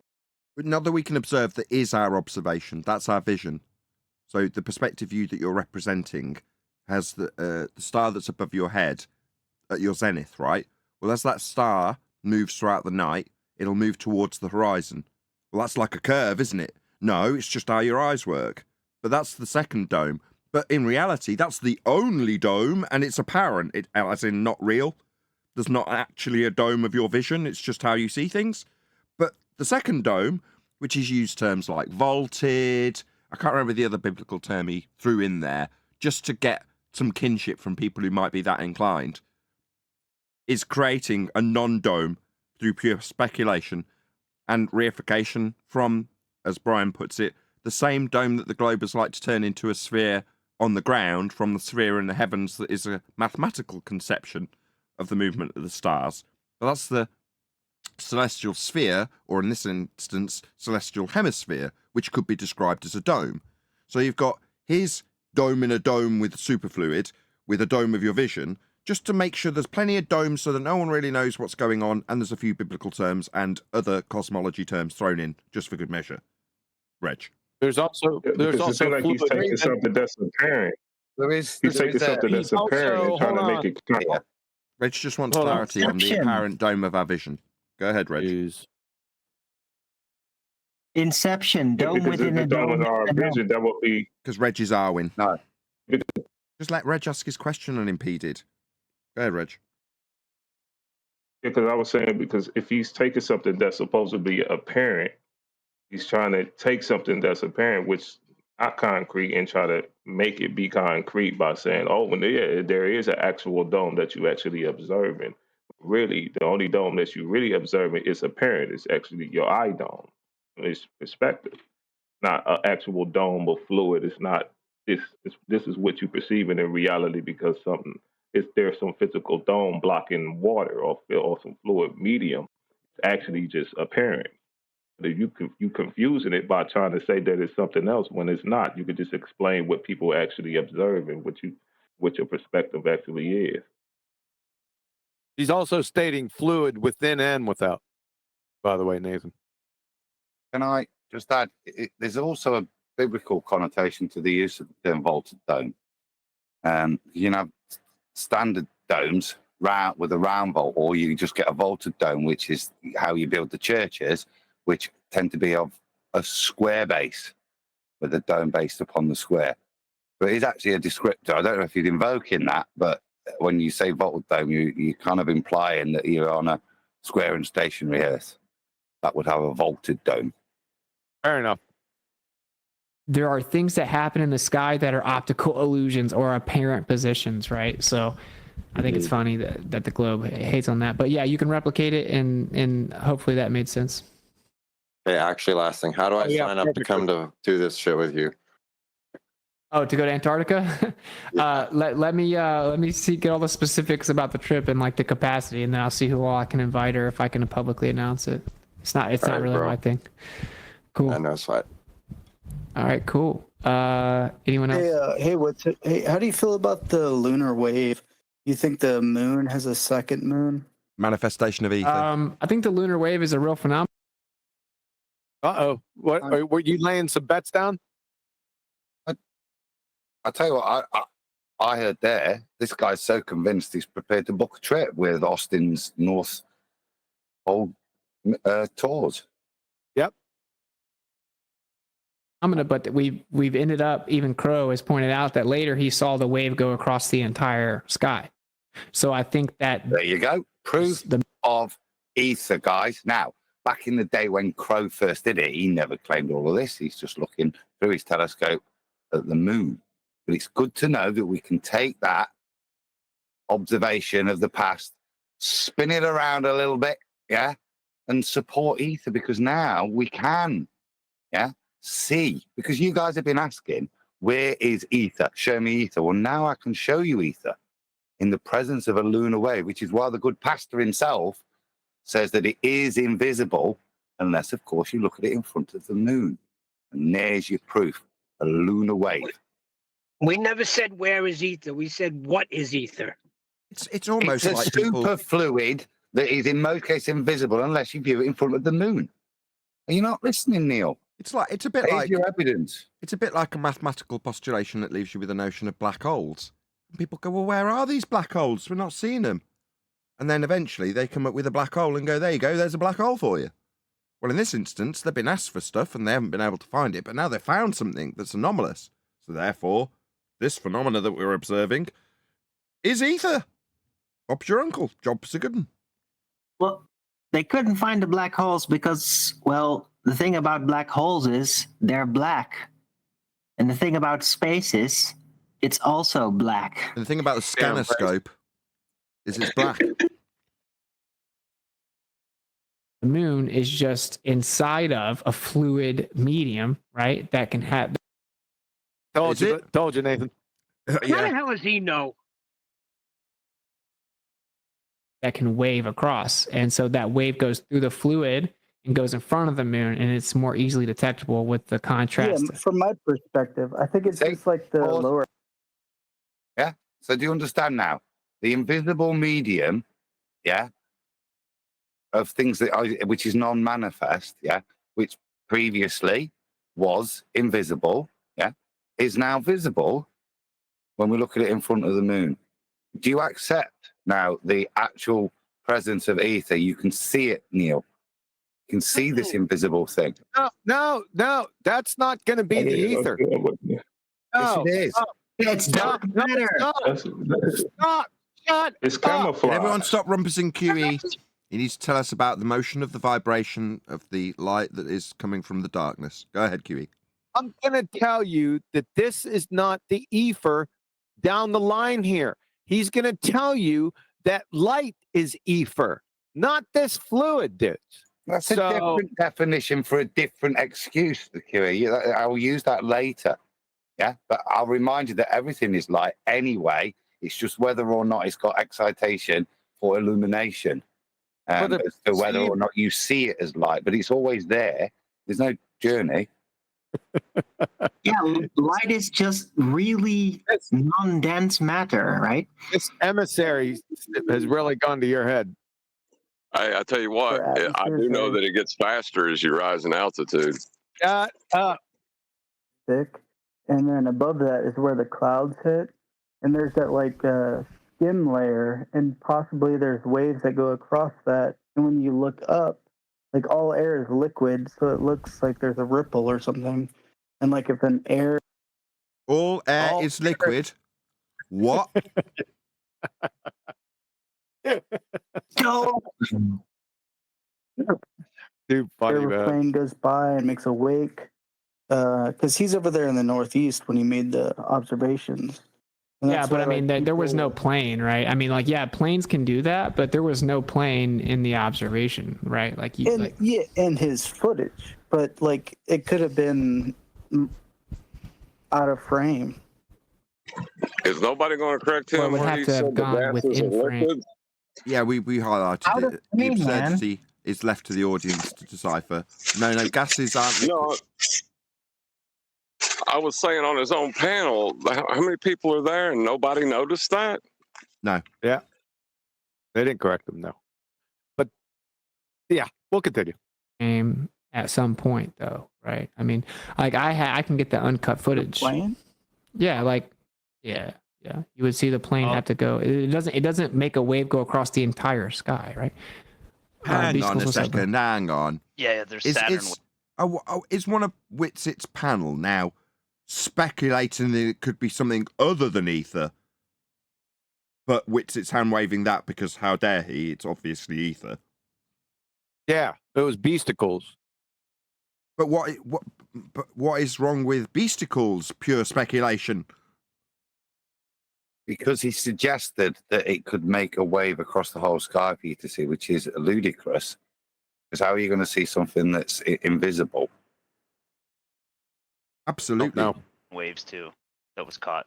I mean, yeah, he's caught waves across the whole sky. I think it's just water up there, bro. I mean, fight me. I think there's a superfluid in space. Like air.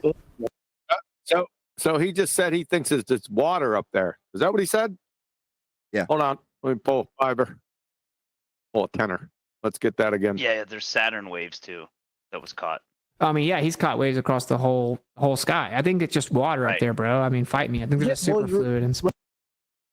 Yeah, he said he thinks it's just water up there. So that's not the ether.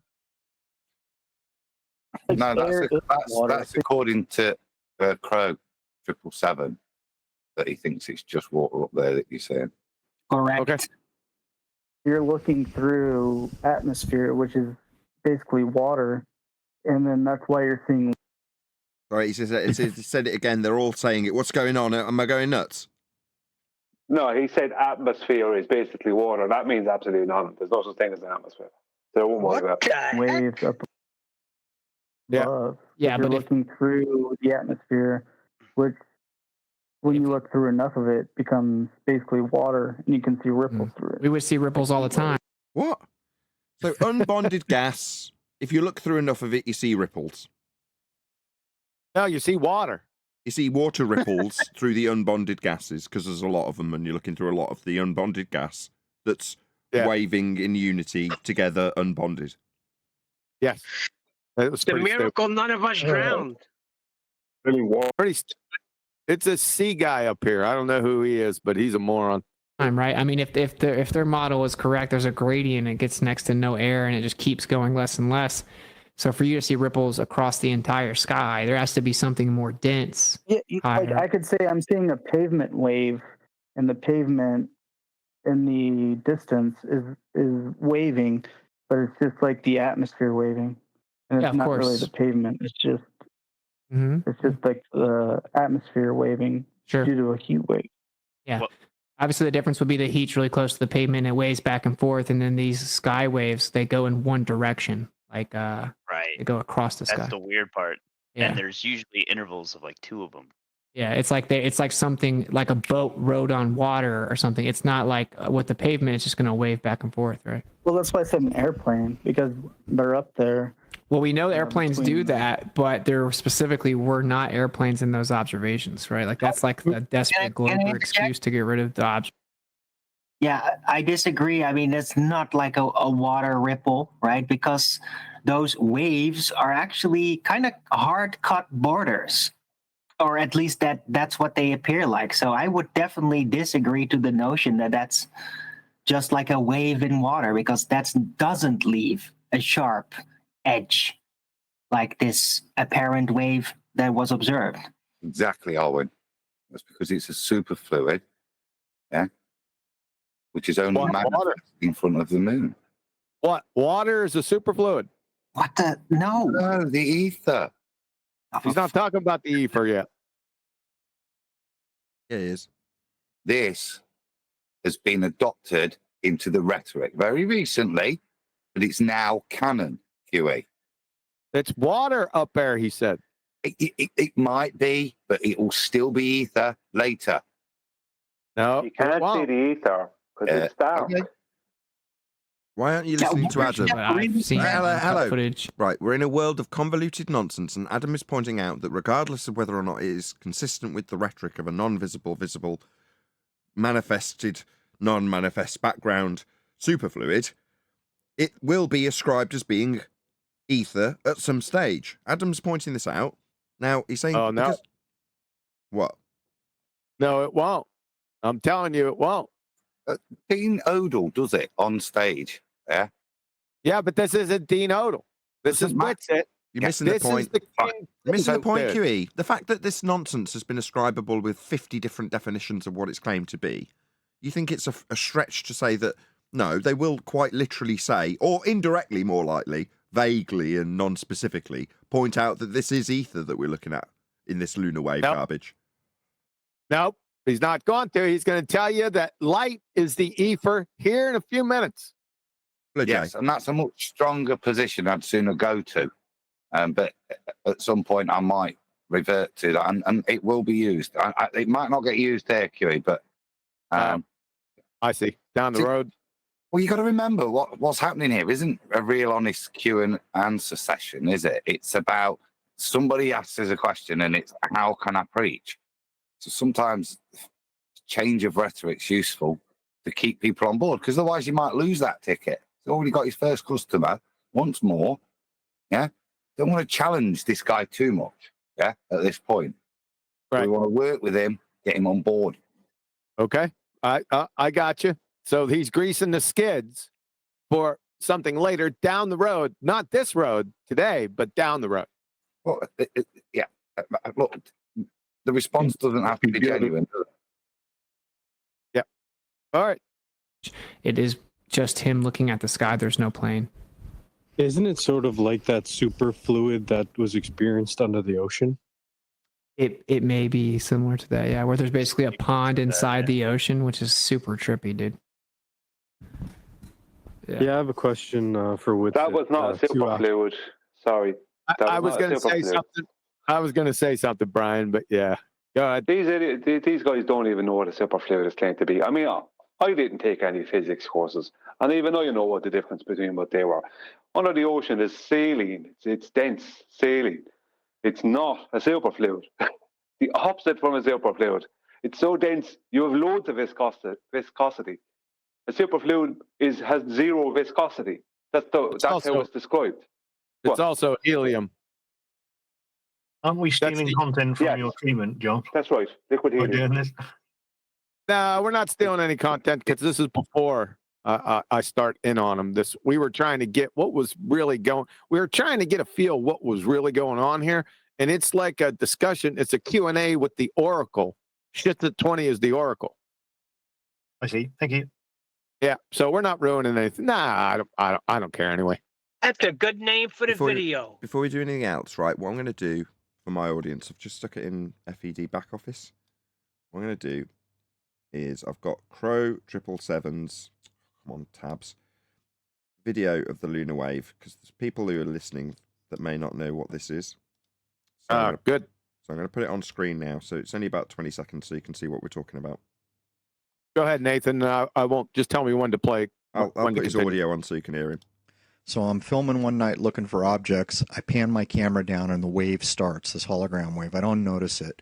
And then it catches up to the camera and I do notice it. I glance at the moon, but when you're staring at things, you know, you don't know whether it's your eyes or what. And then I notice a second wave coming. And at this point, I'm thinking it's my camera. I look up at the moon again and, you know, I just don't know what to think. I saved the clip out. I don't delete it. I almost did. And I look at it for quite some time, weeks maybe. Look up at the, when you're one night looking for objects, I pan my camera down and the wave starts, this hologram wave. I don't notice it. And then it catches up to the camera and I do notice it. I glance at the moon, but I'm filming one night looking for objects. I pan my camera down and the wave starts, this hologram wave. I don't notice it. And then it catches up to the camera and I do notice it. I glance at the moon, but... Done. Fair enough. Thanks. Actually, first, is everything light or like waves, but particularly light? And also, is Elon Musk a fraud? Thanks. Yeah, I would say he's a fraud. I mean, I think he may be a bit of a loose cannon, but he's in the group for sure. I mean, Werner von Braun gave it away, writing his book that Elon would found the first civilization on Mars, and he wants to put a chip in your brain, and he wants you to have an electric car where they can completely track you and determine where you go. So I don't in any way trust Elon. What was your first question? I forgot. Yeah, so he's like an industry elitist plant, Hollywood style. My first question was, is everything light, waves, but particularly light? Thanks. Yeah, I don't trust Elon, and I would say basically everything is light, but more specifically, it's the background medium, right? So like, what is light? Light is what people. Yeah, everything is light. It depends whether it's manifest or not. If it's manifest, then you'll see illumination. What about non-visible light? Well, that can still be manifest. It's just not visible to your eyes, but it will have still been manifest because the description non-visible means non-visible to the eye, doesn't it? Yeah. Oh, God. So that's still manifest within the ether. There's still an excitation within the perturbation. Yeah, but it's that the speed is the rate of perception. So if there is no perception, then there can't be a rate. So yeah, there is a rate of induction. But the rate of induction is the rate of illumination, yeah, not the rate of speed. I think you're incorrect with the rhetoric. You got to catch up. It's the induction of the illumination that you're seeing, but it's all there. It's all light. It's just not manifest yet. So all you're seeing when you think you see that light travel is just the induction of the illumination. We'll call the ether. You don't have to call it the ether if you don't want to, whatever. But there's a background medium. There's a primary substrate that everything comes from. He said light was ether. Hold on a second. I'm going to pull a J so we can get all of it without any interruption. Here we go. Right. So like, what is light? Light is what people call the ether. You don't have to call it the ether if you don't want to, whatever. But there's a background medium. There's a primary substrate that everything comes from.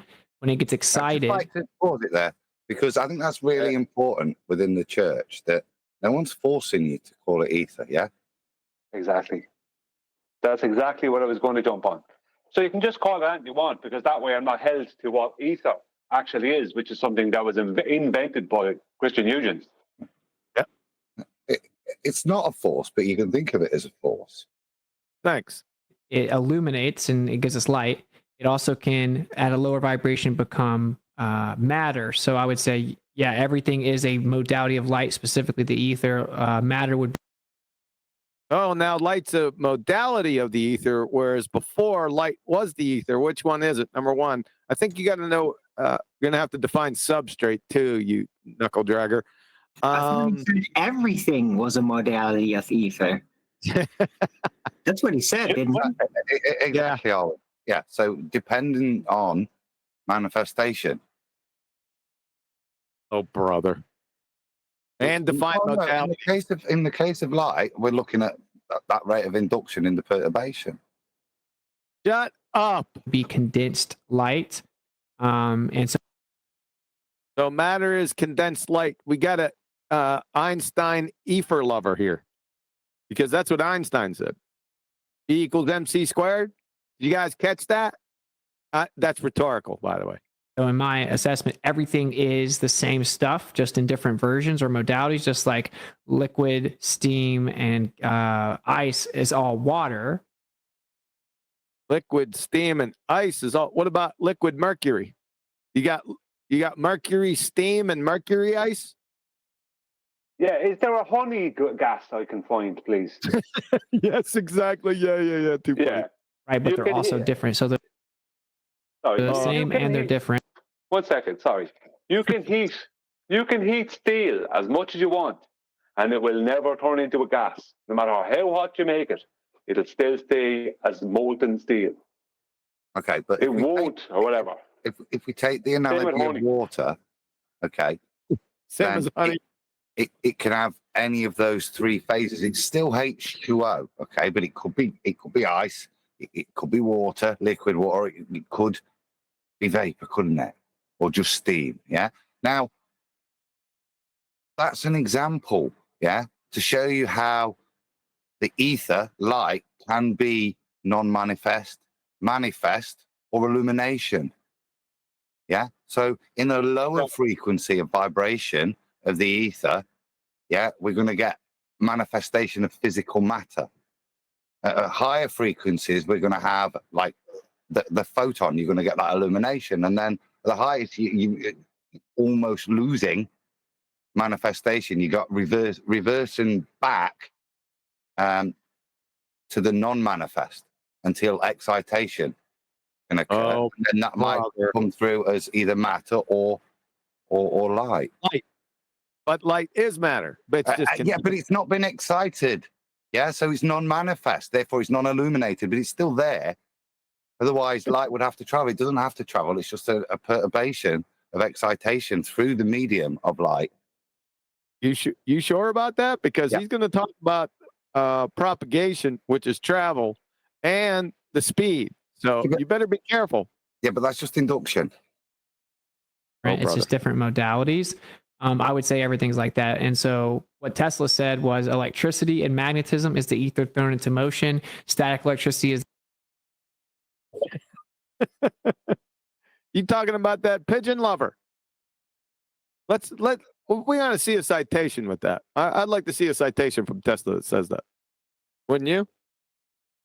I'd like to see that shit. It's there, ether but under stress or strain. Light would be disturbing. Unfortunately, but this is where some of Tesla's work is rejected by the church, because he does, the dirty heathen, he blasphemes and invokes electrons and kind of claims credit for them.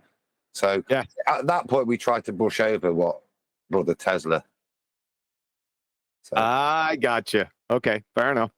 Or excitation in the background, he would say light is nothing more than a sound wave in the ether. Is that a disturbance? So light is nothing more than a sound wave in ether. That's what he would say, Tesla. He would say or did say? I don't know. He would if Witsit could get him down and convince him to say it, wouldn't he? Maybe offer him a couple of light pigeons. Measurable? Do you think the speed of light is measurable? Yeah. So it's the speed of light measurable. Yeah. He just said it. Okay. It's actually a rate of induction, what we call C, that's based on the permeability and permittivity of a vacuum. It comes from Maxwell's equations. So we have Maxwell's equations. Maxwell was debunked over 100 years ago. Watch this word salad. Get ready. Permeability and electric permittivity in a vacuum. You Maxwell's equations. So we have magnetic permeability and electric permittivity in a vacuum. You use the intersecting rate of these to get what we call the speed of light. But the speed of light is not constant. It actually changes. It has a preferred direction. So we got the speed of light.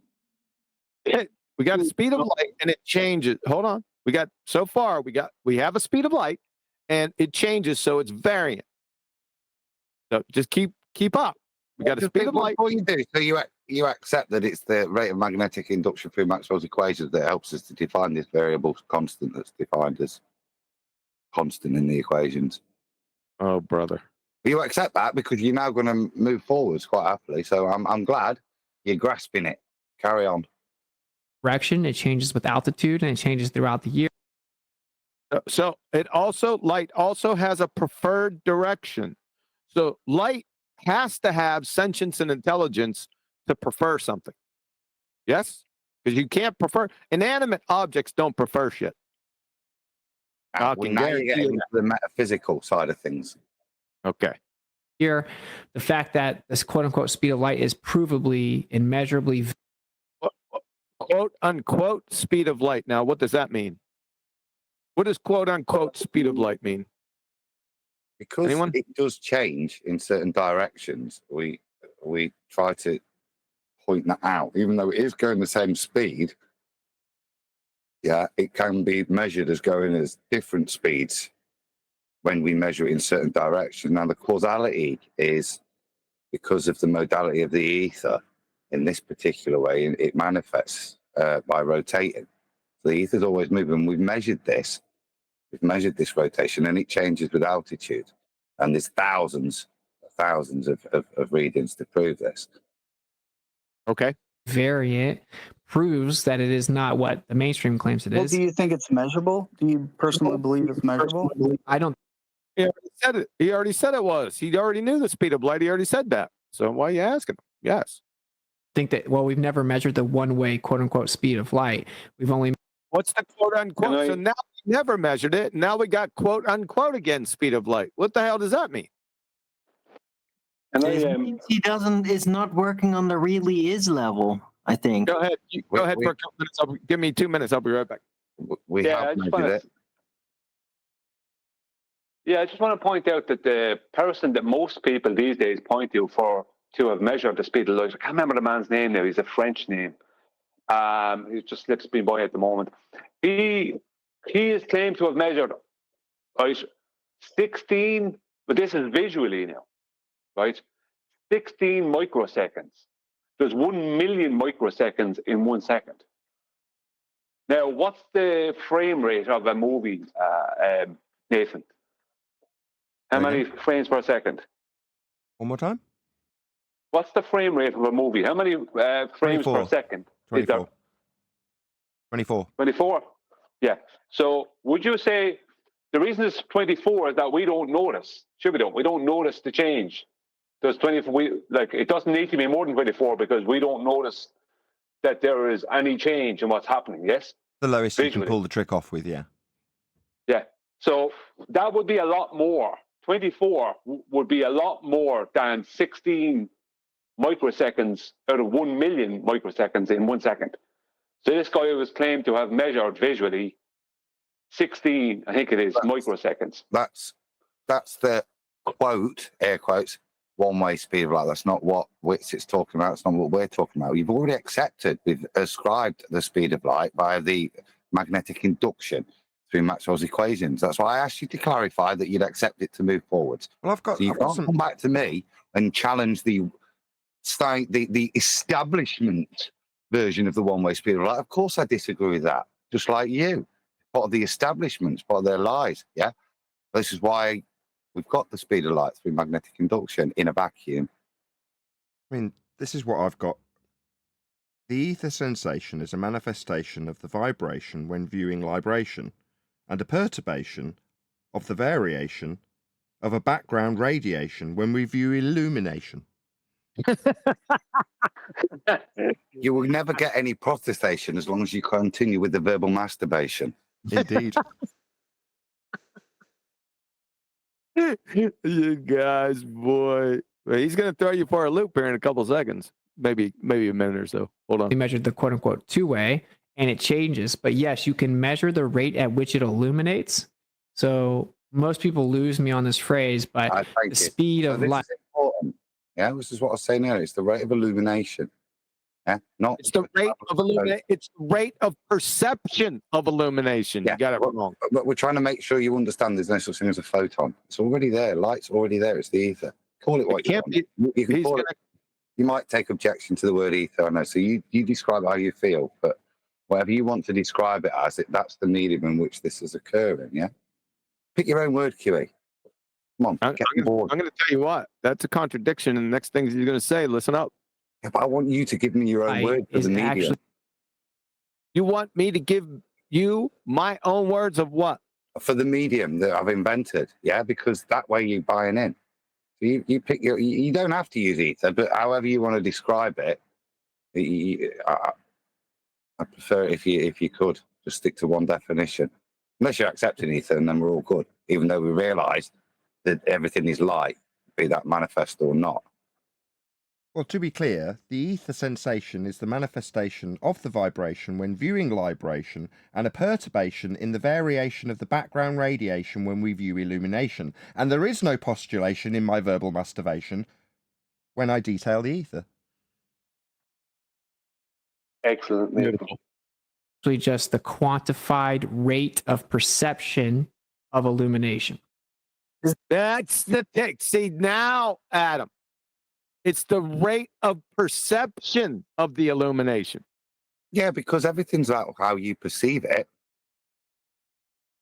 Thanks. Are you not perceiving it? Are you a perception denier?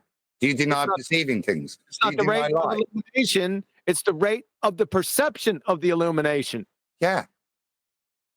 Yeah, I'll give you yeah. Isn't the speed of light very important for the Michelson-Morley experiment?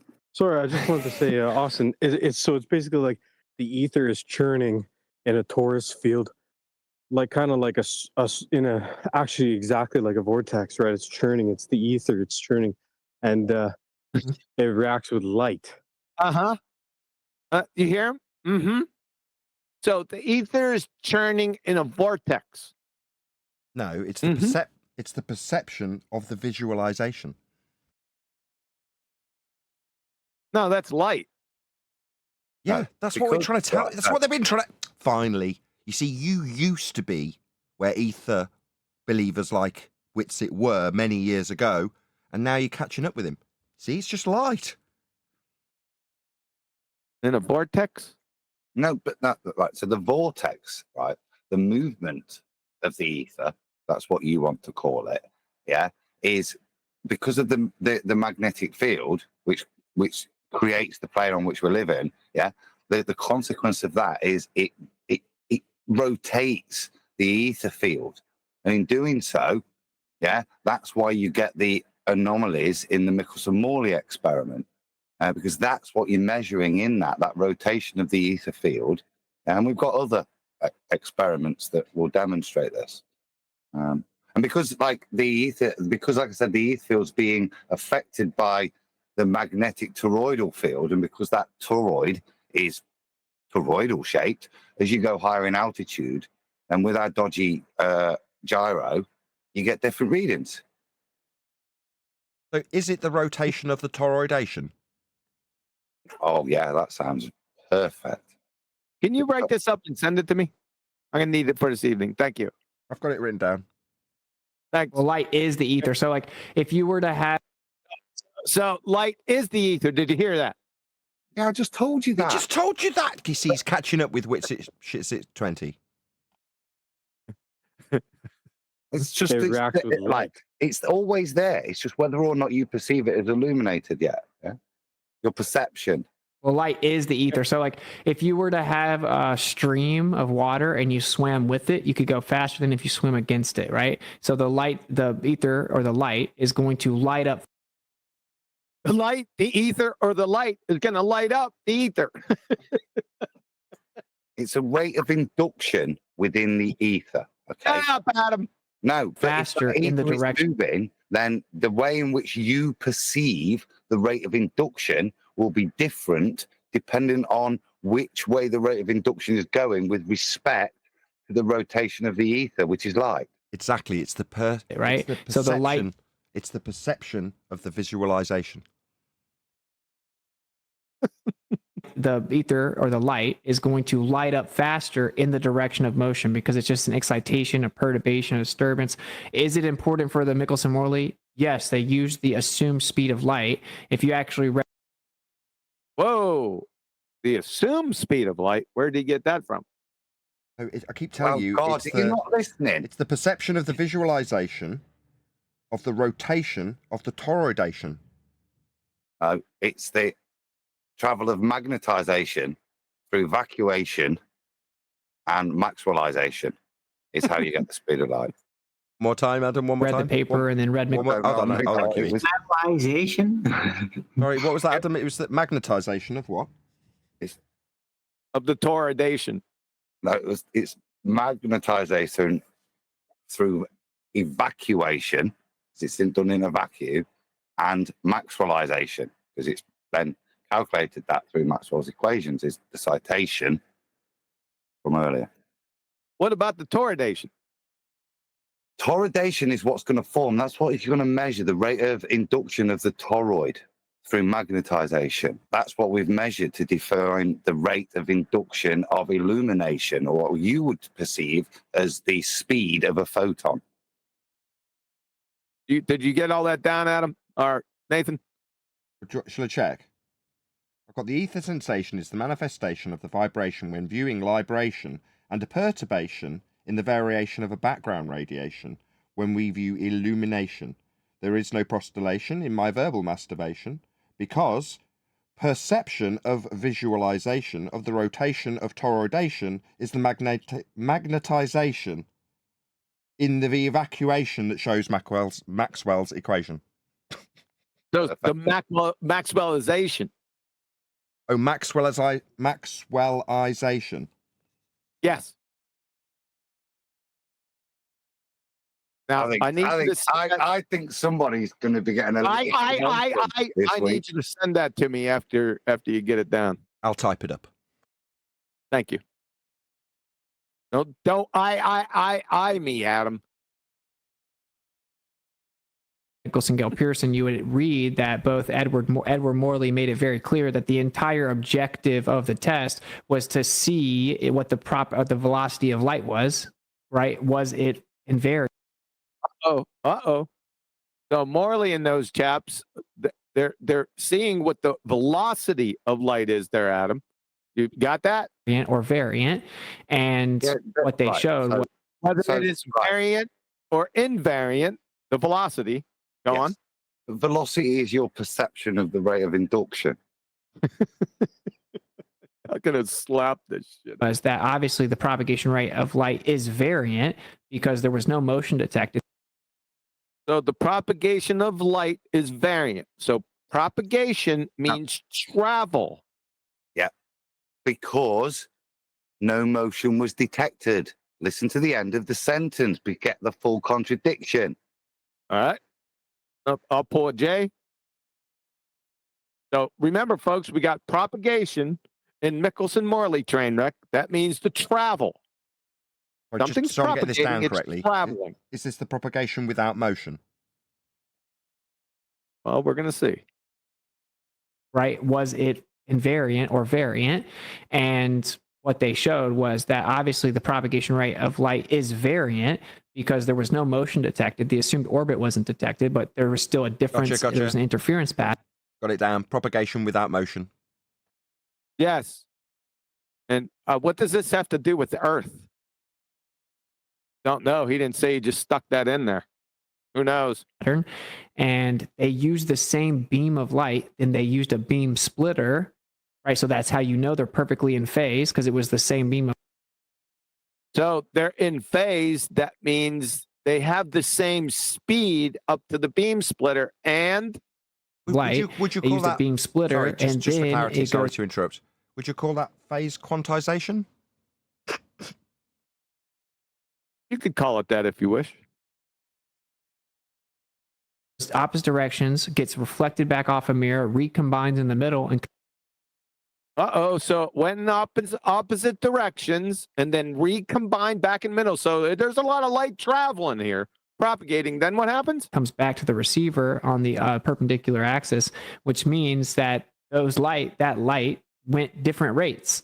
That light went at different rates. Well, rate is speed. So now we got light traveling, propagating. Traveling. Yes, it is. He said it's propagating. No, it's the rate of induction. It's not. There. It's propagating. No. That's the rate of induction of your perception. The rate of induction of your perception. That's not a rate of illumination. You're not perceiving it until it hits the detector. Before it does that, it's propagating. He just told you. It's still doing it. It's still doing it. If you intercept like halfway across the beam, you'll see it there. You'll intercept the rate of induction at that point. Shut up. Now, no, because there are considerations as to whether or not if you don't do that, it's a fully quantum effect. So there is some links to quantum mechanics there, QE. I'm glad you picked up on that. Brian, how much to take a contract out on him? Who, me? Not Witsit. No, how much to take a contract on Adam? Do you believe me that I know it yet or not? Or do you think I'm just constantly making it up different each time? Are you saying, Adam, that if we can perceive the rate of induction to be different, that means they're two different speeds? No, right. So what you've got to grasp is I'm going to kill you, Brian. Of why there is a different rate of induction, right? And when you understand from the Michelson-Morley experimentation, yeah, that the rate of induction actually it gives validation, yeah, to the way in which the toroid. I'm not going to do it. I'm going to No, I'm writing this down. I've got to get this clear. Yeah. I need to understand. The propagation without motion demonstrates phase quantization via quantum induction validation. Yeah. And the Michelson-Morley experimentation. I need a glass of wine. Mirror recombines in the middle and comes back to the receiver on the perpendicular axis, which means that that light went different rates. So the lights went at different rates. That's different rate is speed. Yes, we used the quote unquote speed of light to quote unquote again. That's nonsense. It's not necessary. I don't know why he does it. It sounds stupid. To come up with our predictions for Michelson-Morley, but it isn't. There are no predictions for Michelson-Morley because Michelson-Morley didn't have a friggin' hypothesis, and predictions are scientific hypotheses. You glue sniffing fungus muncher. A requirement. What the test actually saw was that the light didn't get there at the same time, which means one of them propagated. Yeah, light didn't get there at the same. This is very important. Hopefully, Adam's listening. Let's do a 5-er. We'll pull a whole J to come up with our predictions for Michelson-Morley, but it isn't a requirement. What the test actually saw was that the light didn't get there at the same time, which means one of them propagated faster than the other.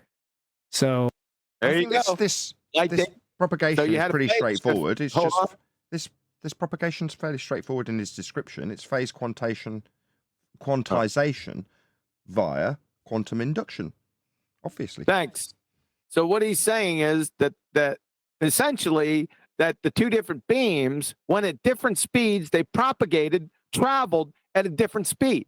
Essentially, is what the test just showed. That's what he just said. If you Yes. take into account the rate of perception of the induction. You want me to stop this, don't you? That difference is fundamental here for the scientific proof in the ether. You don't recognize that different rate of induction, yeah? Then I'm not going to be able to prove ether to you, but I'm glad you do recognize it. I recognize it. So your rate of perception would be based on. So your rate of perception would be based on how fast or slow time is moving for you, relatively. No. Relatively. No. At that time. No. You just look at. I thought I had it. Adam's been telling you. He's told you 5, 6, 20 times this show. Look at the moon. Just have to look at the moon. Adam, explain it again. They're not getting it. Somebody mute Adam.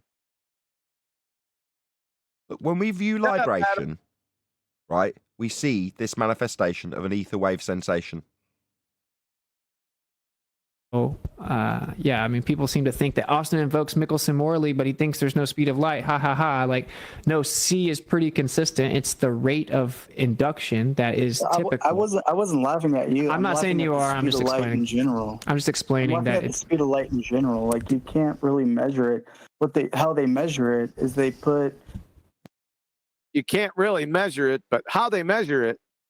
Wow. These gears together, and they spun them around to where there's it goes 720 rotations a second. Mm-hmm. And that's not even close to even get to the speed of light. So it's just not even fathomable how they acquired the speed of light when it could be reduced. It's like an improper fraction in my book. But we use the speed of light is an improper fraction. Can you validate that? Idiot. Permeability and permittivity of a vacuum, right? So like it's the dielectric permittivity, the magnetic permeability. And when we apply that to what people call Did you guys get that? Let me rewind that so you can mark that down. There's some word jam in here, brothers. Let's go 10. Here we go. You ready? Better get the pen out. Refraction in my book. But we use the permeability and permittivity of a vacuum, right? So like it's the dielectric permittivity, the magnetic permeability. It's the dielectric. Did he say dielectric Permittivity. Permeativity. I got it. The dielectric permeativity and the magnetic permeability. Permeability for magnets, correct? Yeah. Yeah. Let's go back. Let's pull a J. It'd be stupid the other way around, wouldn't it? It's all, Adam. It's all based on the perception gradient. Perception gradient. And it could be reduced. It's like an improper Start taking the mic, Brian. This is people's heartfelt beliefs. This is people's research, Brian. How dare you? I'm glad you're liking this. Here we go. Just to make sure. Book. But we use the permeability and permittivity of a vacuum, right? So like it's the dielectric permittivity, the magnetic permeability. And when we apply that to... Sorry, is there a word that's like permeation or something like that I can get to rhyme with experimentation and ether sensation? Is permeation a word? Permutation will work. It doesn't have to be one, but it'll work. He just makes shit up anyway. I could just make up permeation. No, don't put the N in there. Permentation. No, permeation. Permutation. No, I'm just going to scrub it out. I just don't like it. To what people call the speed of light, it's pretty consistent. It's a very useful thing. To such an extent, we can use laser rangefinder. No, it's pretty consistent, but before he said light was variant. Now, how can it be consistent? Is it consistently variant? Idiot. You're not understanding how it's varying. So the light and its rate of induction of illumination, that isn't varying. It's your perception caused by the rotation proved in the experimentation of Michelson-Morley. That's what I've basically got down. Yeah. That's point of order from earlier, please. So, Brian, can we have a rotating stationary plane? Because that doesn't make sense to me. A rotation station. Using this rate of induction, and we can accurately measure distances. The difference is that it does slightly change, and it changes with direction. The assumption is that... So now it's changing. Now it's variant again. It wasn't variant. It was consistent, but now it's variant again. Right. So if I fire something through a medium, yeah, and my rate of excitation, okay, is going to have a deception based on the rotation of the medium that's being excited. Now, if I fire it in one direction against the rotation, then it will affect the rate of the rate of induction, yeah, of the Maxwellization. No, the rate of induction perception, okay, because it's going to go away against the current and then come back to me with the current. Now, the one I fire perpendicular to that is just going to be traveling north and up and down in opposition to the current. And it's that phase discrimination that is the experimentation visualization. I am so sick of you. Shut up. Light's physically traveling. That's the first assumption, and that's incorrect. Light doesn't physically... That light's physically traveling. Light doesn't physically travel, but just before he said that it did travel because he said it propagated. So which one is it? It's not physically traveling, okay? It's a rate of induction of the light that's already there. So all you're doing is inducing a transmission rate of the already existing medium, which is rotating. I'll tell you what, Think of it as Adam, being a journey. Think of it as being on vacation. This is getting I'm going to stop this. Why? Okay. I'm just getting a grips to this. It's a consistent variation in the direction when the light is on vacation. Just a couple more. If Adam says anything, I'm done. Travel from point to point, right? It just is already there. It illuminates at a certain rate. So Well, I are agree you with you saying that the it speed of light is pseudoscience. You're saying it changes due to direction or atmosphere or elevation, but do you know that, or you just elevation, that's a good one. Hypothetically, Oh, I'll get that down. Elevation, you say? The rate of induction. Shut up! Of the radiation, it will be changed by elevation. No, seriously now. In all seriousness now, we've got thousands and thousands of readings from these experiments, thousands of them that prove this, as we go and increase in altitude, it changes the rate of induction, and we've got scientific proof of that. Yeah, perception gradient. changes due to direction or atmosphere or elevation. But do you know that, or are you just assuming it, or hypothetically using your intellectual mind and saying, like, yeah, it most likely does change? No. We have done it. We've done the test. It's not about the atmosphere. It's just about, we use interferometry, which is the most precise measurement method that we know about in all. Really? Weigh Brian with an interferometer. I want to know how much he weighs. Yeah. Clown. 436 megahertz. Of existence, and when the light propagates faster in a preferred. What did he say? Hold on. Let me pull a J. 1 second. He said something there. It's about, we use interferometry, which is the most precise measurement method that we know about in all of existence, and when the Did he say in all of existence? He stumbled with that. Yes, sorry. He did, yeah. Yeah, it sounded really stupid. The light propagates faster in a preferred direction. The light propagates faster in a proposed direction. That means the travel time is faster in a preferred direction. What do you got to say about that, Adam? I think what you've got to remember is this propagation is your perception of a rate of illumination. No, this is just a failing on Witsy. He's only human. He's just misinterpreted his words. That's all this is. Don't make it mountain out of a there's molehill. no misinterpretation. None at all. Oh, so he didn't mean anything. He made a mistake when he said masturbation is illumination of the rotation, the radiation. It's open to interpretation.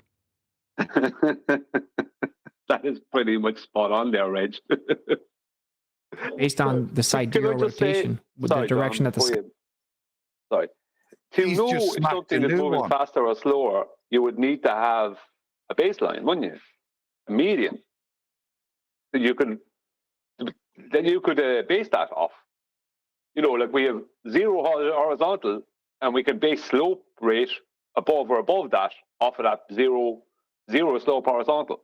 But you can't determine if something is moving faster or slower if you don't have a median, so average. Do you know what I mean? To work off. How do you determine if it's moving faster or slower than what? Than the standard rate of induction perception. Oh God! So it's moving slower than the faster, and faster than the slower. I'm going to kill you, Brian. We need, QE, you need to take a little J there because there's we've got sidereal rotation, I think, coming up for Nathan. Yeah, it popped in there. I heard it. All right, here we go. And when the light propagates faster in a preferred direction, it's based on the sidereal rotation, with the direction that the sky moves. And when you take this interferometer and you go higher in the sky, rate of propagation is based on sidereal rotation. Okay. Thanks, Adam. Like a mountain, the light propagates even faster and faster and faster, and the rate at which it No, the rate at which it propagates, that means the travel time of light gets faster. But just before he said that light doesn't travel, it's already there, and it doesn't have a speed. Who's less than a minute ago. Propagates it's a changes direction based that's on the time illuminated. of day and the time of year, and it directly correlates to the equinoxes, meaning where the sun is inside of this drift that we're one sec, measuring is affecting the light, which is insane. It proves that we're not measuring anything to do with the Earth moving, and that we're actually the light is being illuminated quicker in the vortex relative to the sidereal. Hold on a second. Hold on, one sec. Go ahead, Reg. I was just saying it's the direction of the illumination. I just think QE is just not understanding the eject. The ejaculation. Yeah, you got that right. This is some stupid shit. Listen to this again. Listen to this one. It proves that we're not measuring anything to do with the Earth moving, and that we're actually the light is being illuminated quicker in the vortex relative to the sidereal rotation around the Earth, like the vortex in the sky or the ether. So yeah, it's been measured. It's not an assumption. It's just interferometry measurements that show that the interference pattern changes. Do we get that? Right? I've Do we run out of understand page. that, guys? I've run This out is of this is this is important in terms of how you realise that the toroidal field and its very nature shape is going to affect the speed of light. And when I say affect the speed of light, it's obviously a perception of the rate of induction. Oh, I'm going to punch. It's going to affect. He's right. He's sniffing glue. I have to keep this all coherent in my head. There is a prerequisition for intoxication. The prerequisition of intoxication. And it's all It's got to, because we're into the Maxwellization. Light, or are you talking about something else? The propagation rate of light is how I say it. It would be more so the perceived illumination. You can use the phrase speed of light for intents and purposes, but speed denotes a distance traveled, and that's not real. That's just a Yeah, it's not real. Nothing's travelled, QA. Shut up. misnomer. The light's already The there. rate of induction is non-manifest, as you would perceive it, illuminated light that's already there, which is basically the ether, okay, that's rotating based upon the input from the toroidal field. Yeah? No. I need to challenge you on Hold on, something. light doesn't move, but only the so-called light moves. Right? That's why he says so-called every time he talks about it moving. But the actual light doesn't move. Only so-called light moves.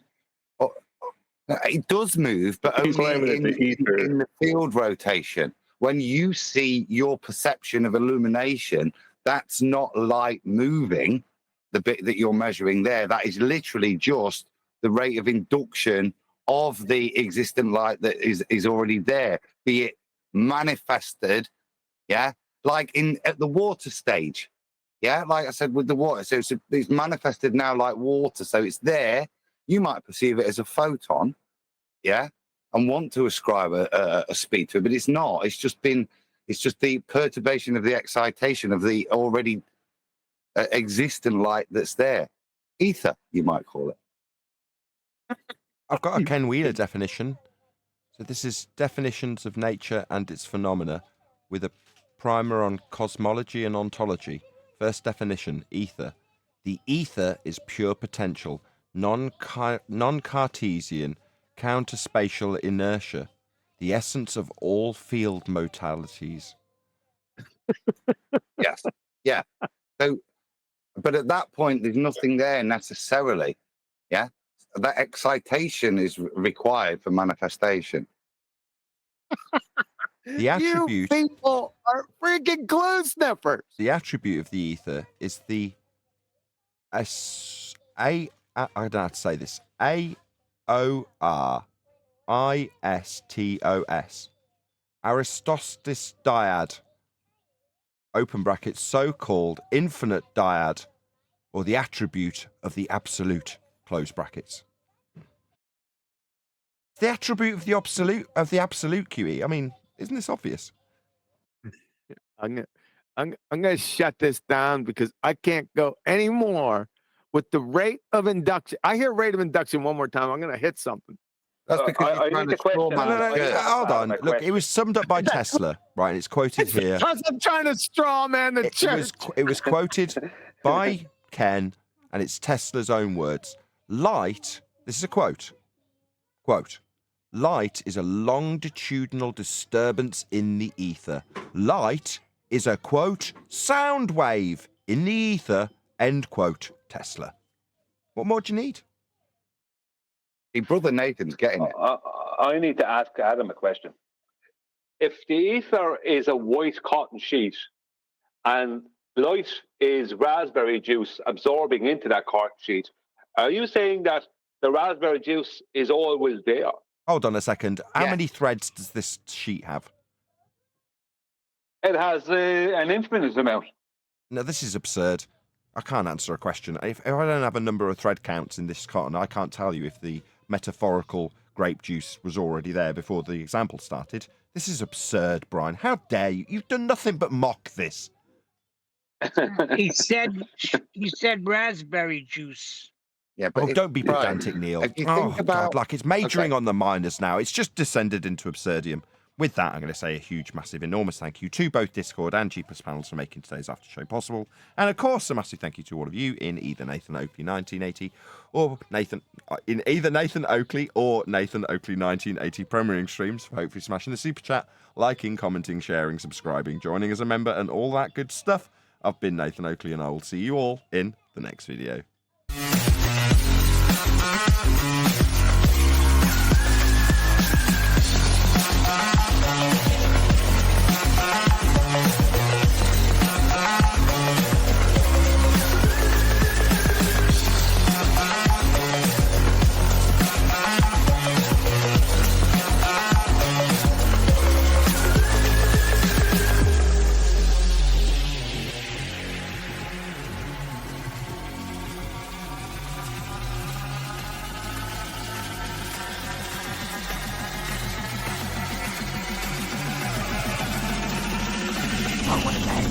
What a lovely day!